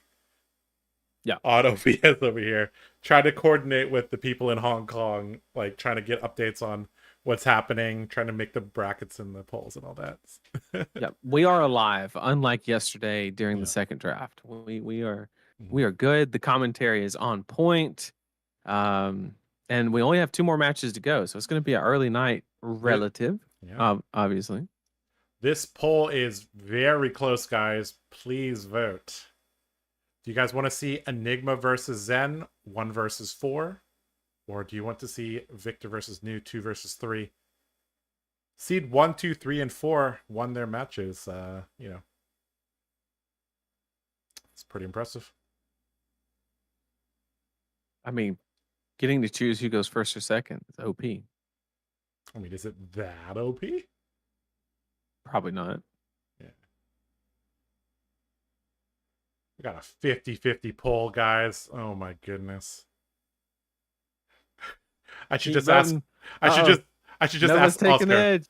I should just ask Oscar. I Can should we ask watch Oscar. both of these? There's a small chance that we could watch both of these. Nova pulled ahead. Yeah. I want to see how he does it. Is there any chance we can watch both semi-finals? Oh, you mean like making them one play at a time? Yes. Doesn't hurt to ask. What time is it in HK? It's like 2:30 in the afternoon. 2:30, yeah. I mean, they probably got to be out of the venue at 5, 6. He sent me the. Let's see. I don't think they need to be out of the venue that early. Let's see.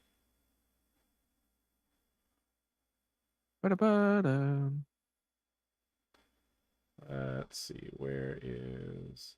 Oh. Okay, so yeah, looks like. I mean, they have the venue until like 10 p.m. So yeah. Oh, maybe not. Let's see. Hold on. They have the venue till about 8 p.m. So yeah. So top 4, 2 o'clock, which is yeah. Okay, they're a tiny bit behind schedule, but you know, never know. I asked. If Oscar says no, that's all right. Doesn't hurt to ask.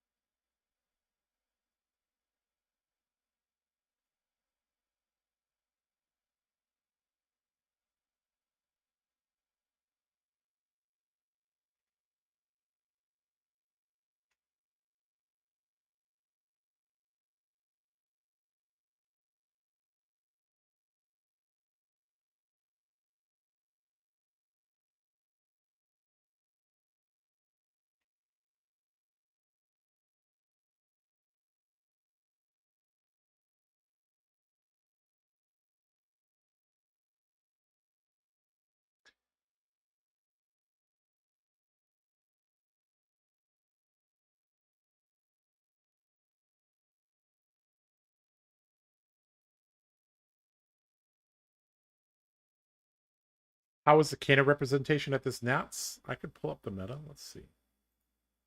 Here you guys go. This is the meta. As you can see, Zen, New, Aelia, KO taking about half the meta.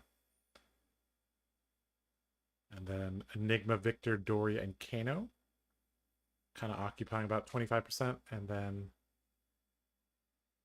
we have Arachne and the Brady Bunch in the corner.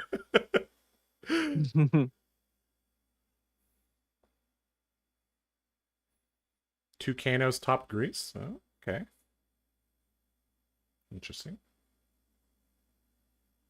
What about now?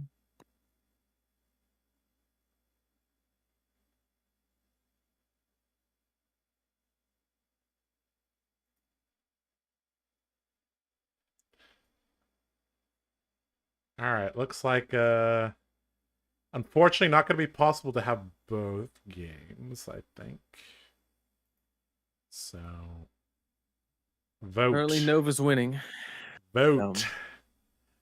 Get your votes in. What you want to watch? You don't have to drive all the way to Close. the polling place. Just click a button on your phone or on your computer. Easy.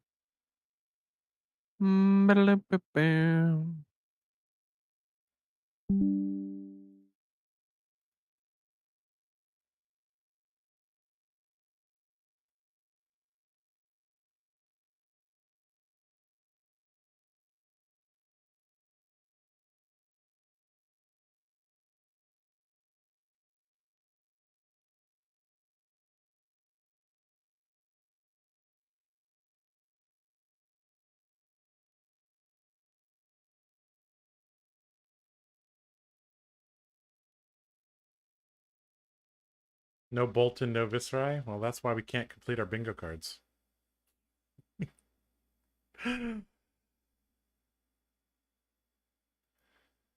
Chat, who do you think is going to win this bingo? I vote neither. I think you're going to win, actually. 4 different sleeves for equipment. I think you got that one. Maybe. I don't think we're going to have a 5-minute judge call between these guys. I thought only Allen was the one that did that because he had one sleeve for each team member. I thought everybody else just has their sleeve. Could be that. Yeah, I guess we'll have to find out. We'll have to find out. I really can't believe we didn't have a single anime sleeves on stream. Sad.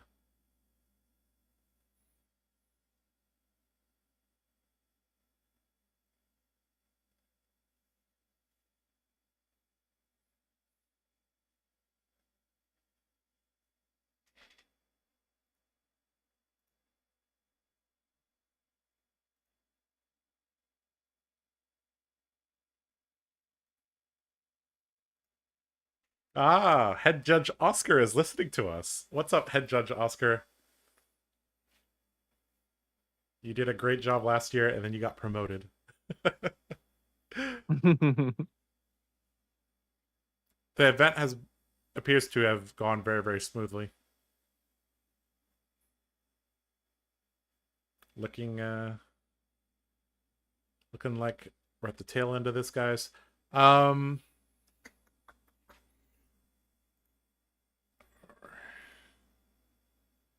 Yeah, I think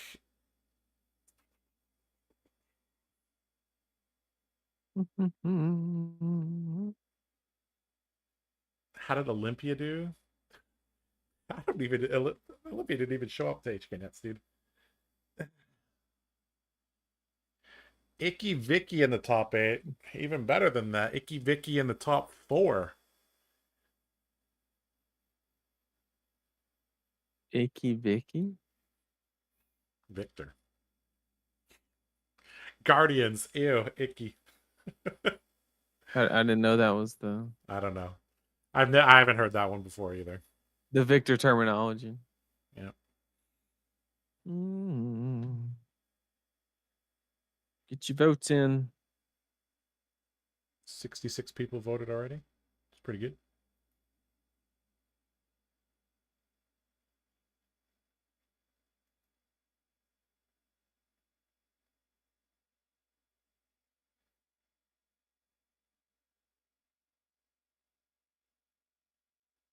Top 2, we don't know yet. We're still in the semifinals.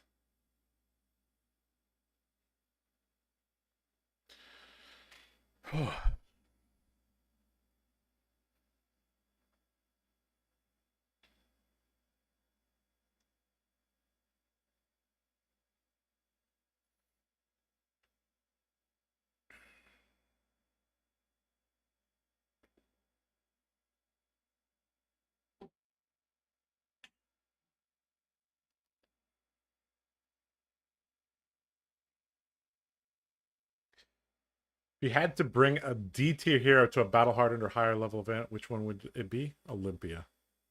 He is so fun to play. I got top 8 at a ProQuest RTN with him. You For can me, it'd do be it. Viscera. We're gonna have to have a low tier Rumble show match, right? A low tier Rumble. Oh God. If it's 1A Nats, it's banned. The fight to see who sucks less. Yeah. It's not about who's better, it's about who sucks less.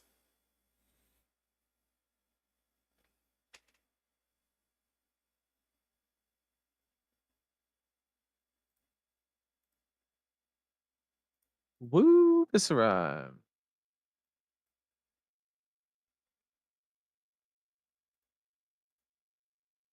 But he needs some milk.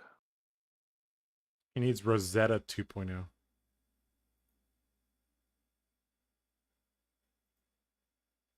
Well, Which is a surely possibly. in a set called Rosetta, Yep. we can make that happen. Rosetta Thorn becomes Rosetta Rose. I mean, if Viscera can't put something together after a half Room Blade set, obviously he can't use all the cards because he doesn't have Lightning Oh, or no. Earth. But they made a set that's half Room Blade.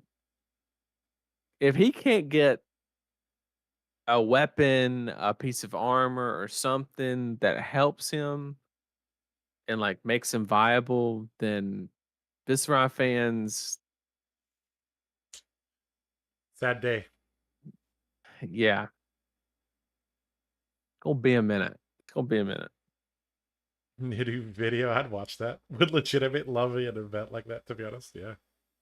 So basically, what we do is we just, we challenge another team and we say, let's make a tier list together, and we ban everything in B tier and above.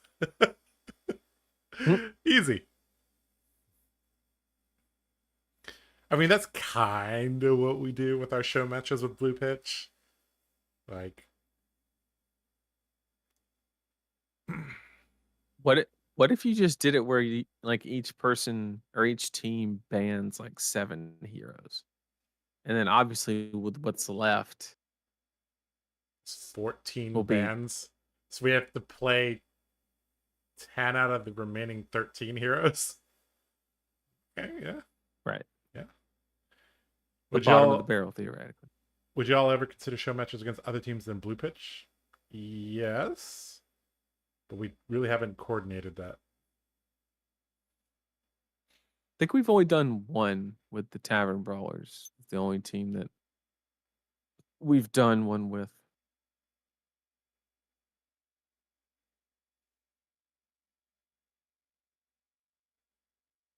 New Rosetta Thorn is 100% an elemental weapon now. Yeah. Rosetta Thorn probably shouldn't have I been. don't think necessarily because Oh, Ken is here messing up my stuff.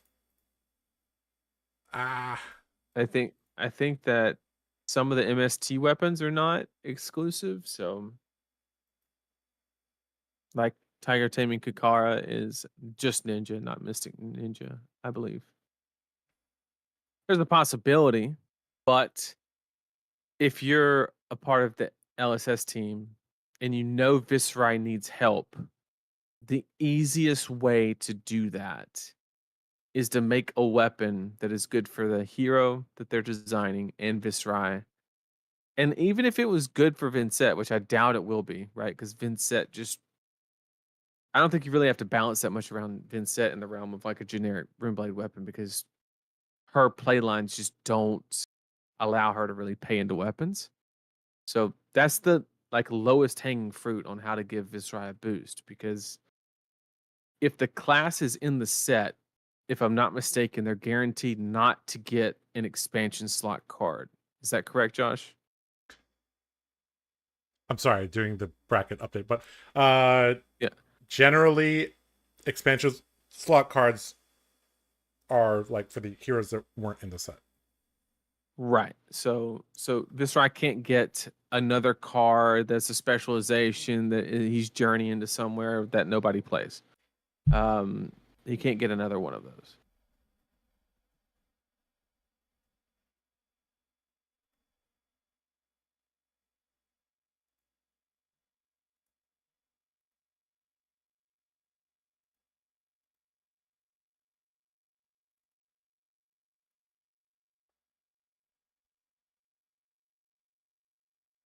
Yeah, Misspell specifically, or Mistblade had to be Mystic because Azuri's stealth base is typically blue, and giving Azuri Go Again or the option to flash in is very, very strong. So I think there was a balancing conflict there. So they had to make Mistblade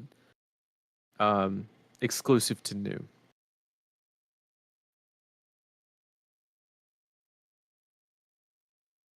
That is true. Dromai did have an expansion slot card when there was an illusionist.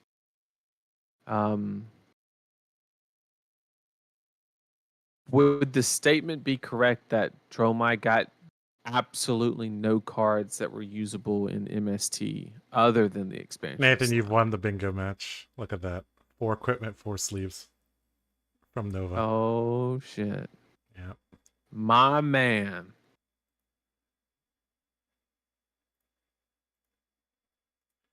Let's see if we can show this before. Yeah.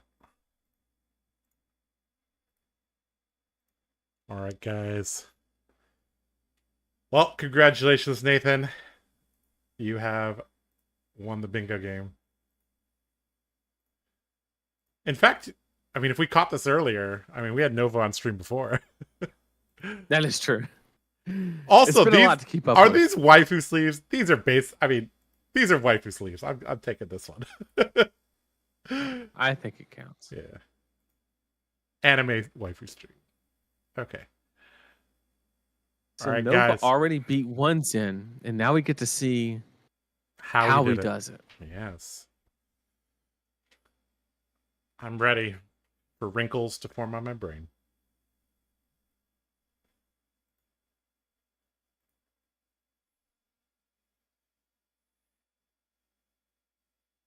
All right, we have first seed Nova Chan currently at 11-2 up against Calvin Ng, fourth seed currently 10-3.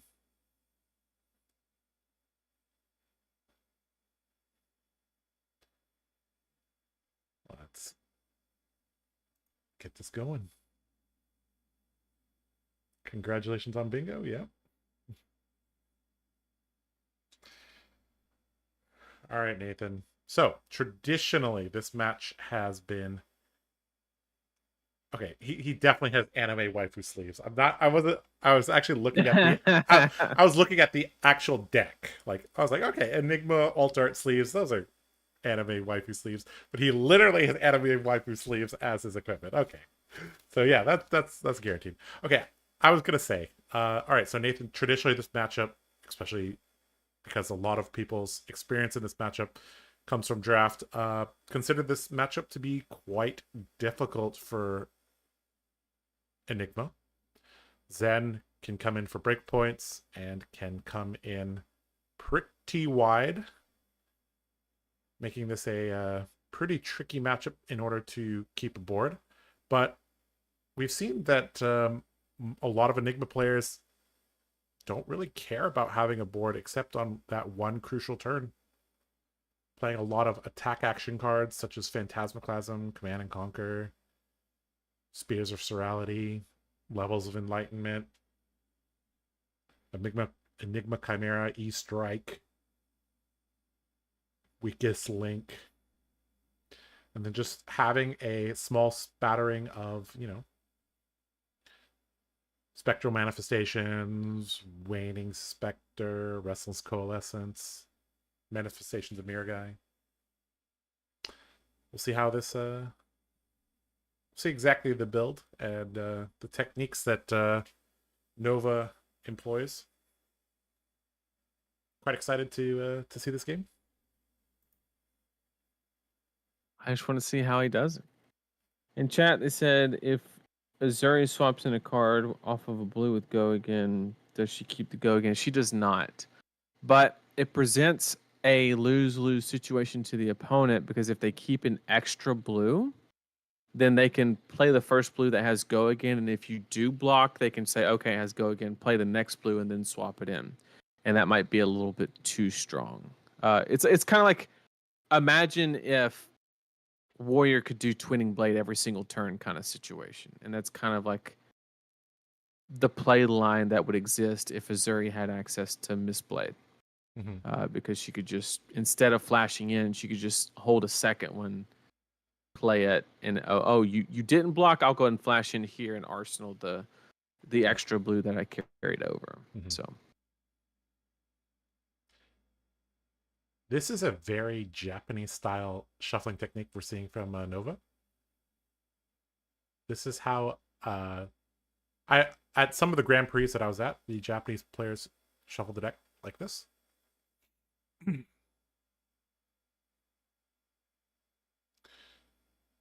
Why is Nova's deck the size of a Chipotle burrito? I don't know. Triple sleeved full foil? Is this... Let's watch this closely. Is this a full foil deck? Because that was on the Big Go card too. I mean, that looks like a library. I know that's not what it's called, but holy cow. All right, Kakara from our Zen. And standard equipment for our Enigma player. Pretty standard on both sides. All right, prepare to fight. Here we go. Teach us, Nova, how to win this matchup. Step 1. Make your opponent go first. That seems to be the first order of business. Nova-chan, as the higher seed, does have choice of first or second. Making Kelvin go first. Kelvin, think about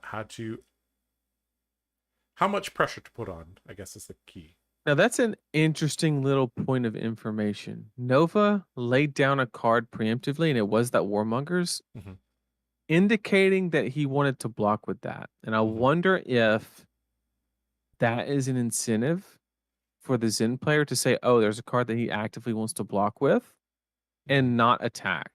Yep.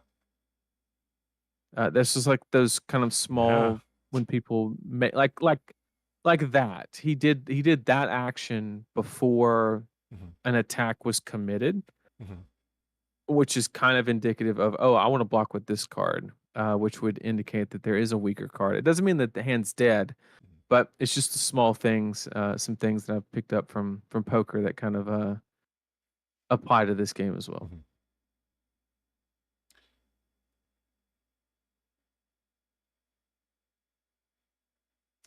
I think playing that ripple away just to get it out of the hand. Yeah, I think chat, you guys are seeing a slightly more zoomed in version of the board. Let me see if I can adjust this ever so slightly so you guys can get a little bit better view. So we'll resize this double transcend for you. Let's see. And because the Zen attacked, that gave a target to pass over, which allowed it to be played. All right, there we go. We zoomed out a little bit for you guys. So now you can kind of see what Nathan was talking about.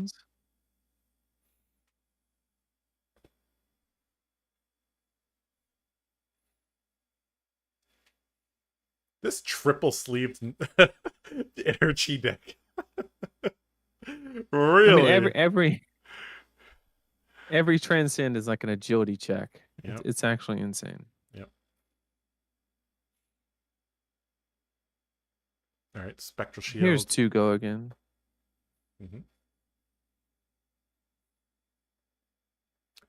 So we have a Shimmers 2, but what else is going to happen? Yep. Is there another thing that we can do? Because that would lead to an IP penalty technically. Oh, we have it. This round's on me. I've heard that's pretty good. Yep, especially against decks that want to come in with breakpoint attacks.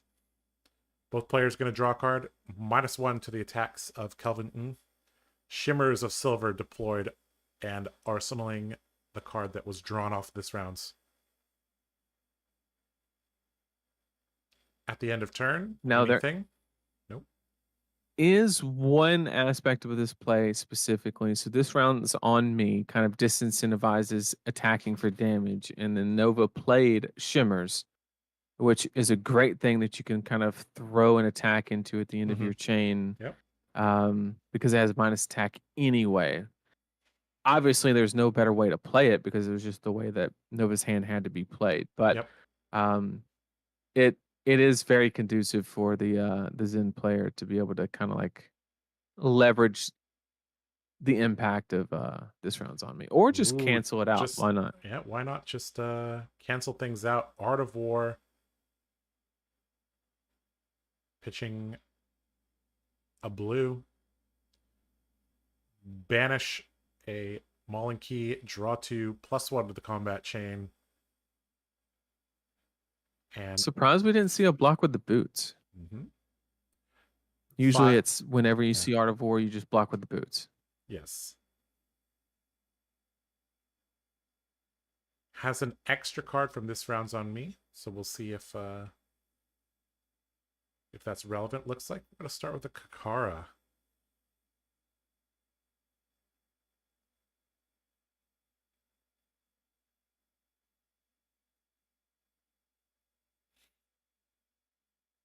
Over on the other side, looks like we got a Sink Below and some other cards.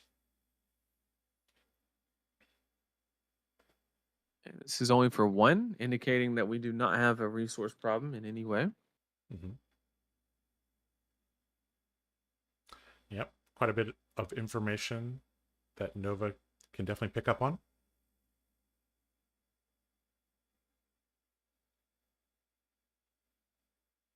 Still 5 cards in hand. Yep. Oof. This turn has just And none begun. of them are target, or none of them are tigers. Yep.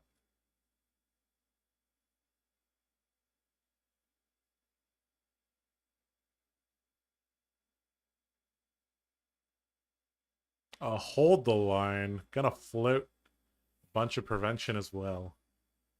Maybe using the hold the line on a different attack might have been better because you're missing out on 1 value. But maybe he says, you know what, I want to protect my board. That's actually really good because he ripped that off this round's on me. It's a great arsenal target. Yep, especially when it lines up against this Art of War.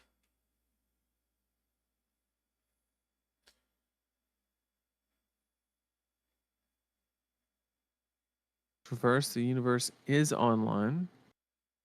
Yep. 100 wins.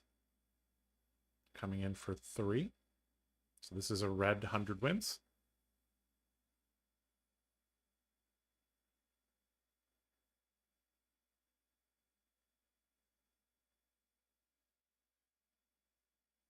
All right, blocking with a Rage Spectre. Yeah, a foil one, and that appears to be Japanese as well. Ooh. Weakest link. All right. Still has the prevention floating, so this is just a 1-card block. Not anything too crazy. Yeah, most Enigma decks don't have too many 3 blocks either, so 3 cards in the pitch zone for Zen, kind of unusual. Bluffing Pummel. Go to reaction, Sink Below. Playing a round grain. He didn't play a blue, but still could be played. All right, Kelvin gonna arsenal and rearrange these pitch cards. And it's back to Nova with multiple cards and Shimmers plus a Spectral Shield. 3 go again. This thing is going to become quite annoying. And the difference maker here is drawing that hold the line. Without that hold the line, I literally don't think Nova could have held the line and kept this Spectral Shield alive. Kelvin understanding that he needs to just take the damage. And what card was that? Looks like Censor. It's 5 power. Yeah. We did see Nova play Censor, so very, very powerful. Now there's some mind games to this card, right? If you don't block this, the game theory is that, well, my opponent didn't block this, therefore maybe he has some obscure cards in his hand. Right? Because you have to think like, okay, if Censor hits, you're probably gonna name Inner Chi, Descendant, or Bonds. Well, in this case, you wouldn't name Inner Chi because, well, you might. But you, No, Censor is just play, so Energy wouldn't wouldn't affect anything. Chains of Eminence is the one where you can't pitch it either. My bad. So for here, typically it's you call Crouching Tiger or Descendant Gustwave. Is the idea. If you want to reduce the variance in the match and kind of keep the high roll out of it, you call Descendant. If you want an average of like just always getting some value from the effect, you call Crouching Tiger. Yep. Nova having a quick look at Kelvin's graveyard.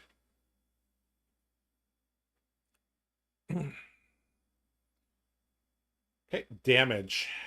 Unfortunately, we don't know what was named.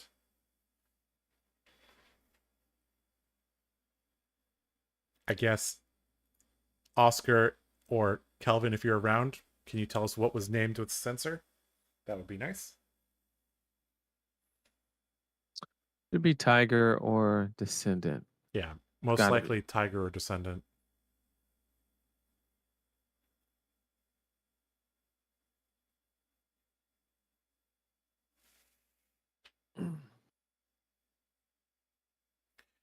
Censor is one of those cards that high-level players get a lot of value from. This is about understanding your enemy. Know thy enemy. One of the tenets of the Art of War.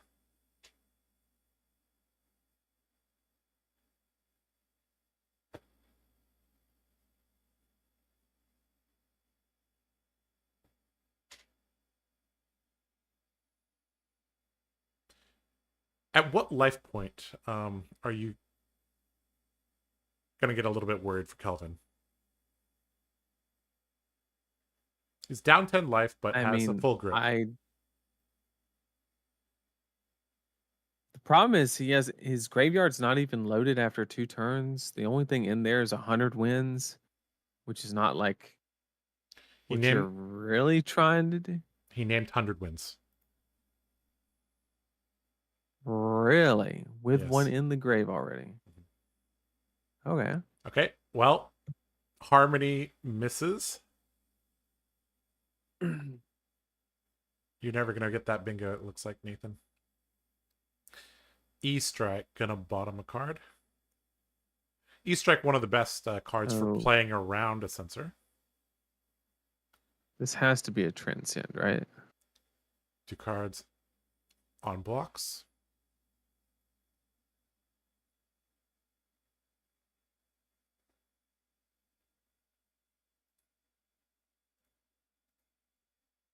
Yep.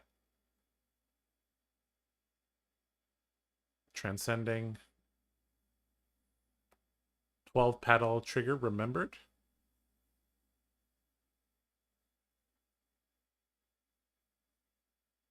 Zen activation. Crouching Tiger to hand. Card with combo banished.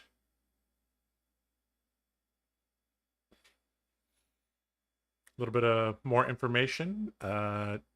Kelvin sank a blue 100 wins with the E-Strike. Thank you, Oscar.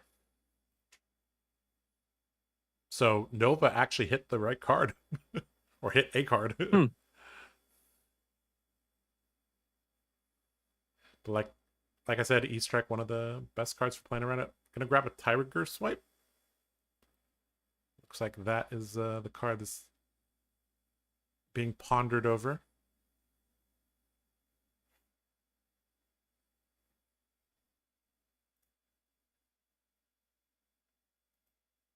I mean, you have the one floating for the mauling key, so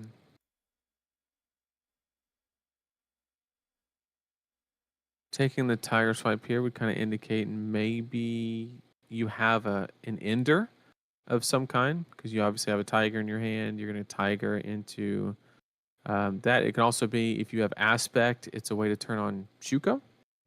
Um, and kind of bank one of the tigers. A lot of possibilities here. All right, what's the follow-up for the Sea Strike? Should just be the tiger, more than likely. Yep. All right. Tiger for 0. No blocks from Nova. Tiger swipe. Yep. Threatening to make a tiger, which will threaten the Shuko. It already threatens the Shuko because it will trigger on the tiger swipe. Oh, tiger swipe bases too. Yep. Yeah, it's a theoretical no on hit, but if the card looks for, say it's another tiger swipe, then you turn on the second one that's in his hand. But he probably has an ender like a mauling key or something like that, or else you lost a little bit of value by not grabbing a one call something from the deck, because he just still has one floating. Yep, floating resources providing a very, very clear picture of how he wants to end this turn. There's mauling key for 6. On hit, 1 more damage. All right, Nova takes 4, drops to 30, and we got a game, Nathan. Tunic ticks to 3. Tunic counter Miraging Metamorph, maybe? It'd be kind of good. Yeah. 1 card 7s. And Nova says, I'll just pass my turn. And so here, Kelvin probably wants to establish an arsenal. Generally, when they don't have any ward on the board, that's when you can take the foot off the gas a little bit. Checking graveyard. That first indicates kind of maybe bonds is a possibility. And here we go. Yep, there's Descendant. Red Descendant coming in. 3 go again. No blocks from Nova. Down to 27.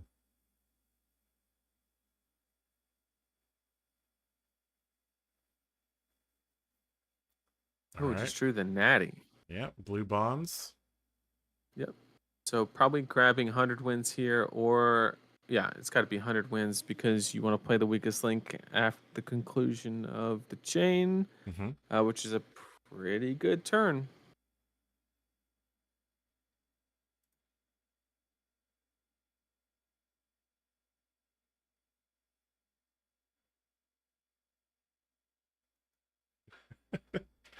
Ken is showing me some pictures. It kind of looks like a zombie apocalypse. We have Shing playing a semifinal match against Wutzelung, and there's a judge watching, and there's frosted glass in the background and a bunch of people watching the game from the other side of the glass. That's pretty funny. All right, 100 wins. I think this is exactly where the Zen player wants to be, though. Yes. Because you have full tempo, you have the life lead, and there's nothing on board but a Shimmers, which is impactful, but in this matchup, a lot less so. But we do see a double Transcend, which if he has a mirror guy, this starts to get pretty scary pretty quickly. Yep. There's one sleeve. Here goes there's the other sleeve.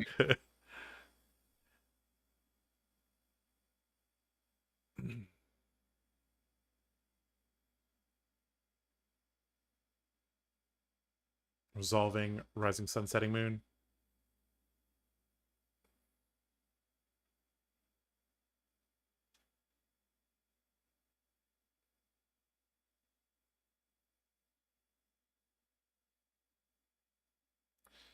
Okay, Nova giving a little bit of information there, indicating that he might want an Arsenal next turn. Might not be super relevant, but it's the small stuff.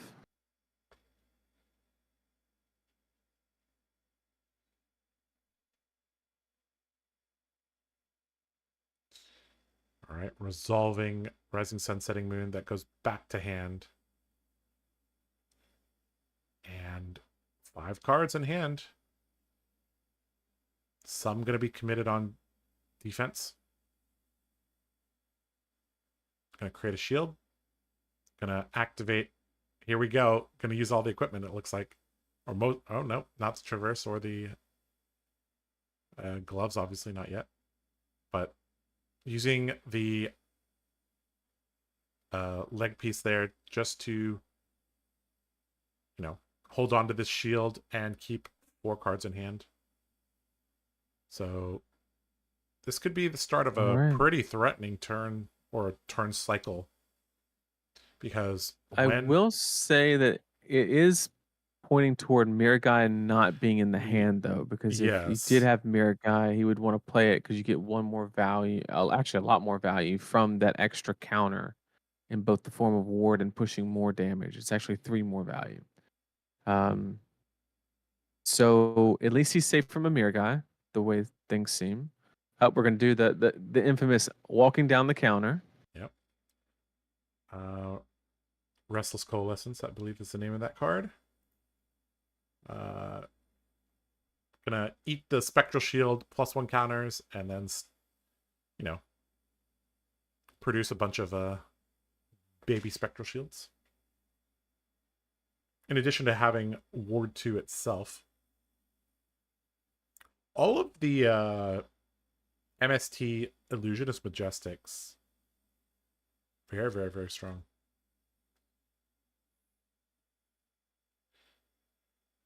Kelvin having a quick look at the graveyard. Still hasn't deployed a card on defense this turn. Really no need to. Still a healthy life total. And we're seeing one of the hallmarks of a high-level player from both of these guys, actually. Just being aware of the game state. We're seeing graveyard checks. We're seeing Banished Stones checks. And we're seeing thoughtful, purposeful play from both players. Yeah, and the most impressive thing is utilizing the triple sleeving of the deck, which means when you transcend, you actually get more time to think about your turn before they can call slow play because you spend 30 seconds flipping cards. So really, I mean, it's just next level. No, I'm just kidding. Nova would definitely not do that. Stride of Reprisal. Points toward Art of War. Yeah, but this he doesn't have an arsenal. But you know it's dangerous doing it on this attack. It's such a gamble because you don't know if there's another attack coming, but there's 2 floating. So you could face down a CNC, a Weakest Link, and it'll threaten the cards that you were just now grabbing. But you're also running the chance of what if he's not going to attack again? So it's a very difficult spot to be in. Yep. Committing the Traverse and the Stride. Gonna get a Tiger. Gonna get a Chi. Now he has 6 cards in his hand. And now Nova's about to break his heart. Slap down a Weakest Link. 1 time, Nova.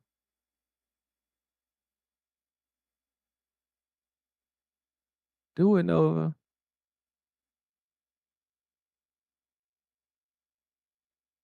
Which, if that does happen, it's only getting 1 card. Mainly due to the armor, the equipment. You know, you can block 4 and then block 3. And more importantly, if Nova is playing the attack reaction gloves that add +1, blocking 4 with the equipment and the 3 block actually accidentally plays around that. The Weakest Link. All right. This is good. Yeah. So it could be a 3 block and jam the armor, but if it's a 2 block and he has the attack reaction in the arm piece, this is a blowout because you take the Chi, you draw a card. It's just so much value. Now, oh man, the value of cloaked equipment here. Oh boy. Let's see if Kelvin can make the right decision. Block 6 or block 7? Tunic into Arms Lunging Press, aka Aquamarine Lap, or Waves of Aquamarine. Like you said, would be a giant blowout. Especially if a D-React is drawn. This board is very close to getting out of control.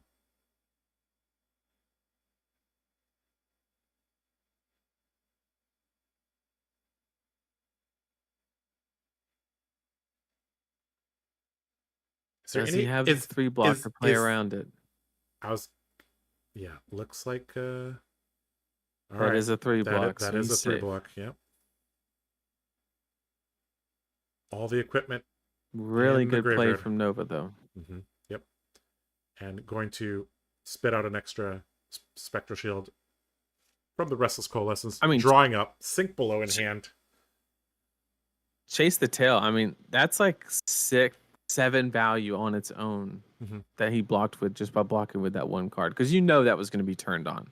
Yep. For sure. Like, there's no way. And you deny the Shuko value. So that weakest link was easily worth, if you worked it out numerically, it's at least worth like 10 or 11.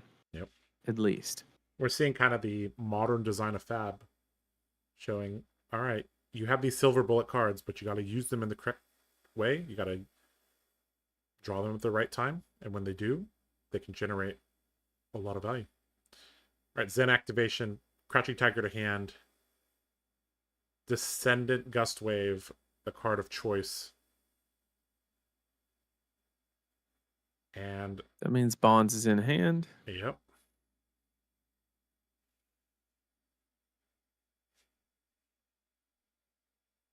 And we can see a question is there 2 Bonds in hand? Because we could see a good old double Bonds. Yep. If the graveyard is in the correct state.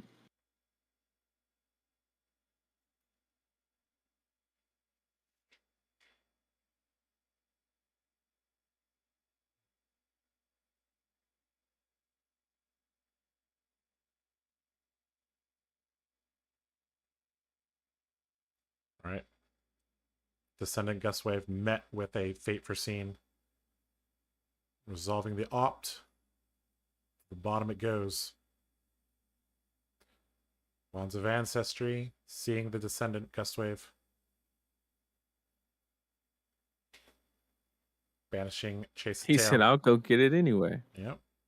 You made me block with it. You fell right into my trap. That's what I wanted to do. I wanted to chase the tail in the graveyard. All right.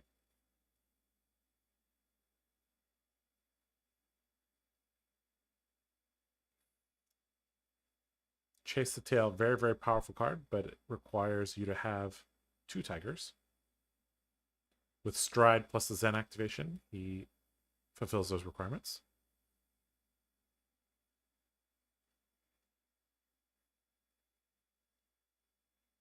Still thinking on blocks. Levels of Enlightenment from hand. And Nova has 2 cards, I believe, in hand. Going to make blocking this turn very difficult. Crouching Tiger for 1. Going to lose a shield. Chase the Tail. Coming in for 5. +1 from the Art of War. Going to grant +3 to the next Crouching Tiger. Could mean that there's aspect of body coming next because there's no access to a second tiger yet, if I'm not mistaken. Oh, did he? Oh, he Art of War banished a tiger, right? So you might be right. Yes. Should be, yeah. So yes. This is indicating a way to grab the second one. So yep. Last card in hand is still kind of unknown, if I'm not mistaken. Ending on a tiger would be kind of good here, though. I think Nova ticked down 5 life on there. Yep, should be 18. Yep. Good job to the judge.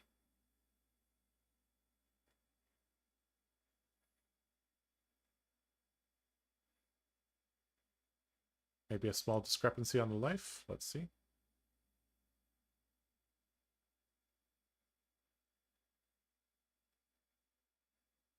Okay, looks like 26-17 is the score. Crouching Tiger going to come in for +1 from the Art of War, +3 from Chase the Tail. Should be for 4.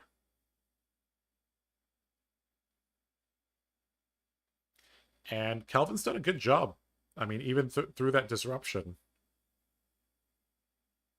dealing a very, very large chunk of damage this turn. And Nova running out of runway. Only 13 life to work with. But another Art of War hits the graveyard. Nova keeping 2 cards.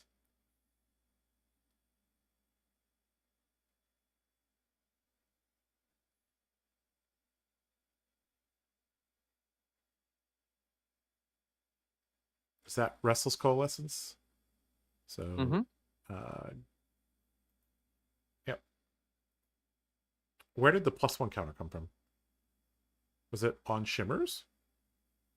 That I don't know.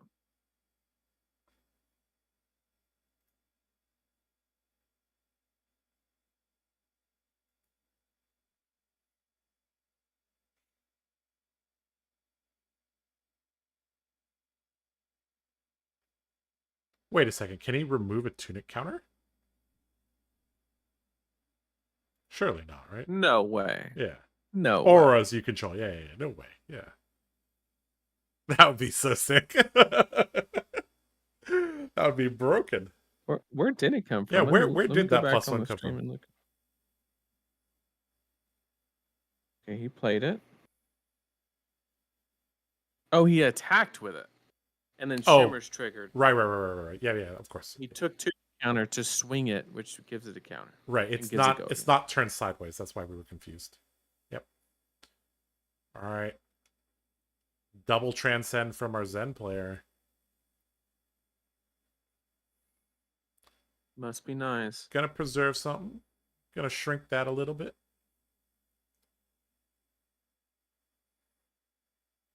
All right. Descendant gonna go back to the bottom. Drop in the ocean. Gonna shrink this from 3 to 2.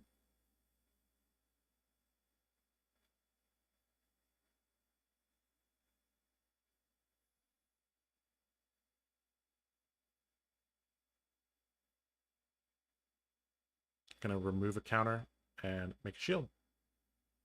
And attack for 1 go again. 23.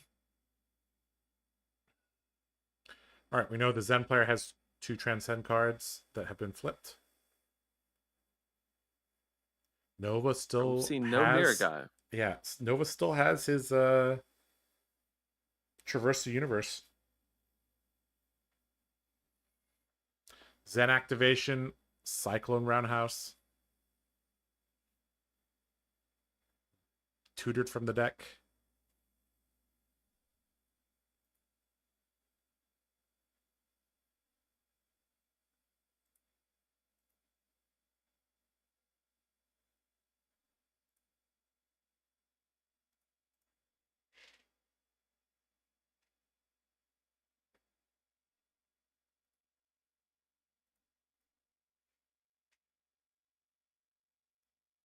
Starting off the turn. 4 go again.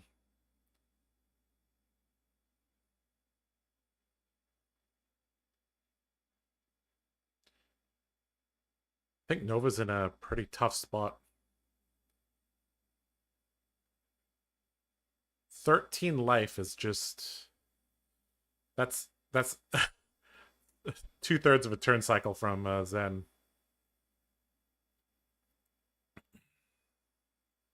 You know what's good? Another one. Yeah, I think Nova just basically has to establish a mirror guide this turn, and the Zen player has to kind of stumble a little bit on their next turn. Is kind of with no tempo at a 10 life deficit with not much of a board is kind of not where you want to be. Yep.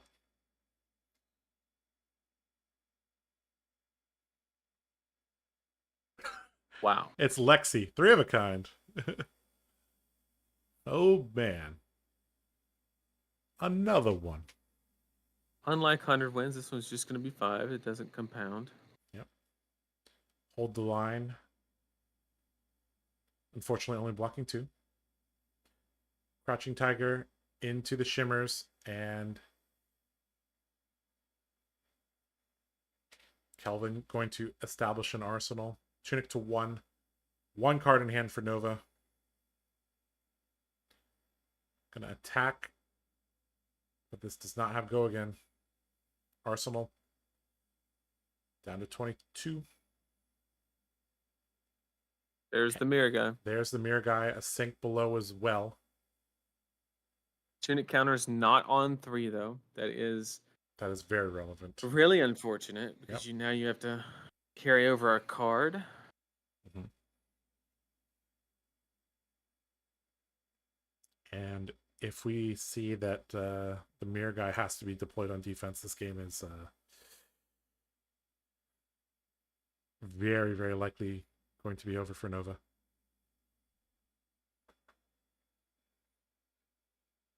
Full tempo, 9 life lead. Gonna start with Descendant. Just 1. Loses the shield. What else you got? Natural bonds, blue bonds. Going to banish.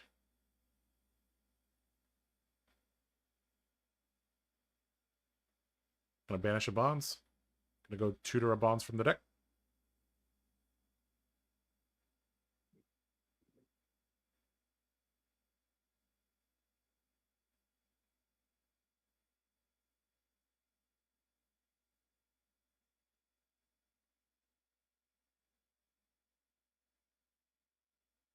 So we clearly have a double bonds, which is not good for Nova. Nope.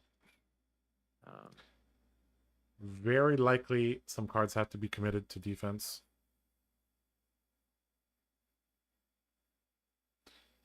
Down to 11. Descendant from hand. Going to be followed up by bonds from the banish zone. Down to 8. Bonds of Ancestry for 4. Looking in the graveyard Here again. you can kind of grab anything you want depending on what the just extra damage. Is. Yep. More damage is the name of the game. Mauling Key. Even if the extra damage ping is not active, still a 1 card, 1 resource, 5 damage. Very, very solid. Pounding Gale was the original.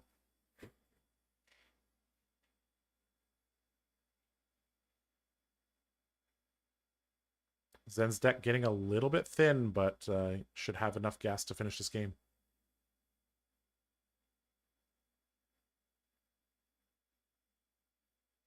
Sink below, perfectly covering up. Arseling a card. Or, sorry, sinking a card. Mauling Key for 5.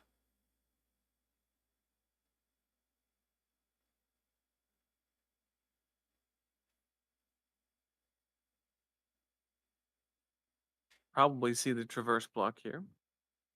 Mm-hmm. Yep. This is the body language of a guy that knows what he needs to do. But a little bit of hesitation because he's like, well, this is my tournament life on the line. Hold the line. Traverse. Oh. Sorry, not traverse. Transcend. Doesn't need the traverse. Nope. It has the pitch. Gonna make a shield. Oh, he got rid of the mirror guy. Yes, okay. he sank the mirror guy with the sink.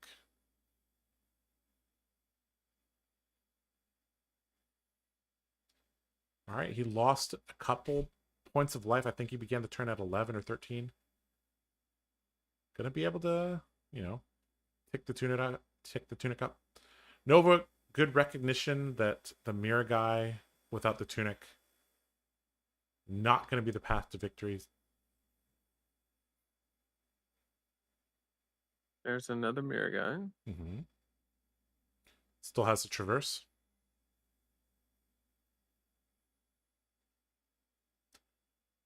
Really needs the sim player to just have a little bit of an off turn.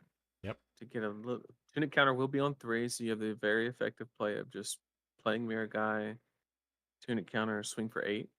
Wind chakra.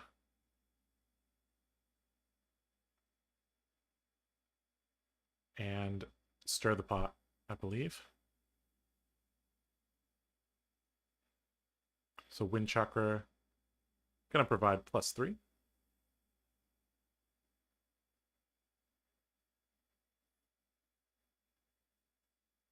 And with that inner chi, I think this turn is probably going to be sufficient to get quite a few cards. Still has the traverse though. That is the key for Nova to get back in this game. Alongside that, manifestations of mirror guy in hand. Inner chi pitched, Zen activation, Tiger to hand. Like we said a couple turns ago, this deck is getting a little bit thin. We've seen a lot of strong red cards have been used or banished.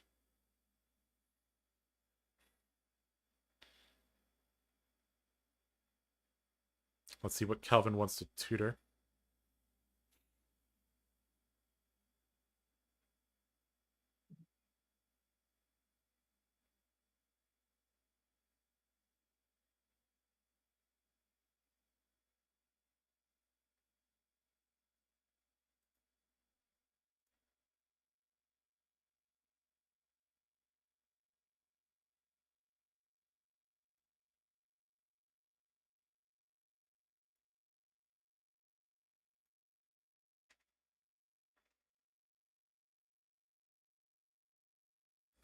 Very, very, very important activation.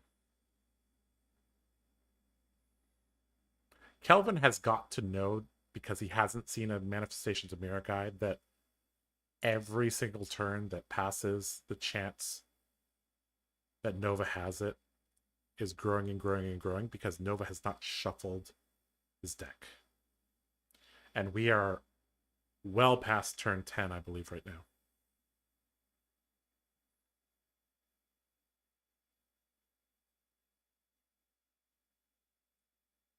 Lots of choices. Tiger Swipe might be the play.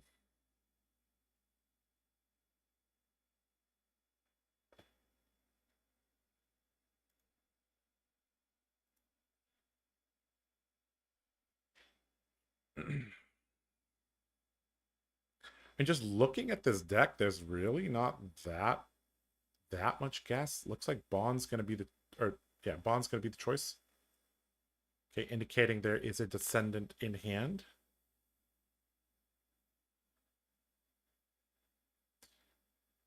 Maybe he took a little bit extra time there just because he's like, well, I have to make sure I have a good Bonds target as well.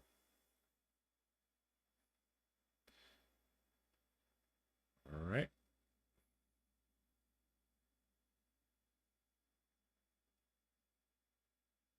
Tiger to hand. 100 wins being pitched. Art of War. Wow. Wow. This is the perfect time to have an Art of War. Draw 2, +1. And a lot of pressure is going to be coming out this turn. And Nova may not, even with the Traverse the Universe and the Manifestations of Mirror Guy, I don't know if he's going to be able to hold on. He needed to find this when he was still, 15 or 16 health would have been more ideal. Giving up his board to the Kakara. Levels of enlightenment. Absolutely backbreaking because it sees 3 blue cards in the pitch zone. coming in for base 3, +2 from itself, +1 from Art of War. 6, go again, draw a card. This So round's strong on me. off of a blue. Yep. And here we There's go into the main line. Descendant Gustwave. Seeing the Wind Chakra, seeing the Art of War. And here you need to make a tiger in some way, shape, form, or fashion because you banished it with the Art of War. And you have the Wind Chakra still live for a +3 because you've transcended. So I think you just go aspect of body, assuming the bonds is red on the search. And then that way you have a way to get that +3 value. Yeah, the Wind Chakra applies to the Crouching Tiger, not the Descendant Gustwave. I'm sorry about that. Bonds of Ancestry. Looks like it's a red one coming in for 5. Yep, that'll turn on the body bag. Yep.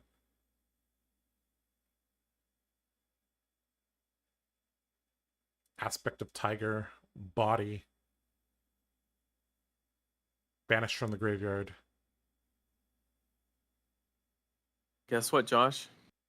This gives me a bingo. 30 damage is in turn? No. 40 damage in turn? That and a tiger for 5. Oh, you're right. 3 from the chakra, 1 from the Art of War, and 1 from the Kakara. Yep. Nice. Didn't even need Shuko. Didn't even need Shuko to get that tiger up to 5. Energy, Manifestations of Mirror Guy. Being used as an expensive sink below. Aspect of Tiger Body. Creating Crouching Tiger in Banish. This round's on me. Trying to stop the bleeding. Down to 3. A giant angry Crouching Tiger coming in for 5. Command and Conquer. Dropping to 1. And passing the turn. Nova staring down death now.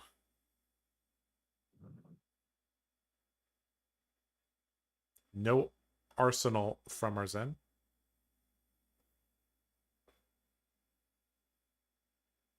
Nova passes back. Energy pitched, which was why he didn't arsenal. Crouching Tiger to hand. We'll do the dance once more. I mean, at the very worst, you could just grab 100 wins or...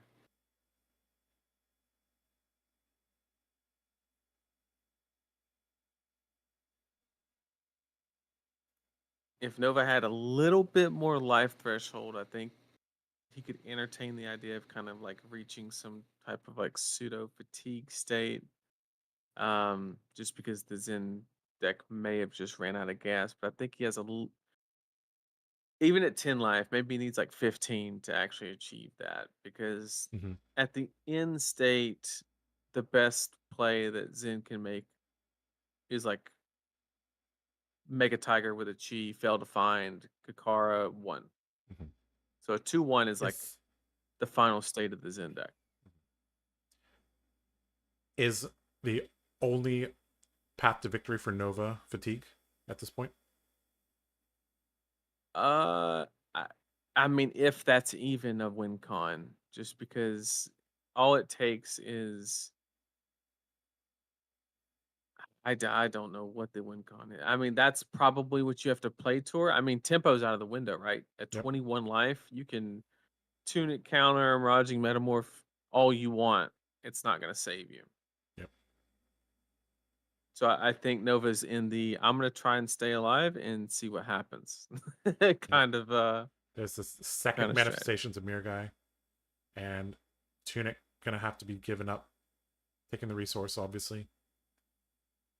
And Tiger Swipe for 4. 2 cards deployed on defense. And another Tiger Swipe to finish things. And Calvin takes down number 1 seed Nova-chan. We have a Zen in the finals, guys. Well played from both players. And it was the attack reaction arms. Was. Yep. Well played. Well played. All right. Do we have an update on the other side of the bracket? Did Wu Lung or Xing take the other match? I mean, Xing can't lose to a Victor, surely, right? I mean, yeah, Xing plays a lot of Victor. He knows that deck inside and out.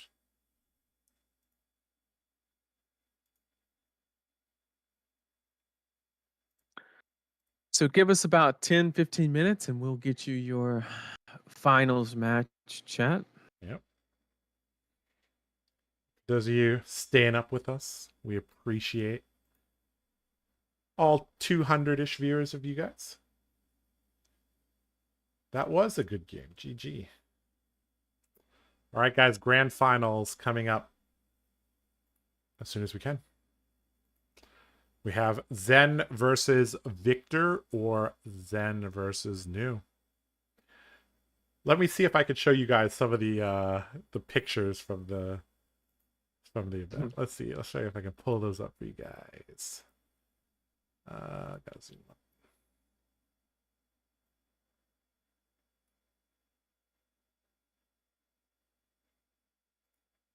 No. Cancel this. Discard that.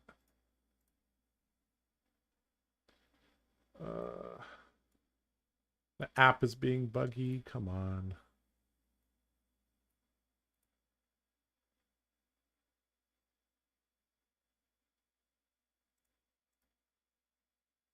All right. Xing has won. Which means we have a Zen versus New finals. All right. I will set that up. Scratch that chat. Not 10 to 15 minutes. We're doing it now. Yeah, we're doing it now. All right, let me set up all the things we need to set up. Again, we're doing all the production work on the other side of the world.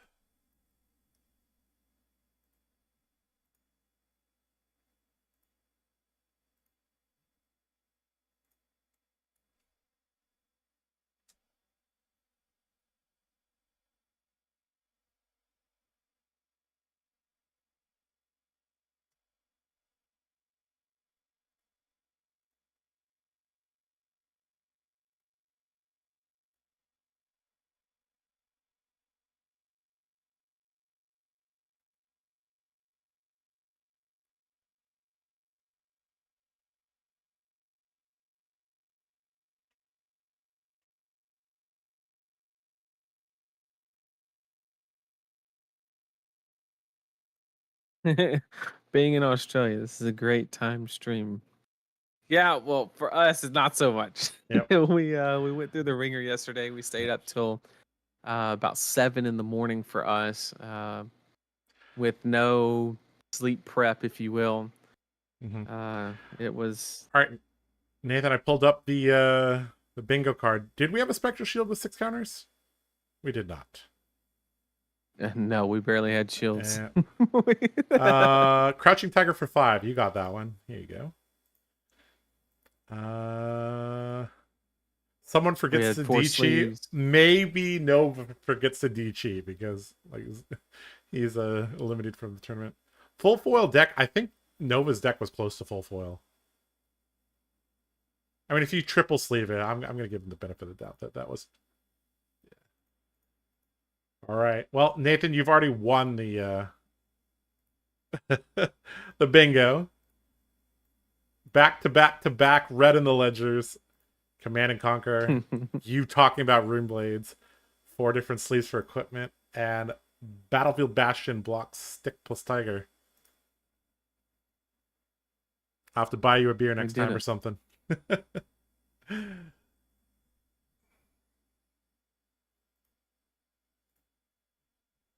Have to wake up at midnight. Yeah, that's pretty early to wake up for sure. But we're glad you joined us.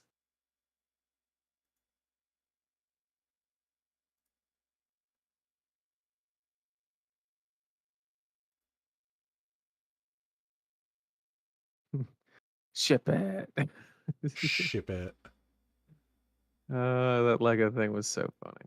That needs to be Too a good. that needs to be a shirt.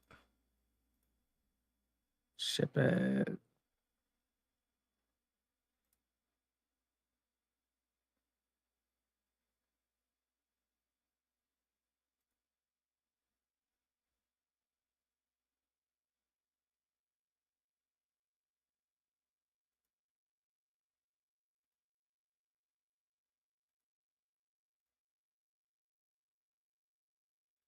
Oh. Every single time I Ba, ba, ba, ba, ba. minimize Discord, that's why the cameras disappear. My bad.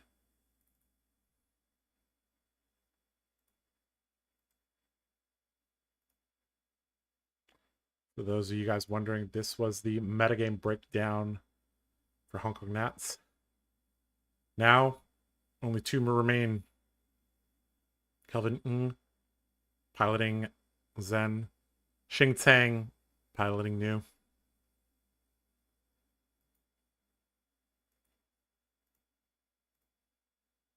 Oh, right. I remember what I was trying to do. I was trying to pull up the zombie pictures.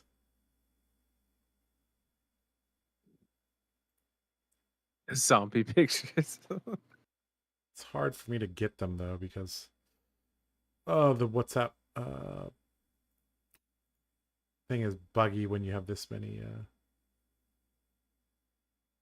messages. All right. So the Zen player got their quote unquote easy match to make it to the finals, but now they got to really work for it because now they have their theoretical unfavored match. Yep, we're going to jump into that right now, guys.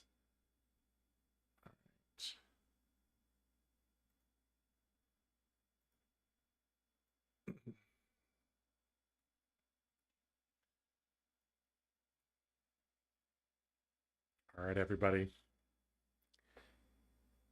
It's time. It is time for the grand finals. And we have two of the finest players in Hong Kong going to be battling it out for quite a bit, actually. You know, some cash, a trophy, an invite to Worlds, but most of all, the title of Hong Kong National Champion. On your left, you saw him take down number 1 seed Novachan. It is Kelvin Ng piloting Zen, Tamer of Purpose. Then we have Xing Tsang piloting none other than New Alluring Desire. Nathan, this is a matchup that we have not seen so far. In Classic Constructed, at least. So I'm excited to see how things go. It's all going to be on Xing's end of things. Can he have that pain disruption? And when the Zen just says, okay, you earned the tempo, can New utilize the tempo that the Zen player gives? The most important thing. It's when you have a successful surgical extraction and you rip the hand apart, they just pass turn an arsenal, and you draw your hand and you see hiss, hiss, venomous bite, and nothing that it can be played on. And it just, that's kind of where it's unlikely, but there are those situations where New can just draw a hand that just really doesn't produce much numerically. It can be very disruptive, but the numerical value behind the play can kind of suffer. And as long as Zen can just have one solid turn to kind of even up the life total after being disrupted for a few turns, that's all it usually takes. Look at those clean blue pitch They look good. sleeves. They look good. They look damn good. Message Alan, who I got to talk to get a pair of those. I'll trade you a Dory sleeve for a blue pitch sleeve.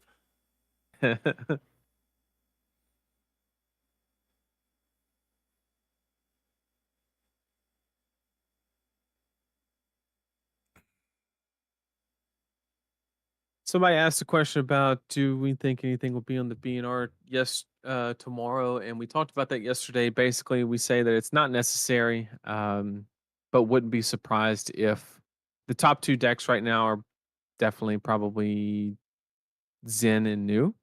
Not because of this matchup, but just because of national results in general. And if you do hit Zen a little bit, you kind of take away New's food, if you will. So you kind of like take both of them a step down at the same time, which could be conducive. The problem is if you hit Zen, you don't want it to be too bad because then you have possibly an Enigma problem. And so you're just kind of like trading problems. But I don't expect anything, but I wouldn't be surprised with like a harmony ban or something like that. Like something that's like just enough, but not like a crucial element like bonds or anything. I don't think anything's going to go that far, but There's the fist bump. The game has begun. Welcome, guys, to the grand finals of the 2024 Hong Kong National Championship. It's an all MST grand finals. Kelvin piloting Zen against Xingtang piloting New. Xingtang is the higher seed and has elected to go second, it looks like. Standard equipment from Xing. Mask of Recurring Nightmares, Fendel Spring Tunic, Arousing Wave, Stilettos. Over there on the other side, Traverse the Universe, 12 Petal Kaseya, Shuko, and Stride.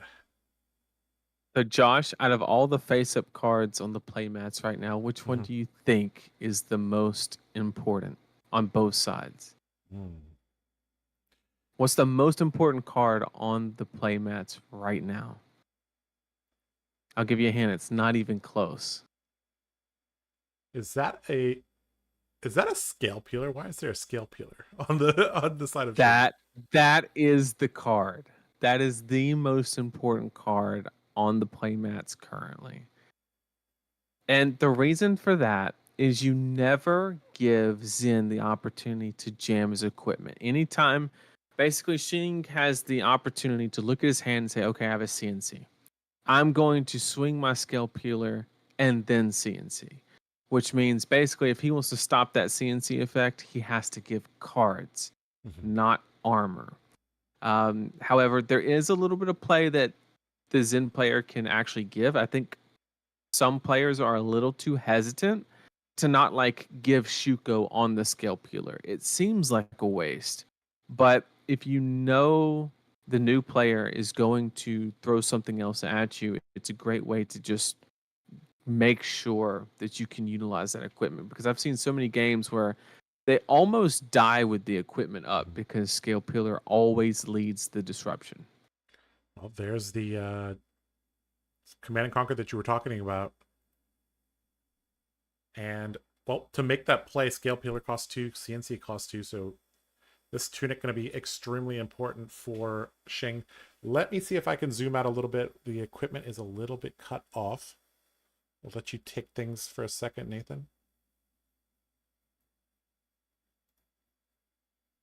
All right, we do have a Mistblade coming first, which means Xing either intends to swing both daggers or there actually is 2 blues in the hand. The 2 blues is kind of doubtful, knowing that he did already pitch a Prognosis, which is a very high priority blue.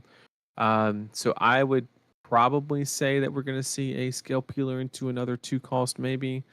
Can't really see the hand, though. Respecting the Mistblade, though. Yep. Kelvin saying, I need to throw a card in front of the Scale Peeler. Yep.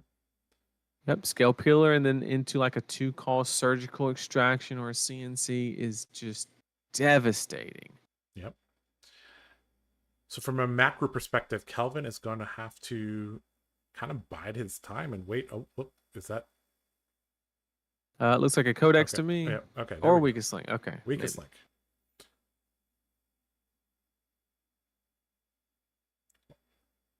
Think New and Enigma both can utilize this card to great effect. Obviously, they utilize them in a little bit different ways. Enigma uses Weakest Link to kind of set up a board a little bit or try to slow down the destruction of the board. New saying, you don't get to keep a 5-card hand. You don't even get to keep a 3-card hand. And we're gonna, looks like Kelvin gonna block with 2 cards. Fill up the graveyard a little bit more. And Oh, has the Art of War in hand. Do we just Mhm. see a pass here, though? I think you swing the Kind of. Kakara. Yep. I like getting the value out of the hand. Maybe putting that back into the deck for second cycle. I mean, you're going to activate Zen so much, you're very likely to draw it again.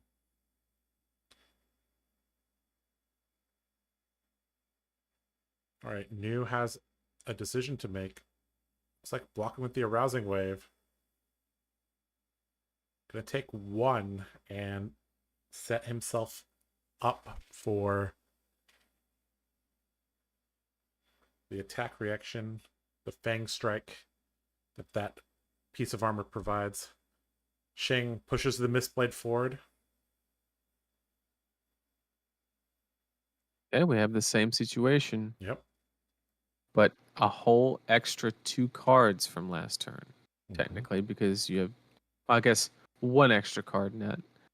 So this Mistblade, unlike last turn, could actually be relevant because you could have a situation where you play like a Prognosis and then play your weakest link, or whatever the case may be. Or if there's a Levels of Enlightenment in hand, and maybe the Mistblade just gives it go again so you can actually draw a card, or just give it +2 because you no longer need the go again.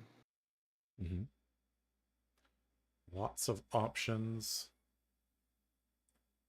But giving a card to these Mistblades is, Yeah. unless there's a rhyme or reason, I mean, I just don't know how you're ever going to acquire tempo if you just let the Mistblade hit, or if you keep blocking the Mistblade. Yep. Eventually, you have to put your foot down and say, sure, your blues have go again. I don't care. I think Shing caught off guard a little bit by him blocking this.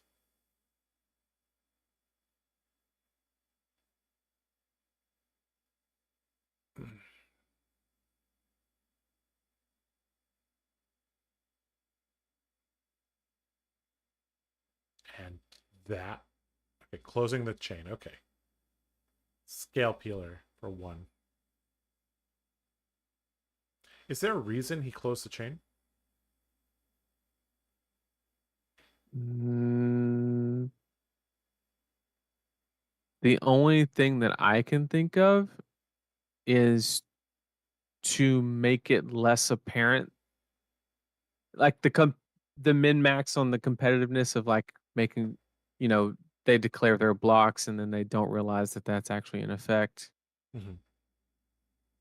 But Surgical Extraction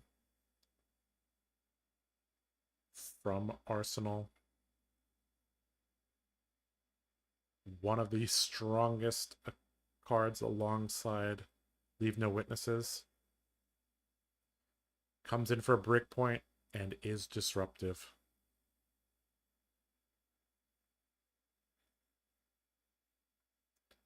two cards still in hand could be anything. Yep. And Zen, not known for his defense reactions. And to an extent, for most heroes in the game, playing defense reactions against New is not really effective because of access to cards like Arousing Wave. Going to preserve a card into the deck. And I think we're going to That's see a mask activation. really interesting. Shing actively took a Bonds of Attraction over a Weakest Link Mm-hmm. or a CNC.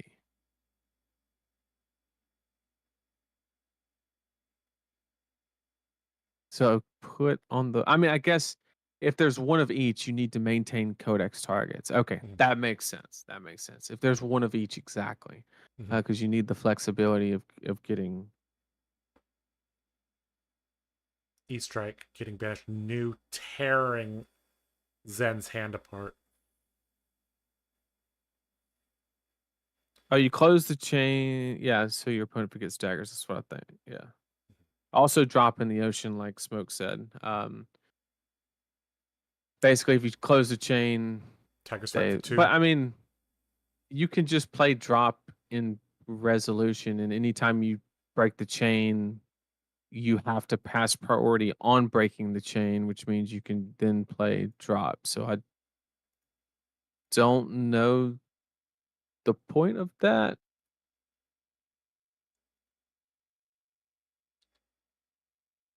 We've seen Kelvin struggle to produce any meaningful offense for the first 4 turns of this game.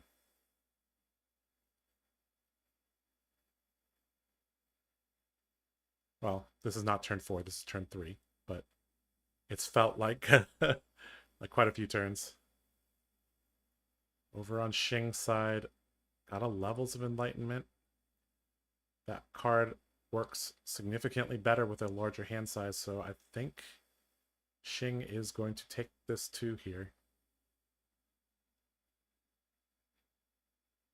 I mean, Zen just hasn't gotten a turn, right? Yep. It's been surgical, weakest link. Once again, that scale peeler is the most important piece, just denying the jamming of the armor. Of course, Zen's got other problems. I don't believe, has transcended yet, which means the helmet isn't even live, which means we might see a turn or two where Shing kind of decides to forego Yep. the scale peeler, but once the Zen player has transcended, it's almost a must.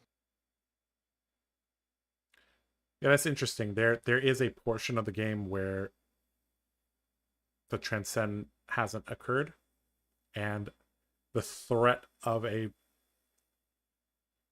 Zen turn is not quite as high. Xing really thinking on this 2 damage. I mean, with the Levels of Enlightenment, I guess the hand just doesn't quite line up unless he uses the stilettos. Looks like gonna take 2. Gonna keep a full grip. But from Kelvin's perspective, Xing tanking for that long, gives him a little bit of information that maybe... All right, looks like Level's going to be pitched for the Mistblade. Now, this is frightening. Yes. You have a full grip, and you're pitching a Levels. Yes. Yes. That's very frightening. Yes, that might indicate a little bit of a pitch problem, but most new decks are built with quite a few blues. So the chance of that not particularly high. We've seen Kelvin respect the previous Mistblades. Is he going to respect this one? I'm also interested. I mean, if Oscar, you can tell us this, how many cards each player presented. Because every just card keeps respecting the Mistblade. Yeah, every card you give to the weapon brings you 1 step closer to fulfilling the bingo card of new fatiguing somebody out. I'm just like, I guess the Zen player is just playing super patient, just Yes, waiting for the transcend and trying to do everything in their power. But the problem is you also have to pressure a little bit, or you, like you mentioned before, you will get fatigued. Yep. It'll be pitching a surgical. I'm scared now. Yeah. Well, I mean, what is better than Levels and surgical? What's going on here? And scale peeler hits. All the armor blocks for -1. Okay, what is it?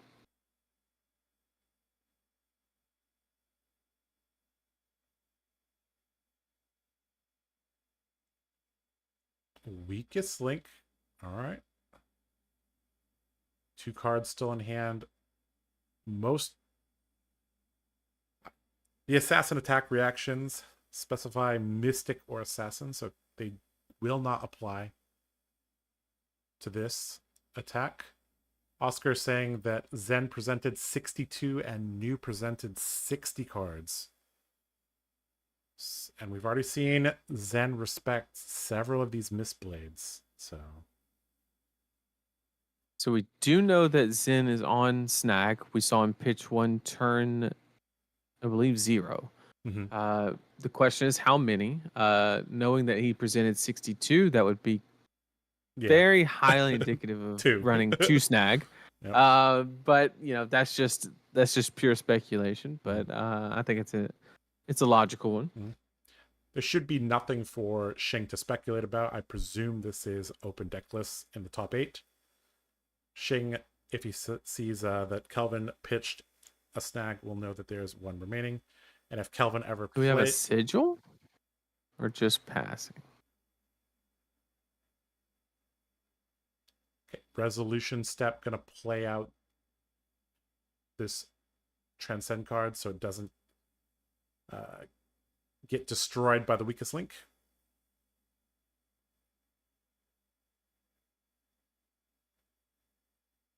E-strike and okay, gonna transcend off of this card.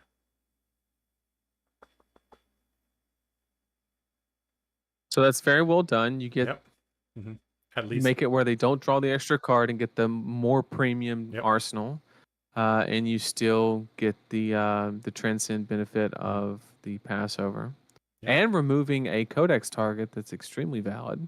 Yep. Passover, very strong in new because indirectly it leads to offense, but we're seeing just how strong Passover can be in Zen because, well, now he doesn't have to deal with the Command and Conquer. Oh, never mind. There's another one. All right, Zen activation from Kelvin.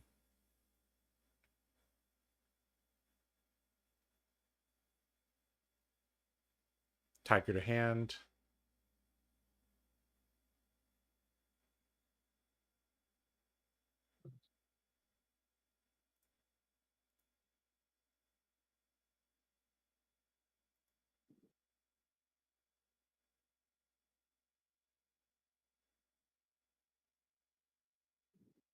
Thinking quite heavily about what to take.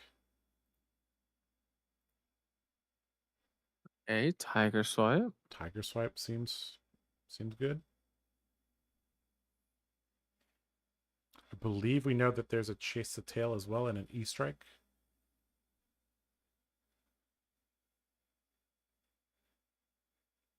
All right, there comes the tiger. There comes the tiger swipe. I think that's an Art of War in Shing's hand. Command and Conquer, Art of War, a Transcend card. Art of War. Is that Art of War? Sorry, that can't be Art of War, right? In new? Yeah. Sorry, I'm getting crazy. It's 3 a.m. I mean, that would be the spiciest. I'm making sure you're awake, Nathan. There's some orange tinted card in News deck. All right, Tiger Swipe hits.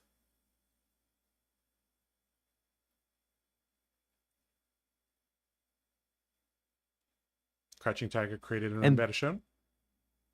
And this is kind of what I was referring to, how basically Zen hasn't had a turn the whole game. Mm-hmm. I mean, the most exciting thing Zen has done before this turn was Tiger Swipe for 2. And he is about to tie up the life totals. That's exactly what I was referring to when, you know, Zoo's going to try to have that chain disruption, but all Zen needs is just a window or two to really just push a decent amount of damage and just be a little bit more efficient. Yep.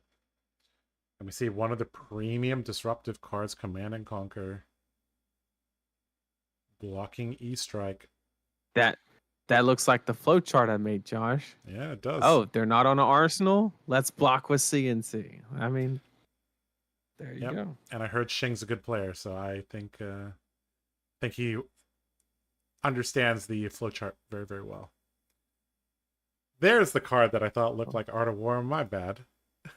Pick to Pick to pieces. pieces. Yep. It's Easily the worst stealth card in this matchup. yep. Now, I assume this is a blue pick to pieces, so we could see it transcend into a Yeah, master it just has recurring. to mean transcend. It doesn't mean anything else. The question is, Is I that mean, good this enough? this has to mean this has to be like Siren's Call and a transcend. It's kind of Yes. like the only thing that makes sense on Hmm. or maybe just a Nick or something like that.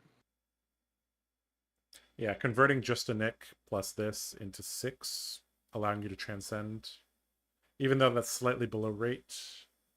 You know, converting 3 cards into 6 offensive value, 3 defensive value. It's not too bad. Plus the effect of the transcend card. All right, Kelvin trying to map out his turn with a little bit of unknown information. Though he has some clues as to what those face down cards are.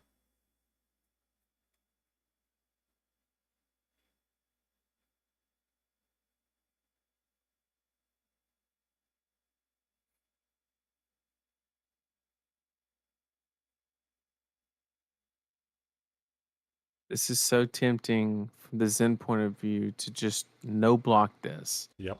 because pick to pieces is like one of those cards where it's like, this is my shot. Yep. And It's grabbing the stride. I actually like the strides block here because what you can do if you know the mask will be activated, you just banish the target. And Yep. so, or you banish the tiger. The tiger, yes. And it just allows you to say, I'm trading this piece of equipment for 1 value plus your chi, Yep. which in the grand scheme of things is a very, very good trade. It's not the explosive Art of War play, but I would really like the strides block here. Yep. We've talked about how generally the headpiece is the one that grants you the card draw. But against Mask of Recurring Nightmares, an E-Strike and a Crouching Tiger are all the same. There we go. Stride of Reprisal, blocking, creating a Crouching Tiger in hand, and I presume Shing is going to transcend this turn. Yep. Gonna go. It is Passover. It's the best one. Yep. Gonna banish 100 Getting wins. the extra damage. Currently does not have go again. Activates Mask. And surely Kelvin just banishes his tiger.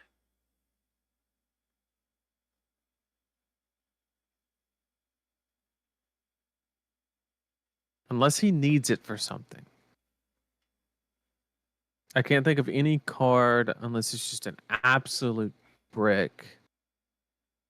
Has more value than or less value than a Crouching Tiger. There's no such thing as absolute bricks in Zen. They either go in the pitch That's zone or what- go in that's the what I'm trying to- arsenal, yeah. or go on the combat chain. Like maybe this round's on me would be like the only card I would consider like maybe banishing over Crouch, because that you obviously don't want to give new more cards.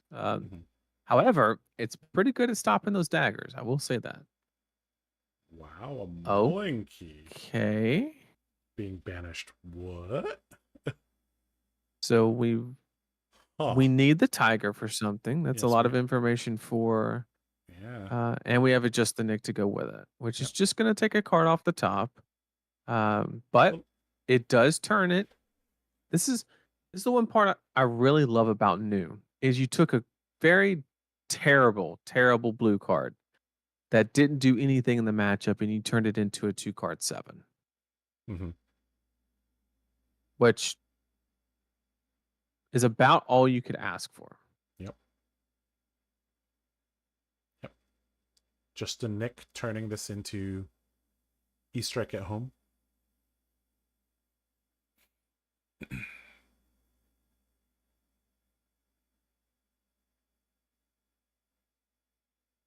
And here we have the oh so dreaded graveyard check, indicating Zen is probably going to do his best Katsu impression next turn.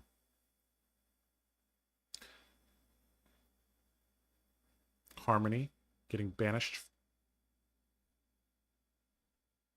I mean, Harmony has banished so many non-combo cards. It's getting banished now. There's the Snag being pitched. And here we go, Descendant. He actually could have snagged for Yes, 6 for value 6 value, yes. and saved the mill. Mm-hmm.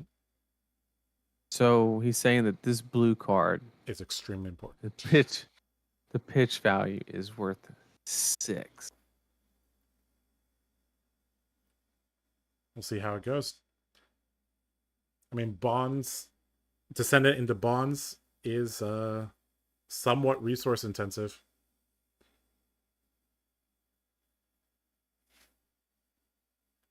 Preserve tradition, going to preserve the finest combo card, I presume, back into the deck. Of course. Oh, okay. Well, maybe I not a see. combo card. We'll see. So what I think he decided to do was keep the Crouching Tiger from the banish. Yep. To turn on Chase the Tail is kind of what I'm like. Descendant and okay, putting Descendant back into the deck. And yep, looks like Chase the Tail. So he's got a Crouching Tiger in hand. Inner Chi gonna pitch the Inner Chi to Zen, create the second Crouching Tiger, which is needed to extract the maximum value from Chase the Tail. Goes grabbing bonds. Well, you bonds and then you bonds to get Chase the Tail. Yes. All right. A very, very high damage line that Kelvin has found.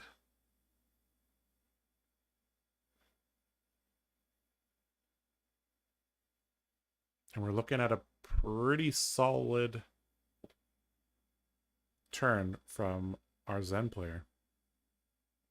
Definitely going to even up the life totals a little bit. There's Chase the Tail, banished from the graveyard to the bonds.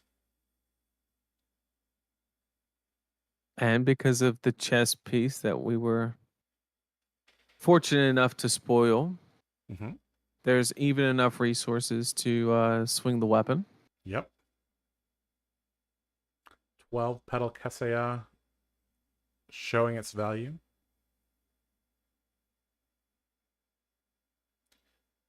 We might even see a Zen State token created. We'll see. Zen State pretty good against some of the cards in the deck. All right. So the turn can be mapped out from here. We have the Kakara for 2, Tiger for 2, Chase the Tail for 4, and then another Tiger for 3. So Xing has the information to be able to just map out what he wants to block, if he wants to block, and kind of get an idea of the amount of damage that is coming through. Yep. Speaking of flow charts, now that he has full information, Xing can develop his defensive and offensive flow chart. He knows his opponent is not going to end on an arsenal. So anything like Leave No Witnesses, Command and Conquer, not going to see much value.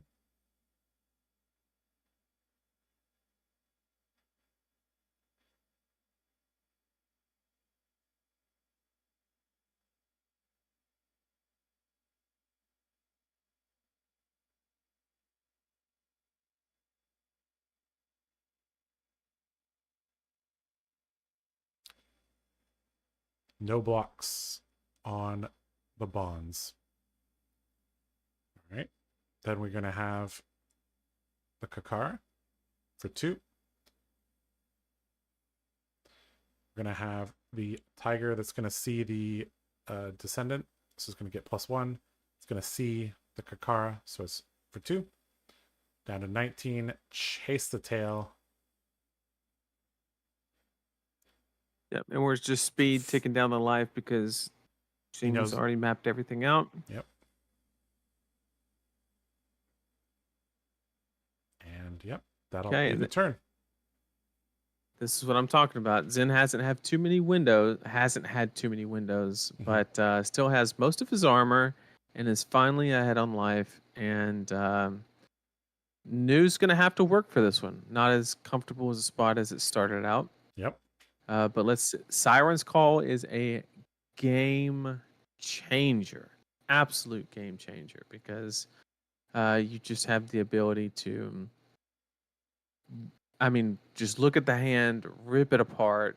If you get the only blue, it's actually just catastrophic. Mm-hmm. And especially in combination with an on hit, you just have the ability to, if they don't block, then you rip a card and you get the on hit anyway. And in combination with Censor, you get to look at the hand, then call the card. Yeah, that's so not blocking is actually the scariest thing. But let's say you respect it. Well, now he's just going to rip a card and force you to overblock. So Siren's Call just has the ability to put in work with this situation.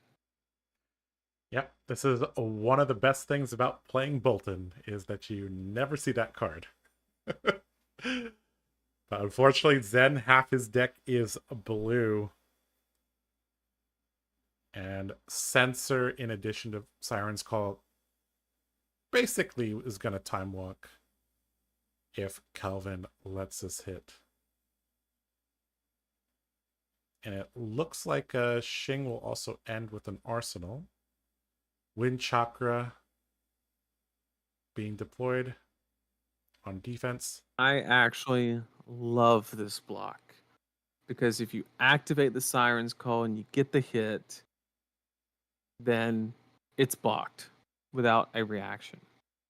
There's the Siren's Call. Very well done. And if it's his only blue, yeah. Now you don't have a blue to pick from, so it just fizzles and they don't draw a card. The only downside is where things stand. Censor is going to hit. Yep. And he's going to be able to call either Descendant or Body Bag. Mm-hmm.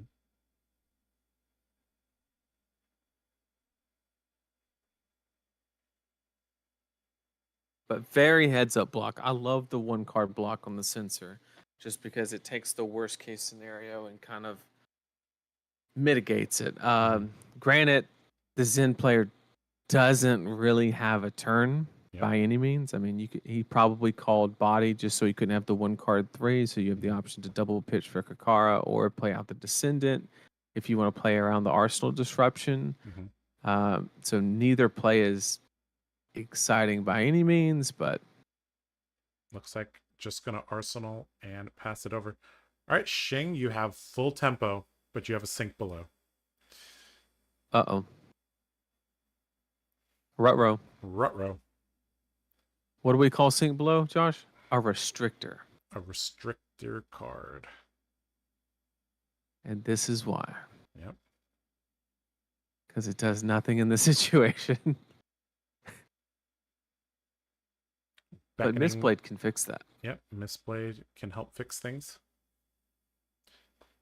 In an ideal world, Shing would love to have that D-React in Arsenal.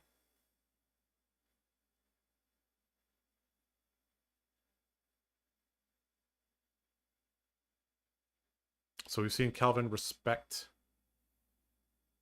the Mistblades quite a bit. Does he respect this one? Also of note, we haven't seen Shing utilize his tunic in a effective manner yet. We were talking about at the beginning of the game, Scale Peeler into a 2-cost disruptive card.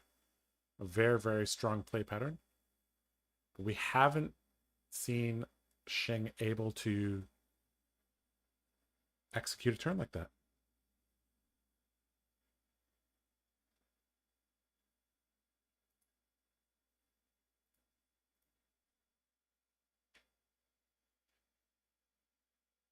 I've never seen a Zen player block so many misplays. I haven't I'm either. not saying it's incorrect. I've just never seen it before. Yep. It's very interesting. Yeah. Calvin really showing that he thinks that this misblade, overblocking it is worth it. I mean, for the most part, you're basically saying, all right, you spend a card to swing this, I'll spend a card to defend it. If you want to do that, that's fine with me. Now, Scale Peeler for 1. If this is a hand that he wants to keep, we could see the Shuko block. Actually, now that I think about it, with surgical in hand, Mm-hmm. he had the ability to like play the surgical, and then I think the arsenal is Codex, if I'm not mistaken. Yep, it is Codex. So the misblade actually saved kind of like a double Yeah. surgical kind of Yep. situation. So I thought it was Very heads weird, up. but I mean, it really turned out to really pay dividends. Yep. All right, so Xing having to discard the Fate foreseen for the Codex. All right. Calvin already has an arsenal, so he doesn't have to discard. Command and Conquer. Remember, is the Scale Peeler active? I think it is. He just didn't tap it. So 6 can be a very, very annoying number for ninjas.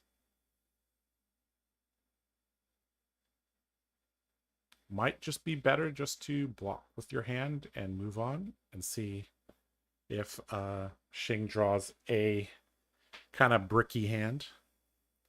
We've seen, Sink Below Fate Foreseen, so the new may not be able to utilize full tempo as well as other heroes in the game.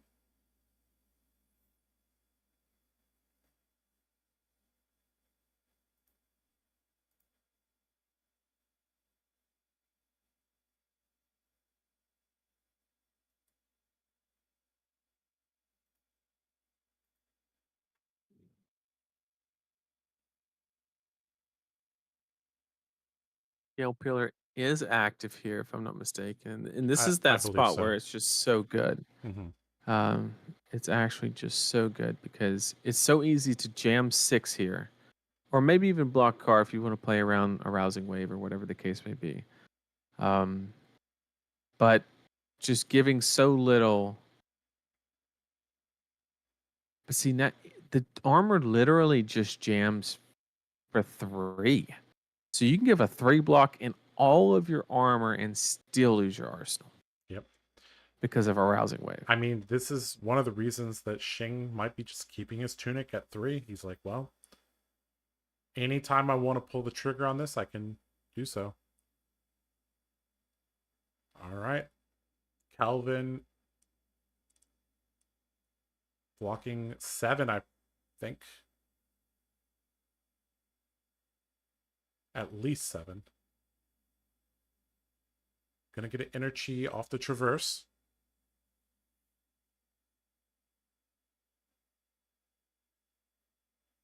And he's going to be playing with a 2-card plus arsenal hand.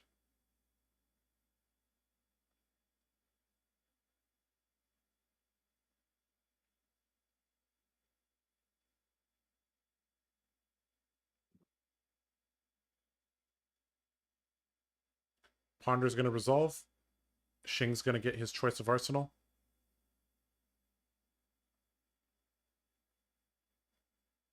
Draw 3.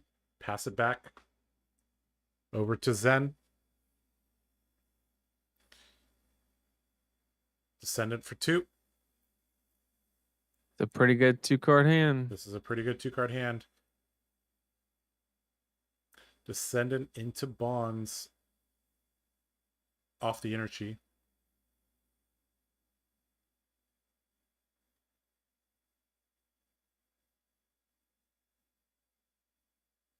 Maybe into Tiger Swipe. We'll see. Yeah, it's interesting here because you can take a multitude of lines. You can either get a 1 cost and not swing weapon, or you can take a 0 cost and swing weapon. Yep.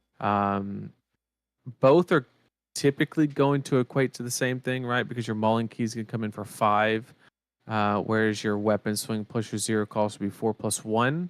However, you get the +1 on the tiger, so it's a guaranteed 6. So we probably will see the weapon swing into tiger swipe here would be probably the most effective, because it will also Mm-hmm.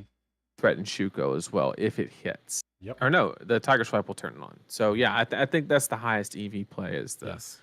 the Really, weapon into tiger into swipe. the 12 petal Kesaya and this Shuko have been putting in a lot of work. We've seen several of the resource curves smoothed out by the 12 petal, and this Shuko has triggered multiple times, and they could still block. There's the bonds. Red bonds coming in for 4. Tiger swipe banished, and gonna grab the last tiger swipe from his deck.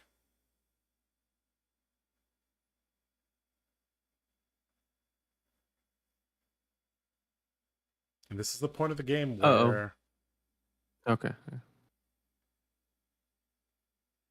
this is the point of the game I where thought he failed to find. I thought he miscounted. that would have been bad.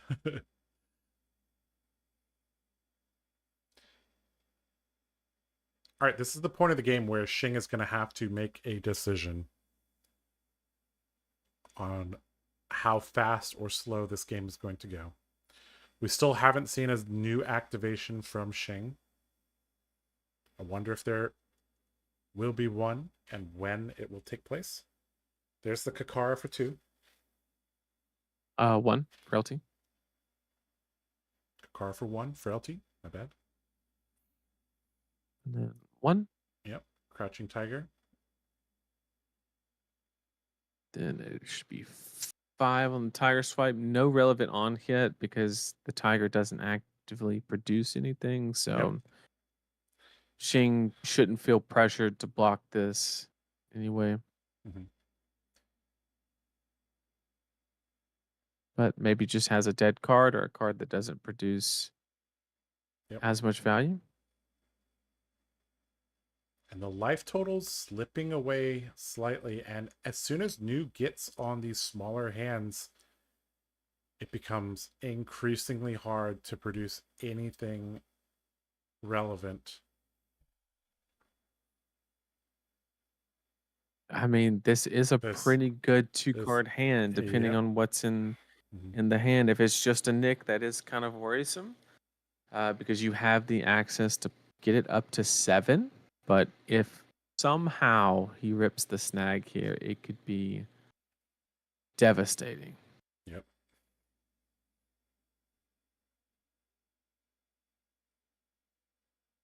And we know he's on at least 2 copies. We've seen 1 copy played for... He played it to get to play around the weakest link, and then I'm not sure if he played the other one, so he might have 1 left in his deck.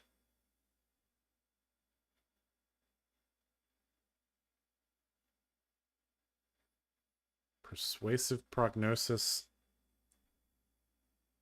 It's just 1. It's a difficult spot because I don't think you can play around just a nick unless you have snag. But this could be Tunic counter Siren's Call. This could be just a good old-fashioned mask activation on a Transcend. Yeah, like, I mean, it could be so many things. And I think no matter what really happens, you're going to be kind of missing 2 cards from your hand more than likely. All right. Shuko. And Tunic counter into an attack react. Buffing this to 4. Not creating the extra. Oh, there's the snag. And there's the snag. Perfect timing there from Kelvin. Clutch. MVP snag from Kelvin. Gonna get to operate on a 3-card hand, sending a big Blanche across the board, setting up a little bit for next turn. One thing I really want to note here is a couple turns where she kind of got on the back foot and didn't really have like a whole hand to work with. What did the Zen player do? Cashed in the equipment to play around The that scale peeler. And now the scale peeler is not even relevant, because if you were to ever, if it's ever relevant, you could just block the equipment on the scale peeler if you really wanted to. So one dagger is just rendered completely irrelevant, and now you have a piece of equipment for misplayed if you really need to shut that down. Yep.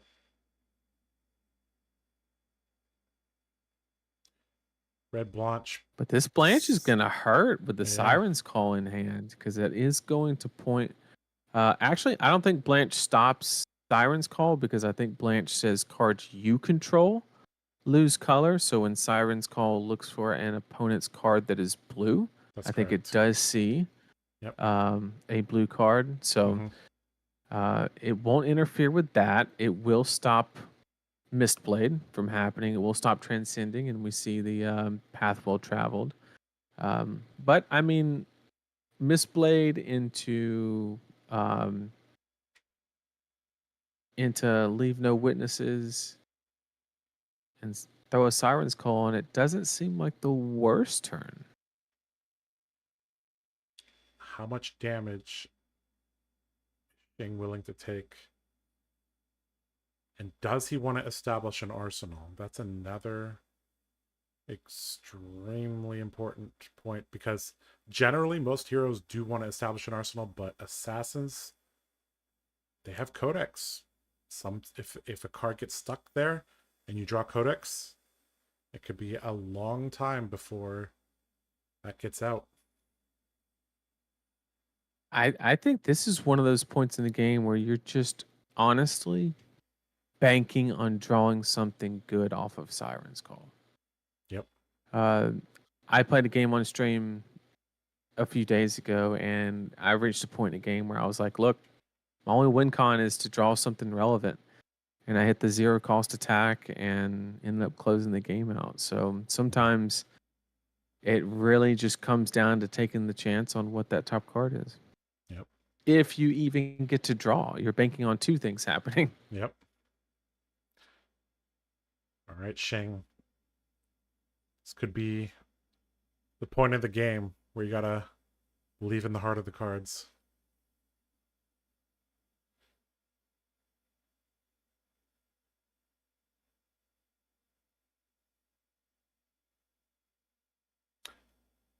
I think he's actually a little bit unsure which line he needs to take. This is not a situation where he knows what he needs to do, but he's trying to summon the courage, calm his nerves, and just do it. Here, I think he just legitimately is stuck between 2 or 3 lines.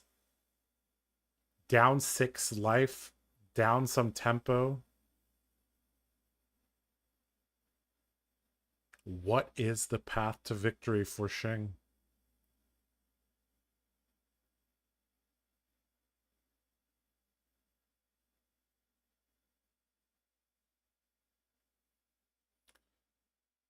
Another second place finish would be pretty heartbreaking for Shing. Being able to close a tournament. Put that devil to rest.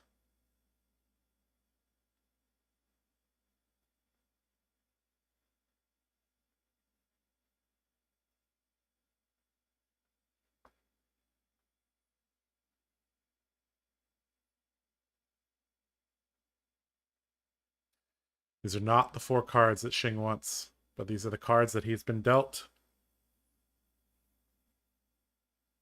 Is that a codex I see? That, I believe that's a codex plus a transcend card. Neither of those block. It's more complicated than I thought.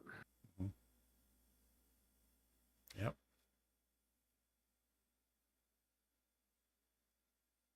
There's so many lines here. You can block with the leave no witness to put it in your grave for the codex, and you can dagger Siren's Call the dagger and codex into the leave no witness and have a rousing wave floating. You can just play the Siren's Call and the Leave No Witness and Stilettos into a Codex and then play it again.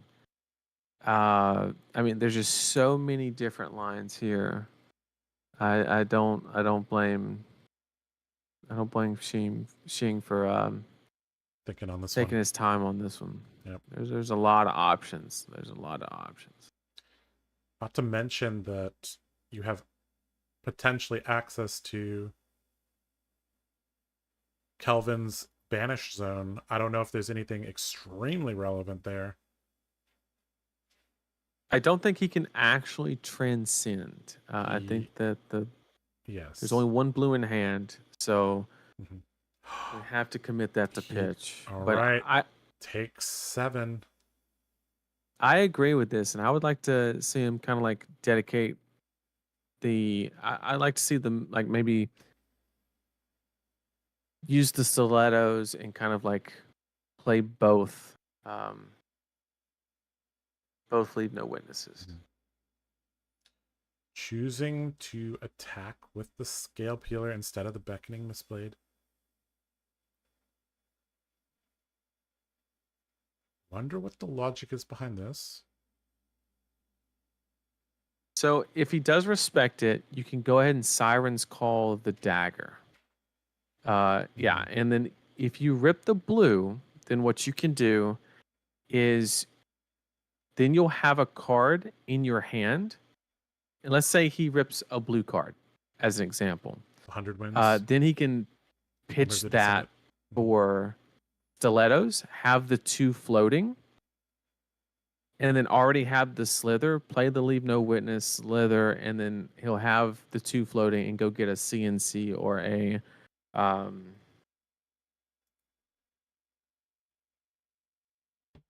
but is that 100 wins a blue? The Blanche is active. That's why the Mistblade doesn't have the Mistblade. Yeah, you can't misplay. It's textless. Yes. Thank you for pointing that out. You definitely don't swing the Mistblade.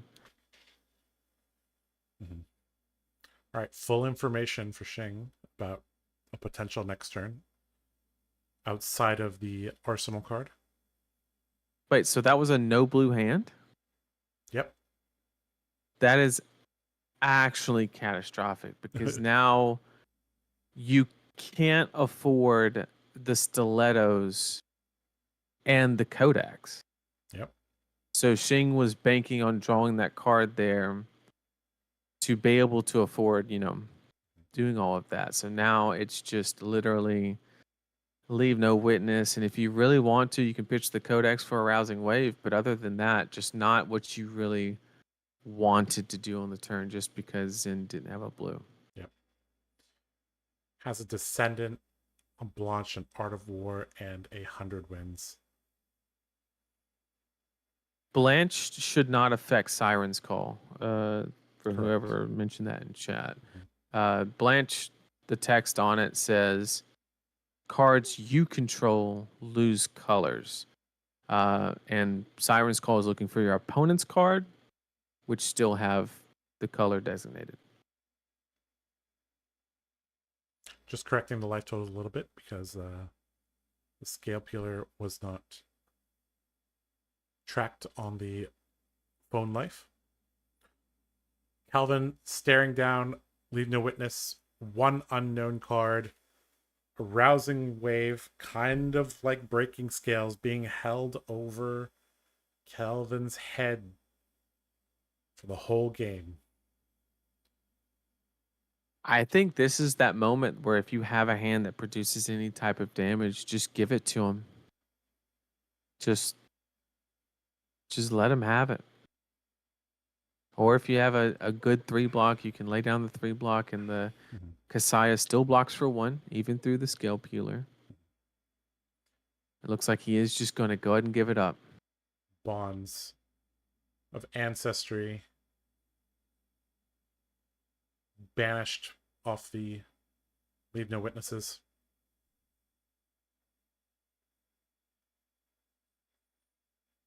$13-5, a 4-card hand. Shing knows every card in Kelvin's hand. So again, back to the flowchart.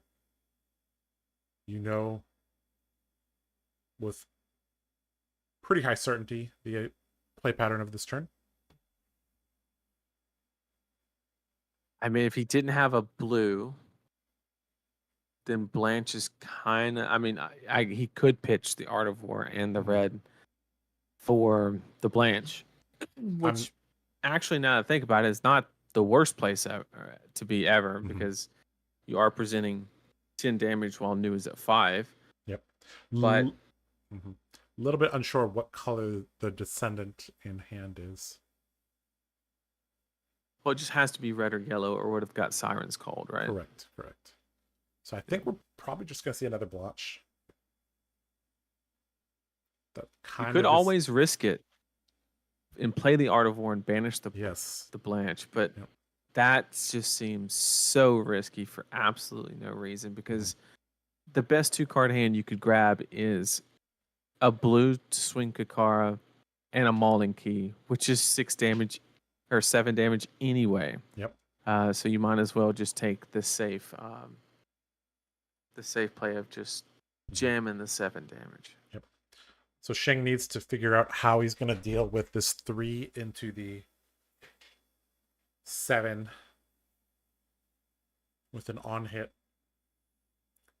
Only 5 life left to work with. Still does have the Mask of Recurring Nightmares, though.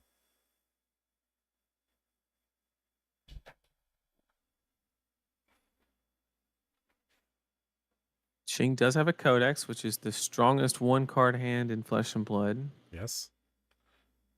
So I think... And I leave no witness to play it at its best. I think there's a pretty high incentive to just lay down the hand if possible, but depending on what's in his hand, that may not be possible. We didn't really get a good look at what is in Shing's hand.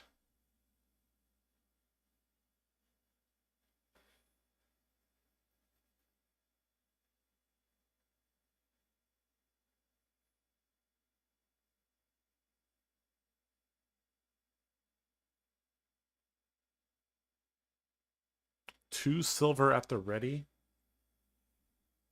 I don't think that's going to be relevant. Only really see some relevancy when you try to play out levels of enlightenment.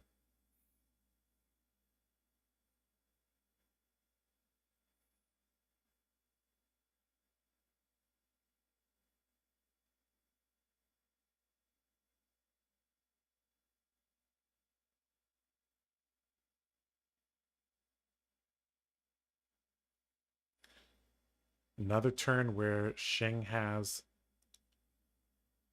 most of the information. Just needs to go into the tank, figure out how to play his hand.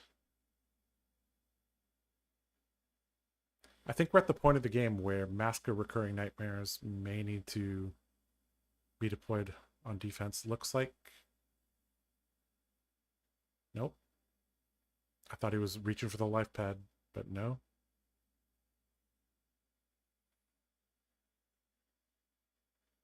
Graveyard check for Codex, but the most important Codex target is already at the very top of that graveyard. Leave no witnesses. Of course, Kelvin still has his armor piece. So Shing is going to need multiple Codexes for this Leave No Witnesses to make a difference. And very, very likely Kelvin's not going to end his turn with an arsenal. So blocking for 3. 2 cards pitched. Red Blanche for 7.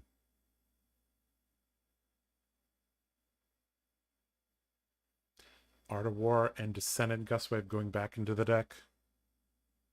We see the hand lay down. It would make sense. Without Tunic Counter, with Tunic Counter being on 1, you don't have access to the Swing Blade, take Tunic Counter, and play like a CNC or a Surgical. So,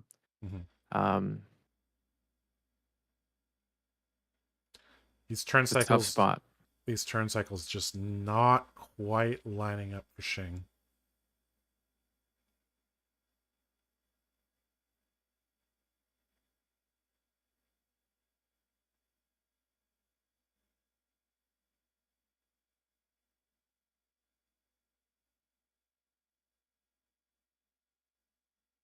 And it's really all about that life runway. Blocking for 6, taking 1. Blanche is in effect. I do like this play because if you have the blue, you can swing the scale peeler, have the one floating for the arousing wave after you codex. Yep. So that way it stops the one card block plus the armor because you can still attack the arsenal in that play. So just trading the 1 life to be able to swing 1 life on the scale peeler plus activate arousing wave. Very heads up play from Xing. Yep. The amount of indirect value that Xing has gotten from this arousing wave is off the charts. Having the ability to push through an on-hit effect at the most opportune time,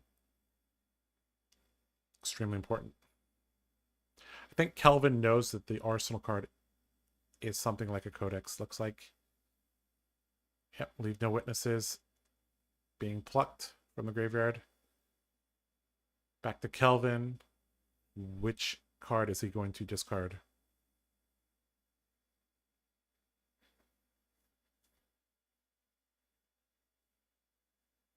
Ponder and Frailty from the Codex.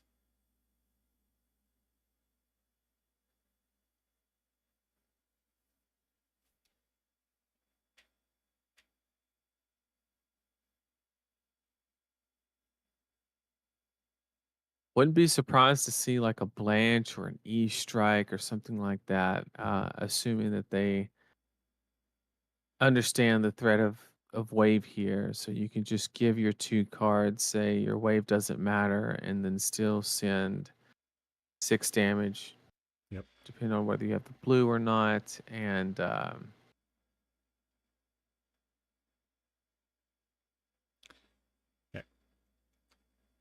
Kelvin has gotten to this endgame state where he has a little bit of a life buffer. So every single time he's able to take cards from Xing's hand, it just creates a scenario that when he draws a nutty 4-card hand, the chance of him being able to keep that 4-card hand is significantly higher. Blanche moved to the front. So 2-card block. I like it. Yep, 2-card block plus discard to Codex and just yeet it. And the Blanche doesn't even, even though it's going to be coming in for 6 because of the frailty, still, 6 damage is 6 damage. It does leave a situation where Xing can keep 3 cards and an arsenal because he can just block 1 on the Blanche and even give the equipment to fully cover it up if the on hit is relevant. Or he can just give mask and kind of take 1 damage if the on hit is not relevant. So Xing is buying a lot of tempo with this play. It just we'll see if it's enough to make up the life gap.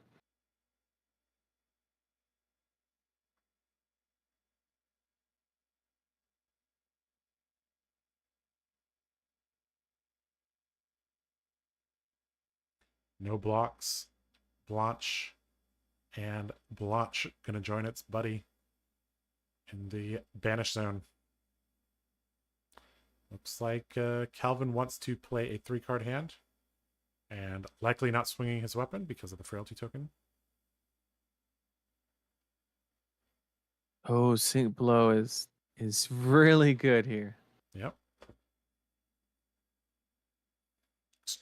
Looks like he has a sync and a fate.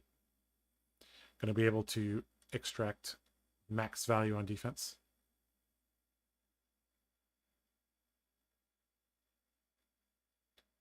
Did we see And has what an E strike. did we see what he got as an arsenal off the ponder? I don't. I know he has two D-Racks, a sensor, and an E-Strike in Mhm. hand. So I think what it comes down to is, do you want to sync away the fate, or do you want to play the fate to see if you want to sync the sensor kind of situation or the E-Strike? Um, but another question is, are you going to be able to get full value from the D-React? And we're not 100% sure what is in Arsenal currently. Wait for scene. Up to the bottom. Weakest link for 6. Okay, good thing he didn't sync the D-React away, because now you can just present mask And the sync and the below. sync Mhm. and the E-Strike back for 7, not including what's in Arsenal. Also, we'll get the tunic back up to 3. So E-Strike 7 Which can go plus. ahead and threaten Yeah. wave. Yep. So Calvin will have to give his Kaseya or a card next turn. Could also take a gamble on the shoes in each, depending on what the attack is in Arsenal. If it's an attack, you do Mhm. have the ability to just take that tunic counter, stiletto, E-Strike, draw a card, give it go again, and hope. And just hope that you get something that's relevant, whether you need a blue to pay for the attack in Arsenal or whatever the case may be.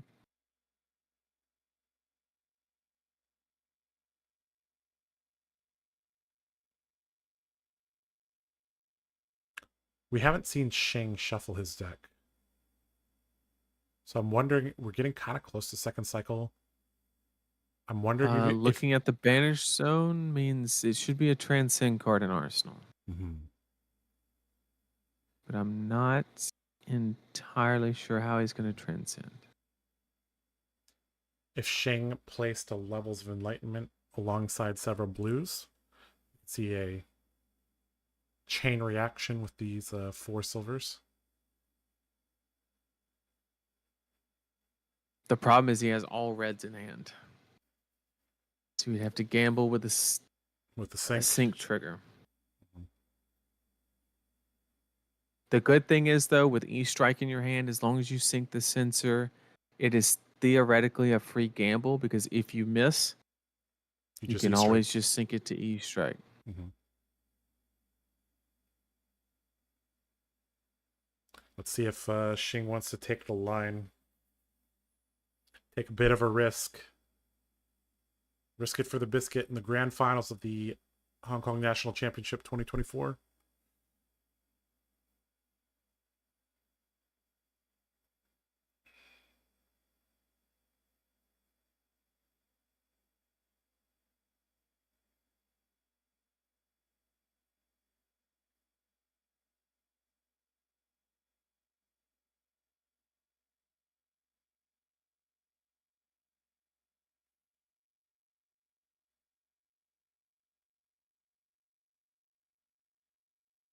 Also to note, Xing technically does not have to give the mask here, but if he doesn't give the mask, he has to basically not risk the sync, because if you draw no block, then you just get hard punished by the Yep. weakest link. But he can elect to take 2 from the sync and then just decide to send the E-Strike for 7, Mm-hmm. because there's no benefit of your opponent knowing that that's coming. Yep. So he can hold on to that mask a little bit longer if he wants to. But if you trigger the sync, you got to give the mask.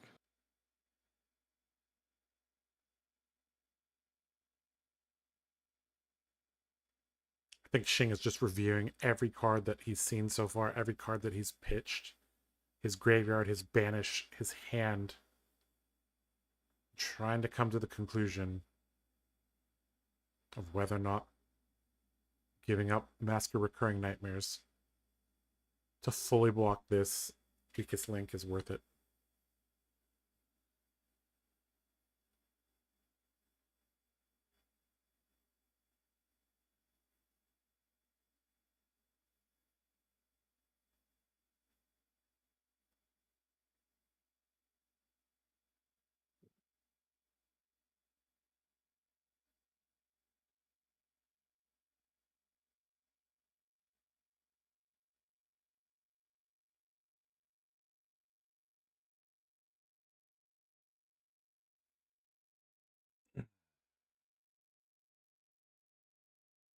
King thinking about what he wants to take a gamble on. Tough choice. The Siren's Call earlier didn't pay off against a Zen deck that typically runs approximately 30 blue cards. Drew the triple red and one yellow hand. Yep.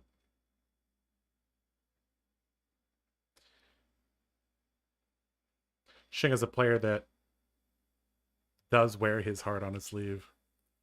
And every single time we see him shuffle his cards, put the cards down, shuffle the cards, put the cards down, he's thinking about things. And if you've ever played against him, Not giving mask. That makes it makes this so risky. Yep. Oh, it blocks. Okay, we're blocks, good. Yep. It blocks. So risky if you rip the blue. Yep. Just makes it absolutely devastating. Yep. But depending on what's in Arsenal, there's a lot of play lines that can be taken here. Yep, we still don't know what was drawn off the Codex of Frailty Ponder. Resolving damage, taking 2, showing him an attack react plus E-Strike. Now, is that a blue hiss or is it a red? Because it's very important. If it's blue, then there probably is some play to do with the Arsenal. Still don't know what the Arsenal is. I don't know if anybody in chat saw. If it's something like a levels, you can always levels, draw a card, pop stilettos, give it go again, and then E-Strike for 7 because it doesn't matter what is actually in the. Okay, probably was a hand. Red hiss. Red. Okay. E-Strike draw. That was E-Strike draw. So we are going with the stilettos. Okay, the question is, are we using the card we drew to pay for it, or are we taking tunic counter? That is the question. The Zen player is safe from attack reactions in this instance unless Shing is just next level and runs Razor Reflex. Mm-hmm. If it's a Codex, this is absolutely massive. And probably game winning if it's a Codex in Arsenal. Did the Codex find its buddy, summon them in pairs? And now it's on Kelvin to tank on this. Tunic, stilettos. Slither coming down. Slither. Targeting the E-Strike, giving this go again. 5 damage coming across. Calvin drops to 3 to Shing's 2.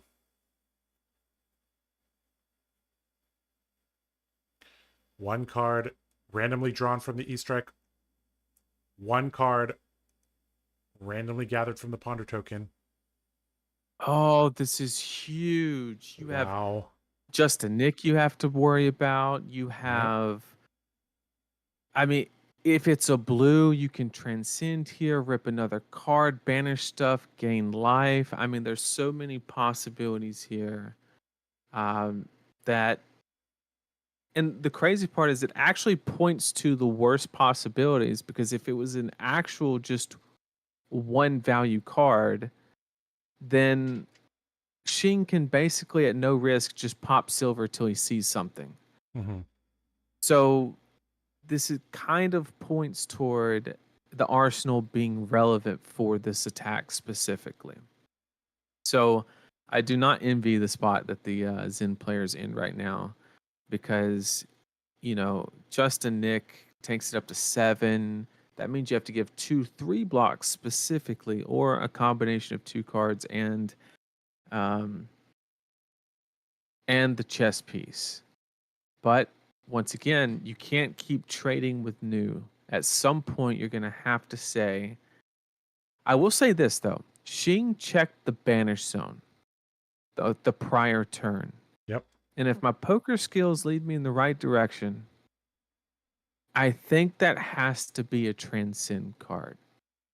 So I think what you got to do is just take a chance, jam the armor. And he didn't block with the mask as well. Right. So I think you just block with the armor and say, If you got it, you got you know, it. you got it, then you got it. But looking at that banish zone, really, it's the small details that really just point to maybe that's a transcend card.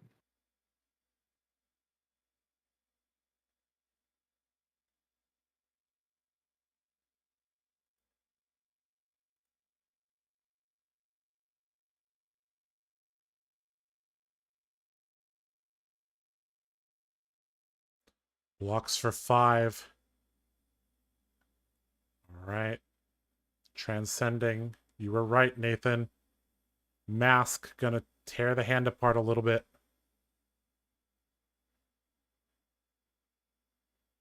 And that's why I was saying that, like, just jamming the armor there plays around grains, it plays around everything, and then you get minimum disruption. But now, unfortunately, takes the Zen to a 2-card hand. The max they're going to be able to produce is 7. News got 3 armor left on the table, a rousing wave to threaten for the next turn. So, you know, a spot where Zen was in a very commanding position, it's kind of fallen apart a little bit. Yep.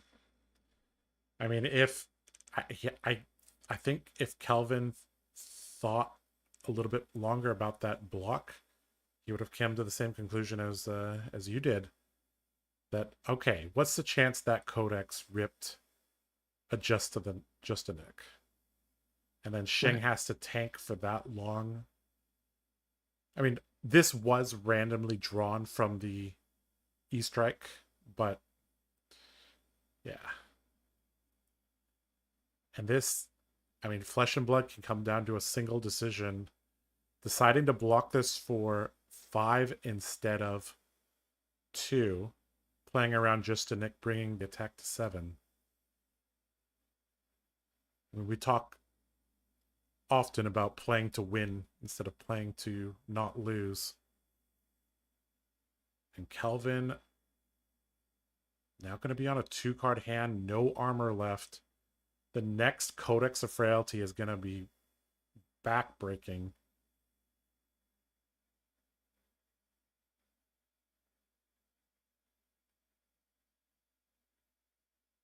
I mean, given the situation, the maximum amount of cards that you're actually going to be able to take from News hand is 1. So no matter what card combination Zen has, if I'm not mistaken, the max damage threshold is going to be 7. And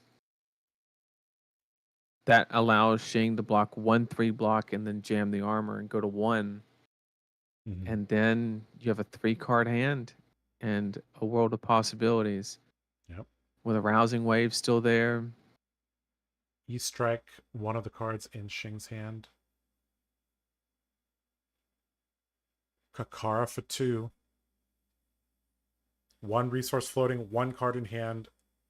The amount of possibilities, limited.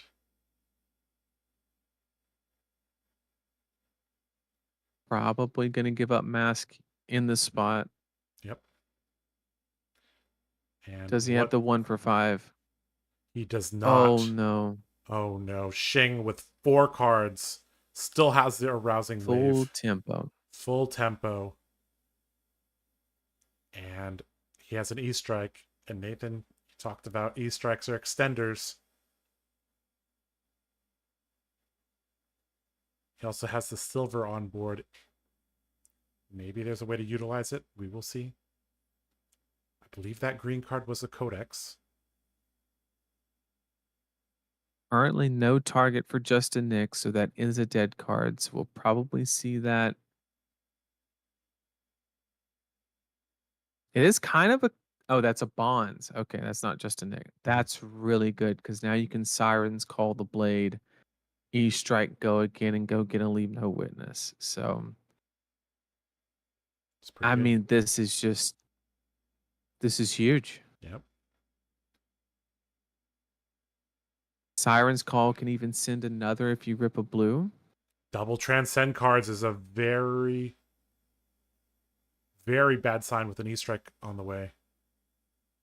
But And a Codex. what does that do, Josh? That guarantees the Siren's Call. Yep. And Which I will mean, provide the card for the E-Strike.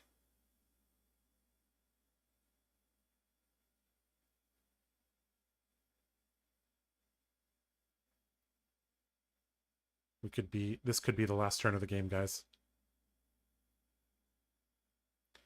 Zen drawing 2 chi cards. Siren's Call says, let me look at that hand. Let me figure out if I've won. Do you play out? can activate Zen, fail to Once. find, put a tiger in hand if that's your only blue. Okay. Homage gains a life here, which is actually probably the best case scenario. Transcends. Will lose a chi in this situation. All right. Double chi, Art of War, Descendant, and 100 wins. Yep. Goodbye If there to is a 100 blue wins. that blocks, you always take it. Yep. You always take the blue that blocks because the blade is already reduced to 0 due to drop in the ocean. E-Strike. And now 5 I go think again. we're forced into a defensive Art of War situation. Yep. Art of War gonna have to. I mean, he's gonna have to banish the Descendant and pray. I think you actually have to fail to find and banish the target.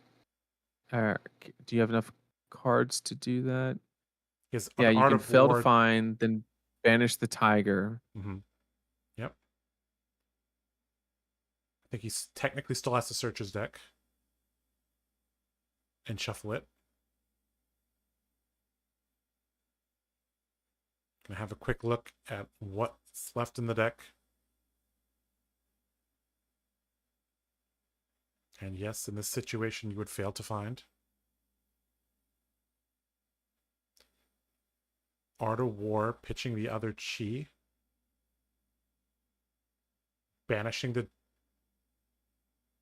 tiger. And hoping to draw 3 blocks.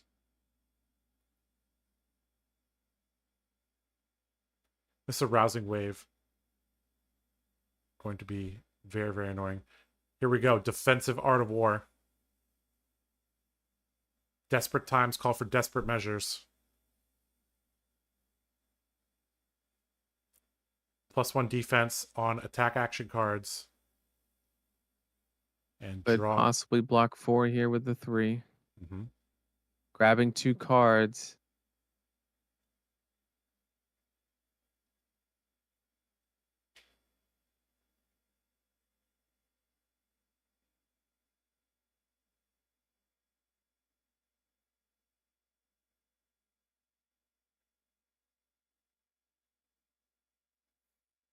Is it a 2 block?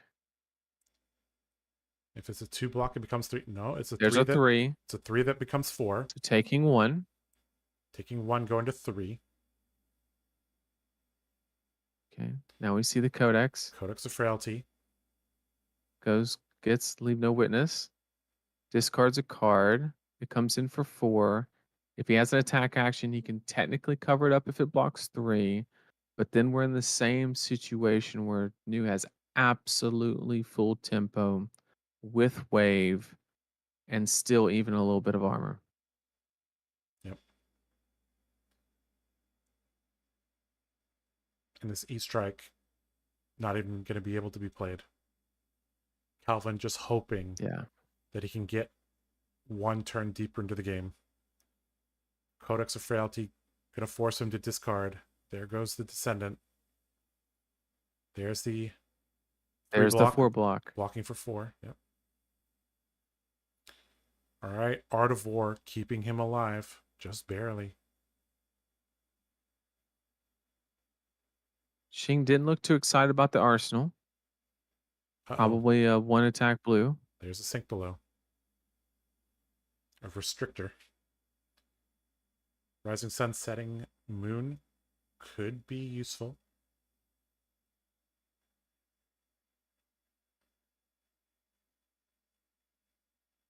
Oh no. Is this just a dagger 1? Tunic to 2.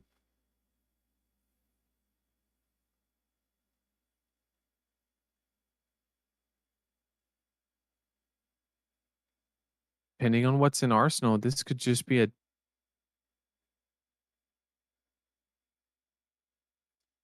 Shing looking for anything relevant that he can play. I just think that he just there's not much of the Zen player's graveyard, or sorry, Banished Zone that is useful at the moment. But we'll find if out. it is that bad, he can always dig with silver. Yep. Pitch some of those blues, but The sink below really gumming up this hand a little bit.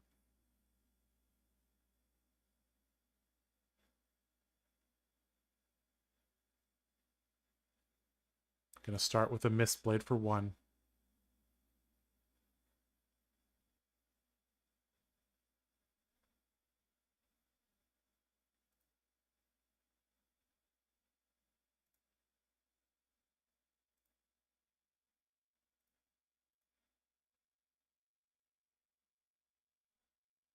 Descendant gonna block this attack.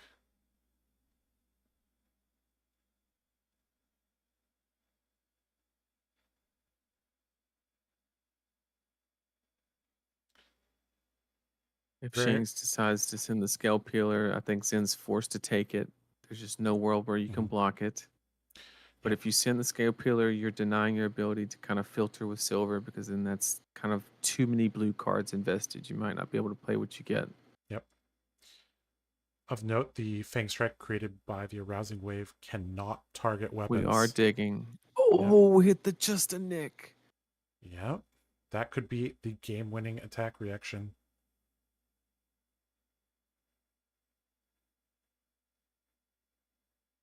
Shing looking at 3 cards in his hand. Does he have the 1 cost? Puts them down again. Picks them up again. Was in fact the only one. Oh, Ooh. Bonds. Bonds is good. Oh, And so you can wave and just a nick, and that takes it to what, 4, 9, 10. So that's game. Yep. Should be. I mean, if not game, but it's Digging with the silver gave Shing the perfect card for this situation.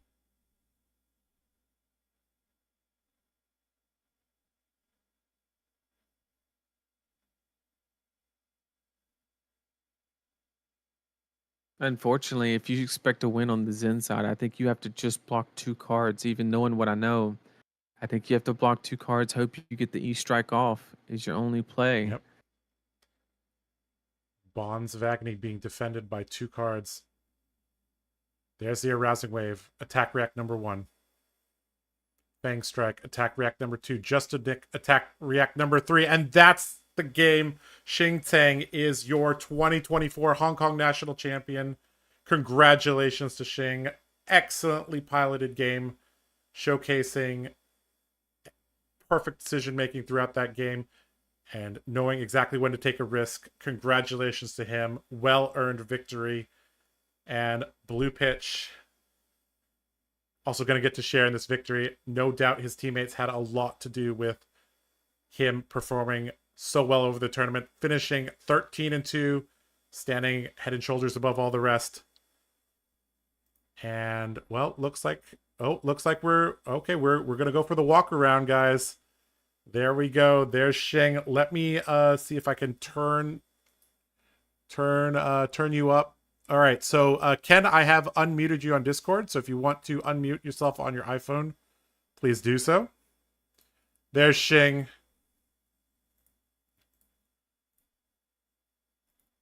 Happy as ever. Congratulations to him. Wow. And there's your champion. There's the room. There's all of Blue Pitch. There's that wall that was separating the zombies from the from the human town. Congratulations, Shing. I think Shing can hear us. So handsome and so good at card games. Oh my goodness. All right. Are we going to have a gold foil opened? We will see. At minimum, we are going to have a trophy ceremony, which is going to be really cool. Nova Chan there. Rocking that blue pitch jersey as well. And there we go. I think Shing Nova's is still... already going through the deck. Yeah, he's like, this is pretty good cards. Yeah. All right, guys. Well, we're just gonna, this is the benefit of having the Nats on an iPhone, is that Ken was like, you know what? We're just gonna pick up the iPhone and turn it sideways and just, keep filming things. I think Shing is still going over some of the lines in his head, and we saw him talking there with Kelvin there. Well played, well deserved from Shing. And every single time I get my ass kicked in our show match, I'll be like, well, I lost to a national champion. What can I do, right?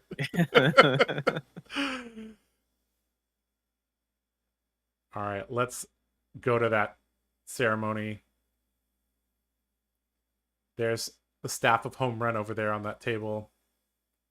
Really great guys and gals at Homerun. There's Oscar, head judge Oscar.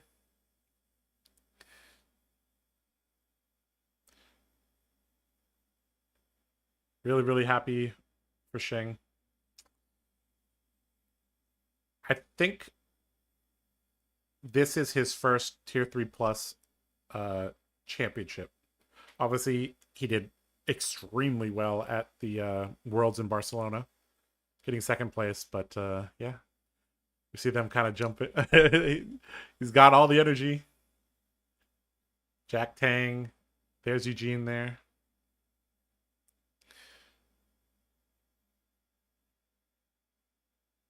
And Kaiser, Nova, Pudding, Wen, they're all over there. There's Ray. All right.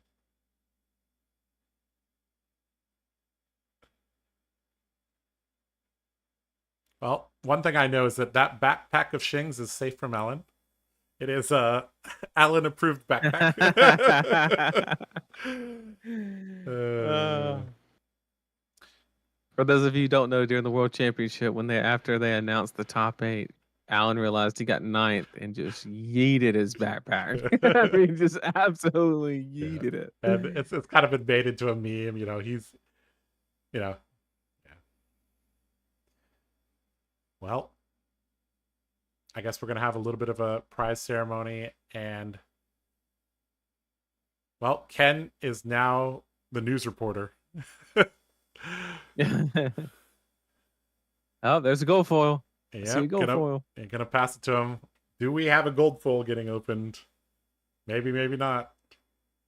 Shing's a gambling man, I think. I mean, those of you who don't know, Shing is actually an old school Viserai player. Yep. So if he could open like a Grasp of the Arknight, I think he would really enjoy that. Yep.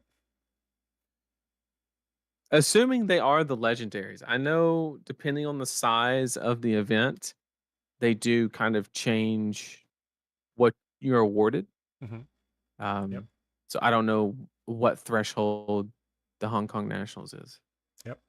Looks like the finalists getting $1,200 US, I believe. Nice, good chunk of change. Gonna be that's Kelvin. Good for multiple Korean barbecues, multiple hot pots, buckets and buckets of chicken feet. Chicken feet. And here we go. Your champion, Shing Tang. Shing. One more trophy for the blue pitch. Fix the hair. Practice room. $2,400 US. a gold foil, a trophy, and a title to that man over there.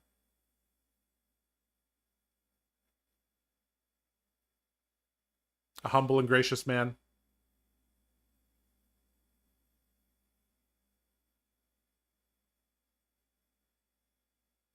Not many feelings can top doing well with your teammate.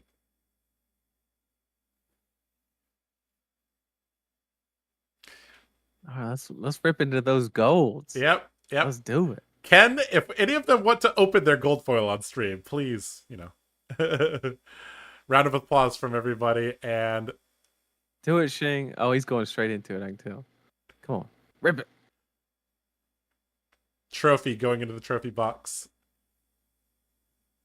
Nova's like, swinging that. I'll keep it sealed. I don't know. He's swinging that around. No, he almost dropped it there. All right. Looks like they're deciding the order to open this. Remember last year, all 4 of them opened it. So I think we could see some gold foils. All right. Let's see.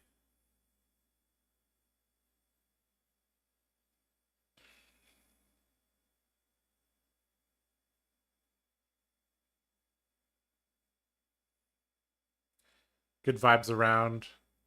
Good vibes all around. The Hong Kong scene is a very, very tight-knit, competitive, but also very, very friendly and open.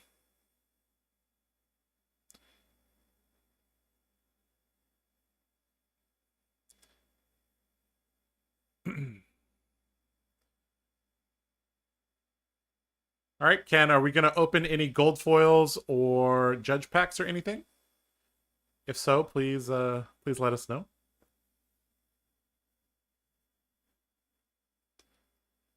I think they're, still decompressing a lot.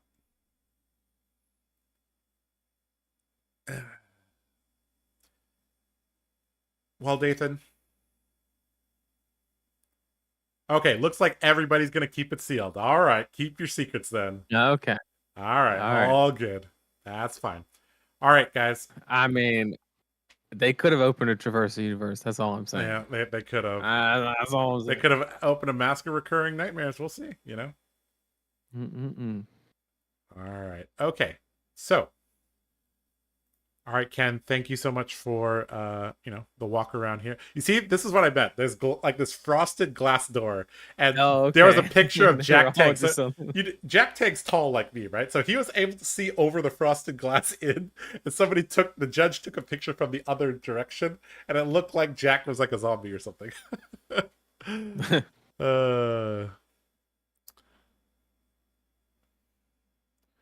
All right.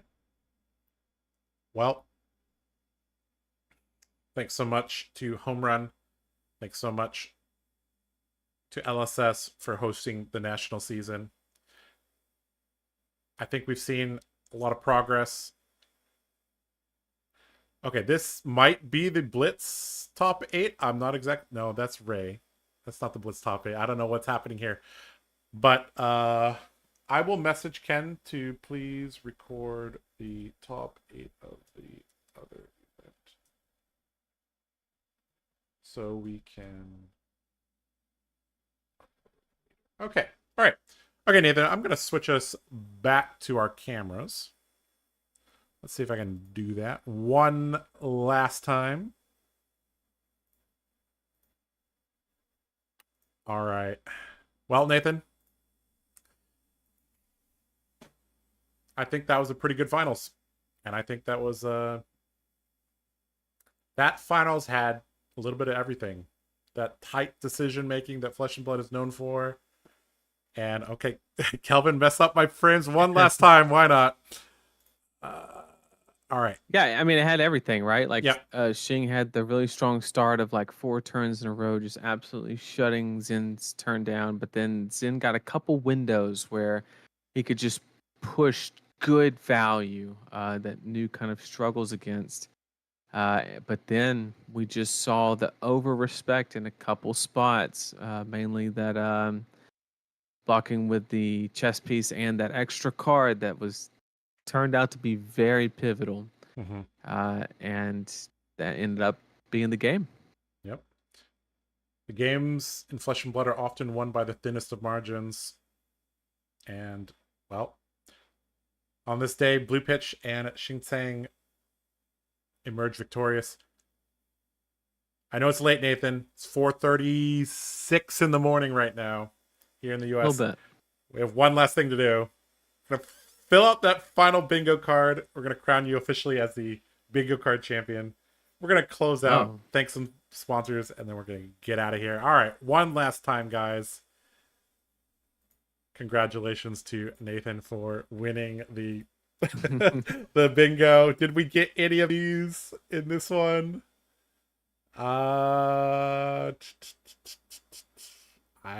Blue Pitch player wins Nats. We'll take that one. Hey. No Zensei token was created. Ancestral Harmony didn't hit anything. All right. Well, 7 cards on the chain for new. That might have happened. I don't know. We'll have to go back and watch. Sheen kept breaking the chain. Oh, that's true. Yeah. He kept breaking the chain. Yeah. All right. Well, Nathan, you got this beautiful center line bingo. Congratulations. All right. Well, back to us. All right. So, quick. Oh man, my brain is melting. We'll just be really quick. Thank you to Homerun. Thank you to LSS. This has been Josh Lau and Nathan Crawford. I hope you guys enjoyed the coverage of the Hong Kong National Championship 2024. Nathan, any closing words before we get out here and crash? No, I appreciate the opportunity to help cast, and it's always so much fun every year. Just amazing players in that region, getting to see them showcase their talents and their skills. And thank you, chat, for interacting with us in the darkest of hours, late in the night. Keeping us awake and helping us kind of push through. Sorry if we got a little bit tired yesterday toward that second draft, but I think we pulled through pretty well today. But thank you for joining us. I really do appreciate it. And hopefully we'll see you next year. Yep. All right, guys. Nat season is over. Pro Tour is just around the corner. BNR is on Monday. Lots and lots and lots of Flesh and Blood to be played in the upcoming months. All right, one last time. This has been Josh Lau and Nathan Crawford with TheCardGuyz. Thank you for watching. Have a good night, morning, wherever you're at. See ya. Take care. Take care.